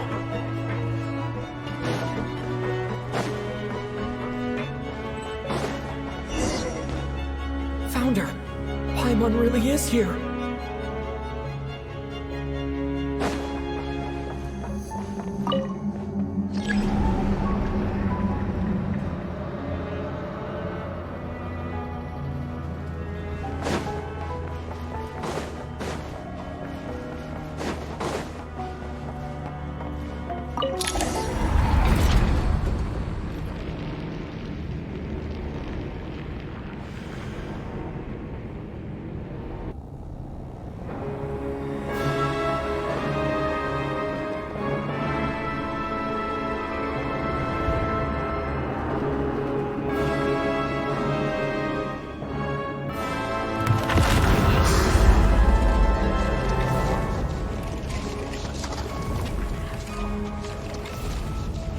You don't learn, do you?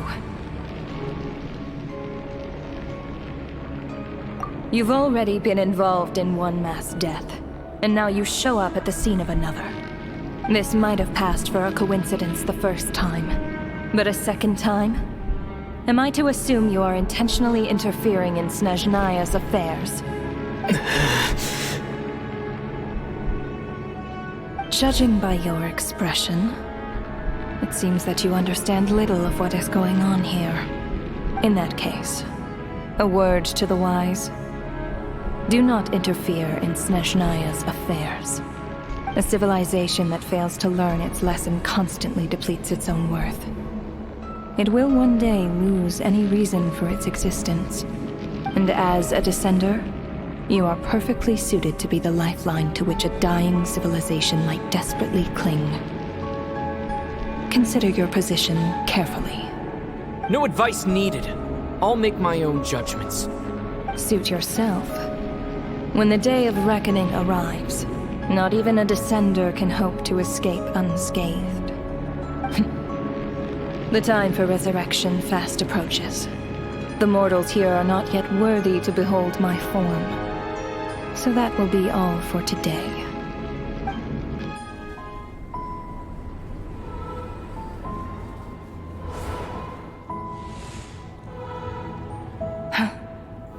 That thing is coming with me.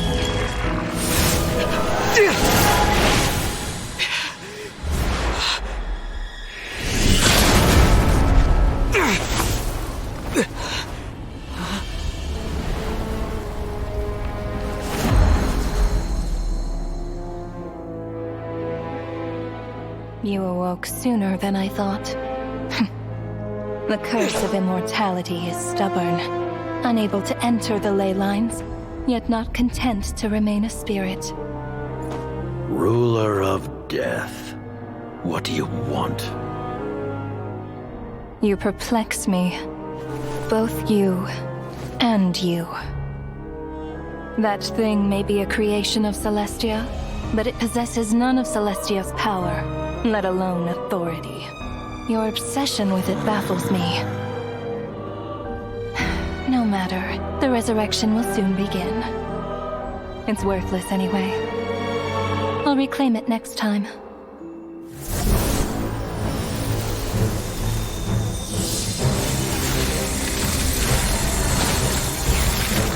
Hey, who says there'll be a next time?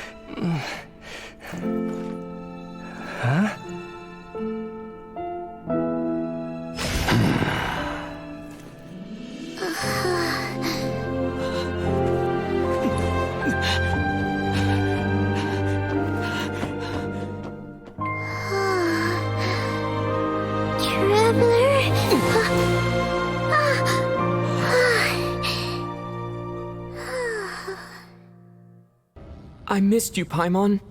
What are you talking about? We haven't even been apart for that long, have we? It was different this time. You seem to be in pretty good shape. Yeah, Paimon's back in tip-top condition. It's the weirdest thing.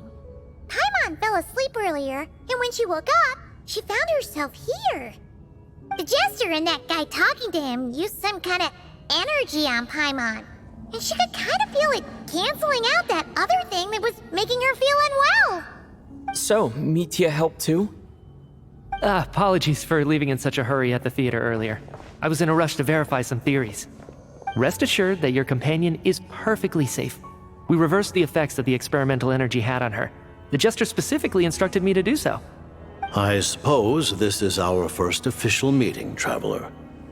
I could not let Paimon suffer in her condition for a moment longer, and so I simply took her without explanation. I hope you do not mind. But why would a big shot like you care about what happens to Paimon? As I said when you first arrived in Snezhnaya, we once spent some time together in the distant past. Oh yeah, you did mention that. And Paimon did think you seemed strangely familiar the first time we met. I'm afraid the reminiscing will have to wait. Mitya, let us continue with the report. What conclusions, if any, did you reach from conducting the final experiment of our energy research ahead of schedule? The good news is, my hypothesis regarding the ruler of death has been verified. As for the bad news, I recommend we suspend the experiments and Project Mistleton until further notice. Currently, we have no means with which to make a breakthrough. I say this purely as a scientist, guided by reason alone. I will trust your judgment. We shall put the project on hold until the ruler of death has been eliminated. Wait, what are you guys talking about? You want to get rid of Renova? Like, how? By killing her? By whatever means necessary, so long as it removes the threat she poses to us. Until then, everything we do will be in vain. After what just happened, I've ascertained Renova's goal. Or rather, the trigger condition for the curse of death. Okay, let's hear it. What she's doing is blocking Snezhnaya's technological progress, preventing us from possessing any means with which to threaten the heavenly principles. Just like the little lapdog she is. So, any ideas, research, or experiments that lead to technological progress can trigger the curse. Just now, for instance, I was set to launch a final phase energy experiment ahead of schedule. If the experiment was successful, we could have achieved a crucial breakthrough. As expected, though, the moment the experiment began, all the researchers, technicians, and witnesses died from the curse. All that effort, not to mention the energy and materials we relied on Project Stuzha to gather for us, went to waste. In the end, nothing was gained. Does that mean something similar happened when we were at the theater? That's right. During the performance, I thought of an important breakthrough regarding the experiment, and wound up dragging everyone into this.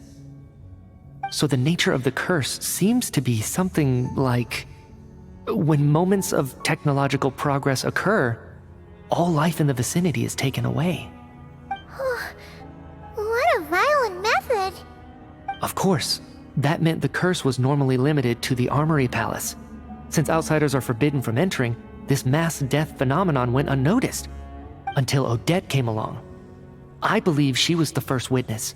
The curse of death was triggered just before she infiltrated the Armory Palace that day. But you mentioned something about a final stage experiment. Doesn't that mean you've actually made some progress? That's right. Even with the gods locking certain key components out of reach, humanity can still advance technology in incremental steps accumulated over time. But, as I'm sure Renova anticipated, even incremental progress has its limits, a point where the truth you're seeking must be put to the test in an experiment. You mean the experiment you were just about to do? Yes, we were at a critical juncture, a moment where the quantitative was about to translate into fundamental qualitative change. With this single experiment, we could have brought everything we've worked for to fruition. But now, after already being forced to fumble around in the dark all this time, it feels like we've truly hit an impenetrable wall. As long as Renova's curse of death persists, we won't be able to advance the experiment or obtain any results. And with Project Stuja having been in effect all this time, at our nation's current strength, repeated trial and error is simply unsustainable. Only by eliminating Renova first will it be possible to continue advancing our plans. But she's the ruler of death! She can just kill whoever she wants, right? That's gotta be the scariest power ever! Is it even possible to beat her? We'll see. But one thing's for sure. She definitely can't just do whatever she wants. The best proof of that is me, standing here, very much alive. You're saying... Wouldn't it be easier to just kill all of us researchers for good? Why resurrect us over and over again? Why let us advance our technology to this point? So, you're saying even the ruler of death has limitations we don't know about? Exactly. And I think that's where the key to our breakthrough lies.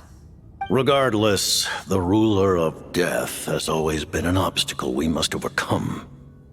Indeed, we must face life, death, time, and space. After all, our goal is the heavenly principles. The Fatui want to challenge the heavenly principles?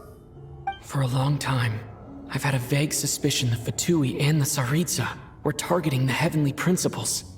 But hearing the Jester admit it is still a shock. No wonder the Tsaritsa's goal has always been kept a secret from the people. What kind of road will that lead Snezhnaya down? In that case... Lord Jester, I would like to request some leave. I'd like some time to organize my thoughts and go over the data. Granted. Get some rest, put the experiment out of your mind, and take care that the curse of death doesn't affect any civilians.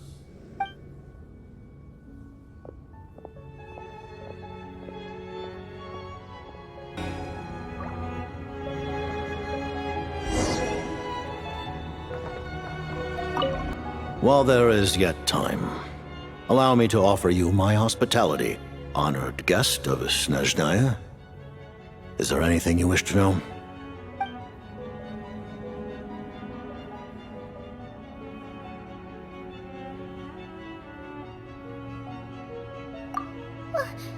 Paimon really doesn't remember! He's basically a stranger! You've gotta believe Paimon! Allow me to explain. The reason Paimon reacted to the anti-Celestia energy developed by the Armory Palace is because she comes from Celestia herself. More specifically, she is one of its creations. Paimon? A creation of Celestia? Oh, right. I was blinded by anger earlier, but thinking back on it, Renova also said that Paimon is a creation of Celestia. But she lacks Celestia's power or authority. As you know, the lunar fragments in Nodcry were pulled down from the sky using Fatui technology. But the first application of this technology was in Conria, over 500 years ago. I used this technology upon the heavens, and the response I received was none other than Paimon, descending from Celestia.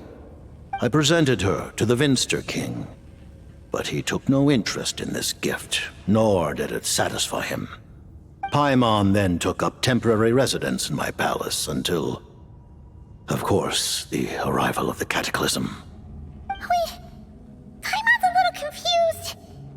You're talking about things that happened in Conria 500 years ago. You're saying Paimon was there for that? But Paimon doesn't remember any of that. Falling from the sky? Being given away as a gift? None of it!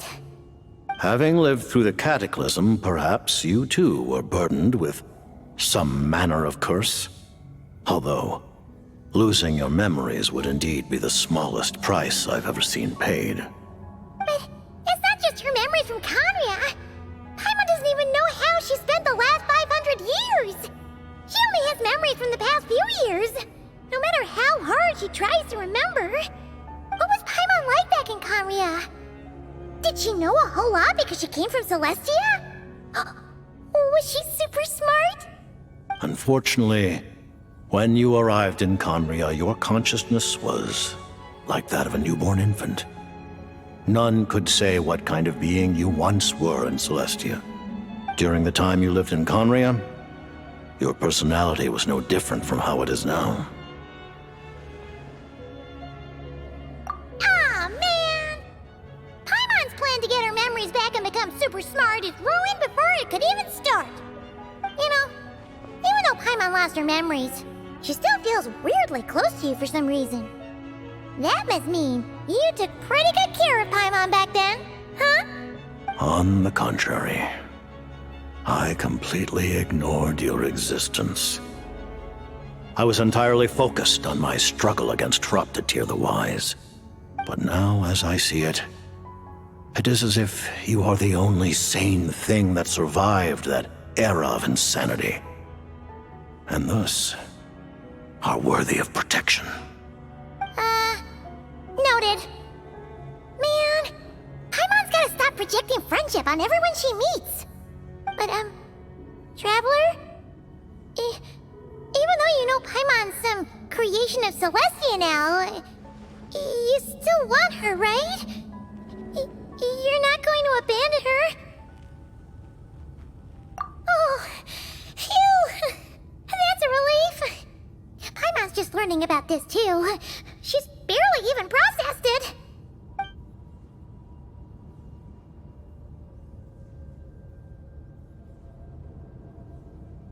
I remember hearing the term Mistleton from Columbina. Yeah! Paimon wanted to ask about that when the name came up just now. What is it? Paimon's heard of Project Stuja, but not this one. As you know, Project Stuja is a series of measures enacted to consolidate our nation's resources, the greater purpose of which is to serve Project Mistleton. Many of the things you have encountered thus far are essentially for the advancement of that project. This includes the Kuvaki Experimental Design Bureau in Notdry. Researching Kuvaki was merely a facade. Its core objective was to use local resources and research findings to build Mistleton itself. And that's a weapon built for the final battle against the Heavenly Principles, isn't it? Huh? How did you know that? I was given some intel, and I made some deductions. Wait. You must mean that thing over there. Oh, Paimon's gotta take a closer look at this thing. Especially after you guys sent so many people to Notdry to work on it. Kuvaki alone will not break through Celestia's defenses, let alone challenge the Heavenly Principles. The Heavenly Principles are no doubt accustomed to combating the power of the Light Realm, and elemental energy is simply the power of the human realm, converted to that form by the Heavenly Principles themselves. Any attempt to use this power against its creator would be a futile endeavor. For now, therefore, we have set our sights on the form of energy associated with the Third Descender and the stellar linchpins. This may hold the potential to allow Mistleton to contend with the Heavenly Principles. You could say that by reverse engineering the stellar linchpins to extract the energy within, we have obtained a source of anti-Celestia energy. The Kuvaki Experimental Design Bureau, Project Stuja, and the new energy experiments. Huh. So, Project Mistleton is what ties it all together. And it looks like your plan is almost complete. No wonder the Ruler of Death came after you.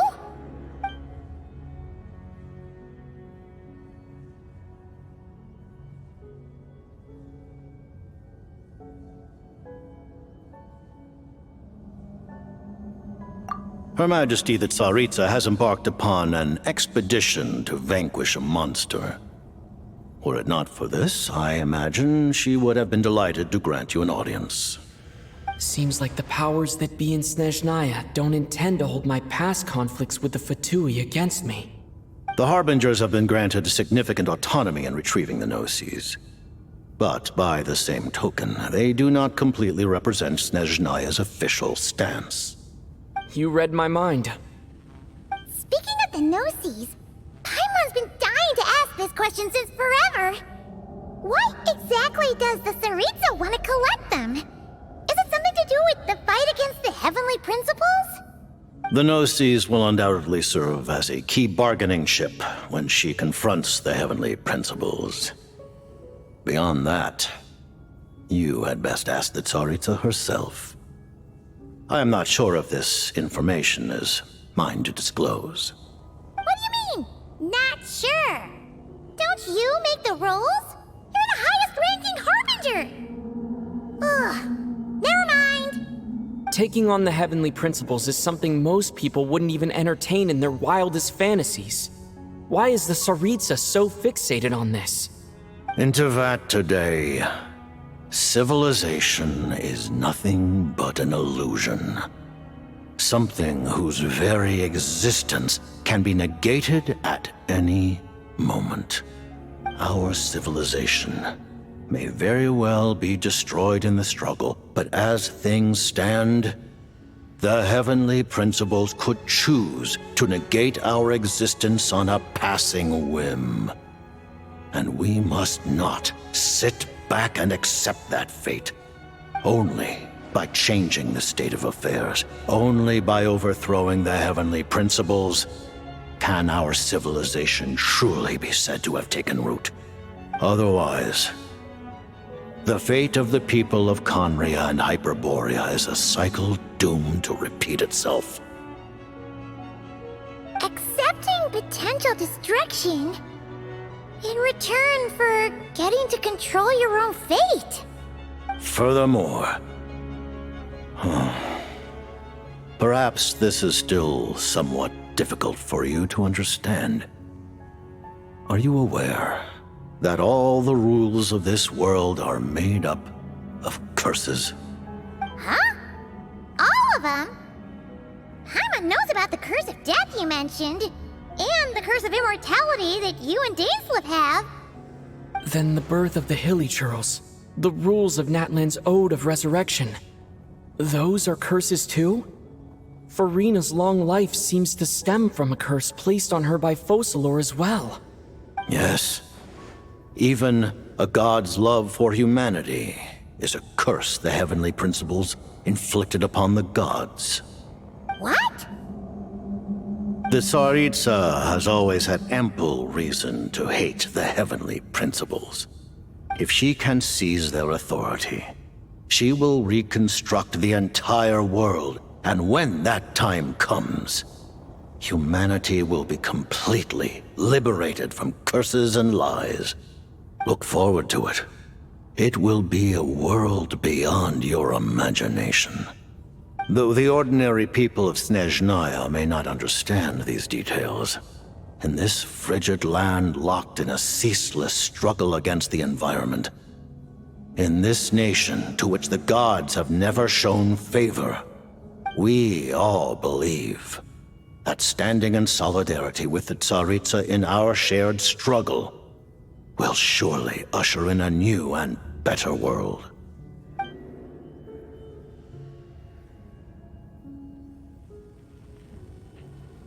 Thank you for telling me so much.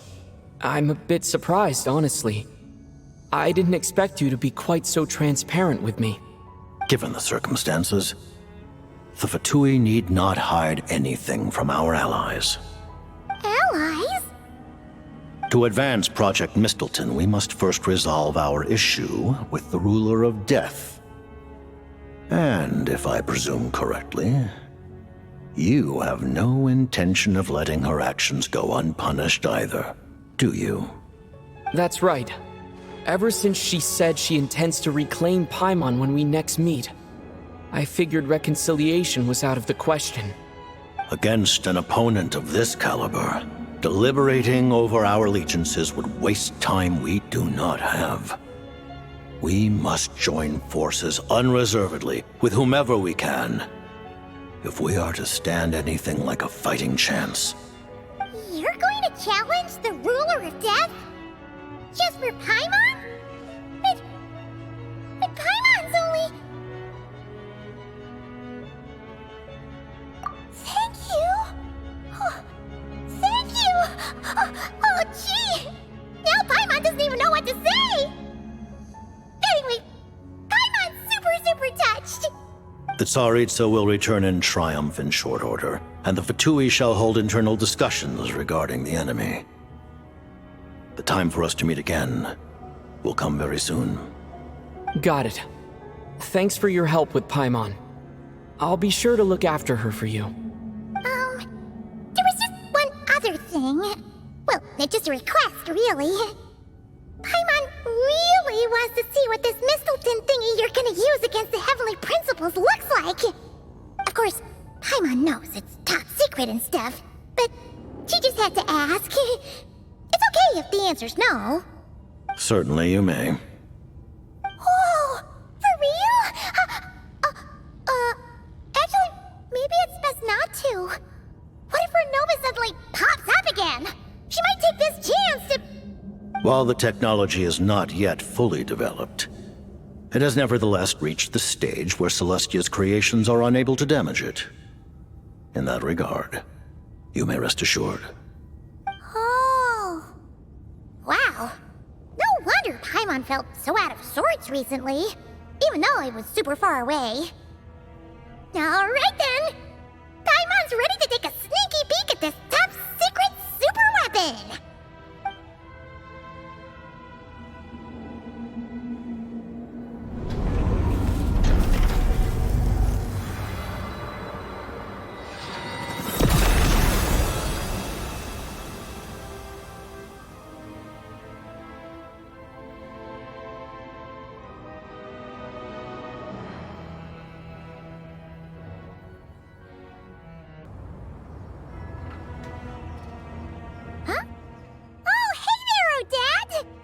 Paimon? You're okay. Thank goodness. You look well. Have you recovered?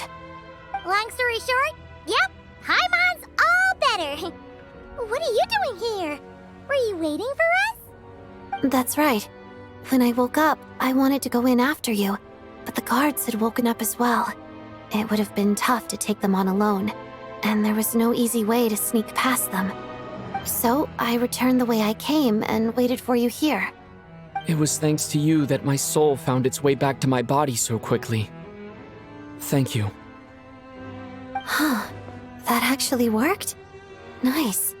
I just figured I'd try my luck when that ominous feeling struck me. Really, you should be thanking this thing instead. Anyway, and now that things here are all taken care of, I have other things I should get back to. Ah, Director Chuganov, you're back. We just received notice that Project Stuzha has been suspended, so we've convened an emergency meeting. This is the preliminary plan. In addition to expanding production capacity, we've also discussed feasible layoff plans to optimize revenue and expenditure structure. Our calculations indicate that the factory's profits will increase by at least 30%. Just give the word, Director. That won't be necessary. Leave the energy for those who need it. Whether they use it just to get by or to run a business, that's up to them. Start preparing to halt production and lay off the staff. Make sure the workers are able to land on their feet and that they are duly compensated. Thank you all for your hard work during this time. Am I hearing you right? Why? After all the tough times we made it through, now is exactly when we should start to turn a profit. I just suddenly don't want to do this anymore. Huh. Does there have to be a reason?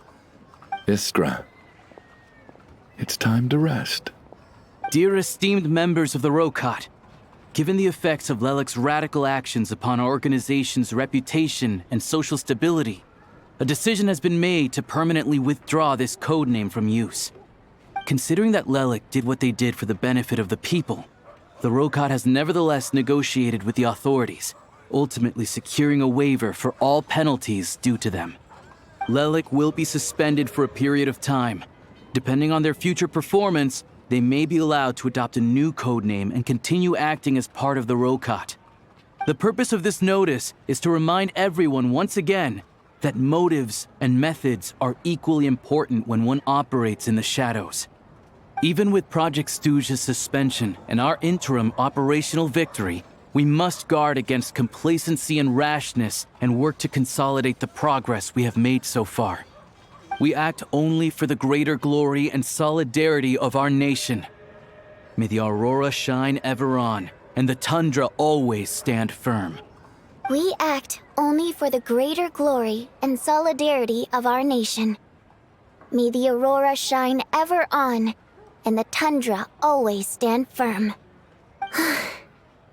Looks like it's finally over. You mean for us? Just thinking out loud. I've never seen the Snezhnaya Vecha so lively before.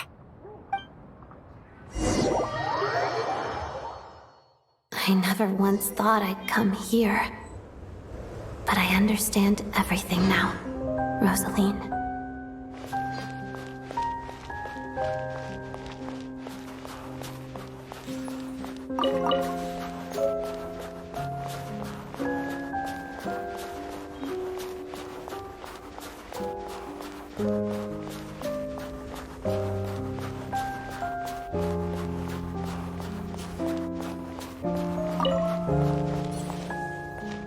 I've seen Spirit Seeker performed many times, including by your mother.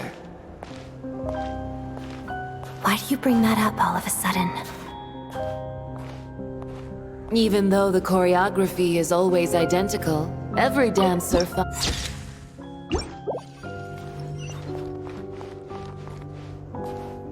So you actually want to talk to me about ballet? I just think it would be a pity if the dance was lost to history. She didn't teach it to you, did she? That was an unusually subtle taunt for you.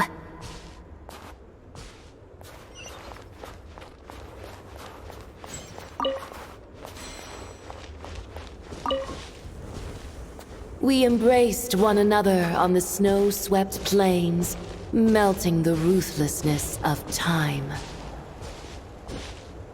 But when our bodies, in pieces, are cast to the winds, what of our love will remain behind?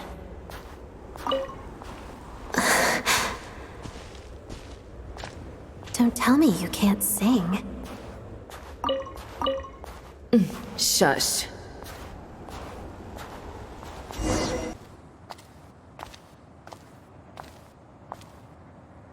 I understand her hatred. The Fatui robbed her of the life she should have had. I never opposed her dancing. Yet still I became an enemy of her ballet. I'll just keep my distance. Many despise me. I'm used to it. You're certainly not one to shy away from confrontation. But children, they need a different approach. I'm hardly the most maternal figure. Yet she is a child. In my experience, while a father commands authority, he must still yield to love. You should tell her what you think about her dancing.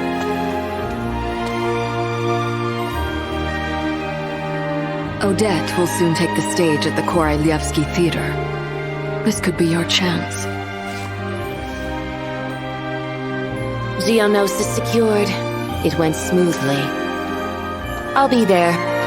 Have them send me an invitation.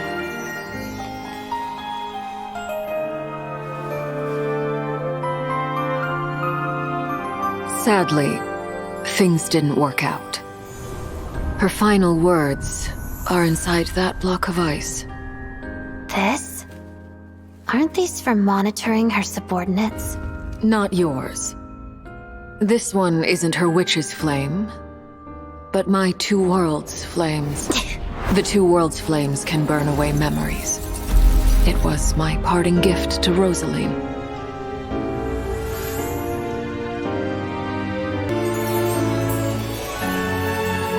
If all goes to plan, she and I will both live to see that Tsaritsa succeed. I believe she'll find peace. But if anything happens to me, she needn't follow in my footsteps. The cryo energy will fade away in time. Then the two worlds' flames will burn away all memories of the Fatui. She'll be free to dance. She deserves this. I will handle the aftermath. The choice is yours, child.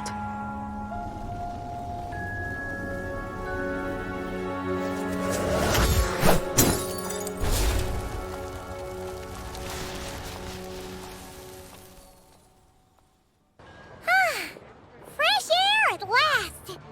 Paimon's head isn't spinning anymore, and the fever's all gone. Paimon's finally free to fly again!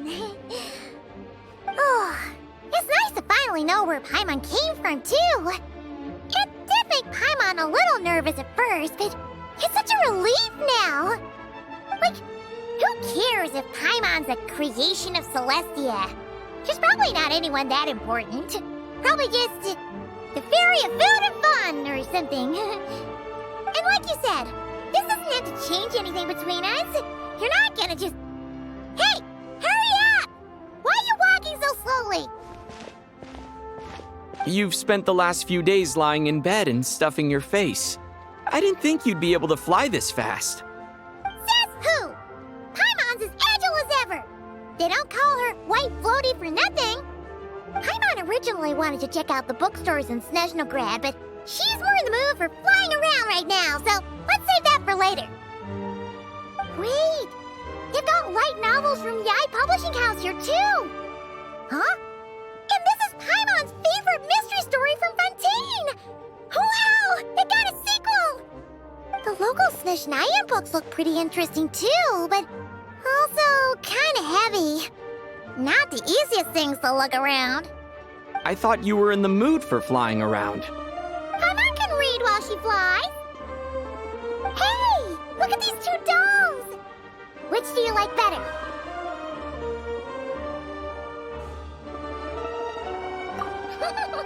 All right, boss, we'll take both. Paimon will have the other one. Oh, I thought we were only getting one. All right, fine. I'll pay. There you are. Thanks for visiting. Paimon will grab this and then... Huh? Huh? Huh? How many layers does this thing have? And what are you laughing at? Huh. You knew all along, didn't you? A whole bunch of people are gathered over by the plaza. Hey, look! That looks like Tartaglia! Hey, Tartaglia! I know that voice. Of course. If it isn't Paimon and my old comrade. You're looking well, Paimon. All better? Yeah! The jester knew I was wrong and fixed Paimon right up! Thanks for sending someone to keep Paimon safe, too. Oh, yeah. About that. That was... kind of embarrassing. Who could have known that our director would go looking for you in person? So sorry for the misunderstanding. Oh, right. Let me introduce you. This is my little sister, Tonya. Hello, Tonya. Hello. Firstly, I'm really sorry about my brother. Sounds like he's caused you no end of trouble. Hey now, why'd you have to start with that? Not that it isn't true, of course. So she's the real Tonya. She said you two didn't manage to meet up at the theater. She waited ages for me, and when I didn't show, she got a little worried and went outside.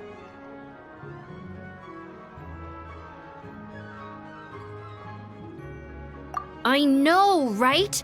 He didn't bother to say a word to me. I searched up and down the city for him, and he only told me about it when I finally caught him at the gates of Glupov. I've been rushed off my feet lately, so I didn't get the chance to go home.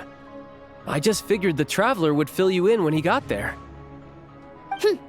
Well, the snow was bad, and you're never late. So I was really worried about you. How was I supposed to know that you'd stood me up? I'm sorry, Tonya. I really am. I'll make it up to you somehow. Just... please don't tell Mom and Dad. Although the mix-up led to a series of misunderstandings, it's probably for the best that the real Tonya didn't get caught up in that mess. Besides, it's obvious that Tartaglia isn't usually one to break a promise. He only gave his ticket to me because he had to look into Lelik. No, it's fine. It just meant I didn't get to see the show in the end. By the way, what did you think? You were one of the first people to see it, you know? I would say... the best is yet to come. Huh? What kind of review is that?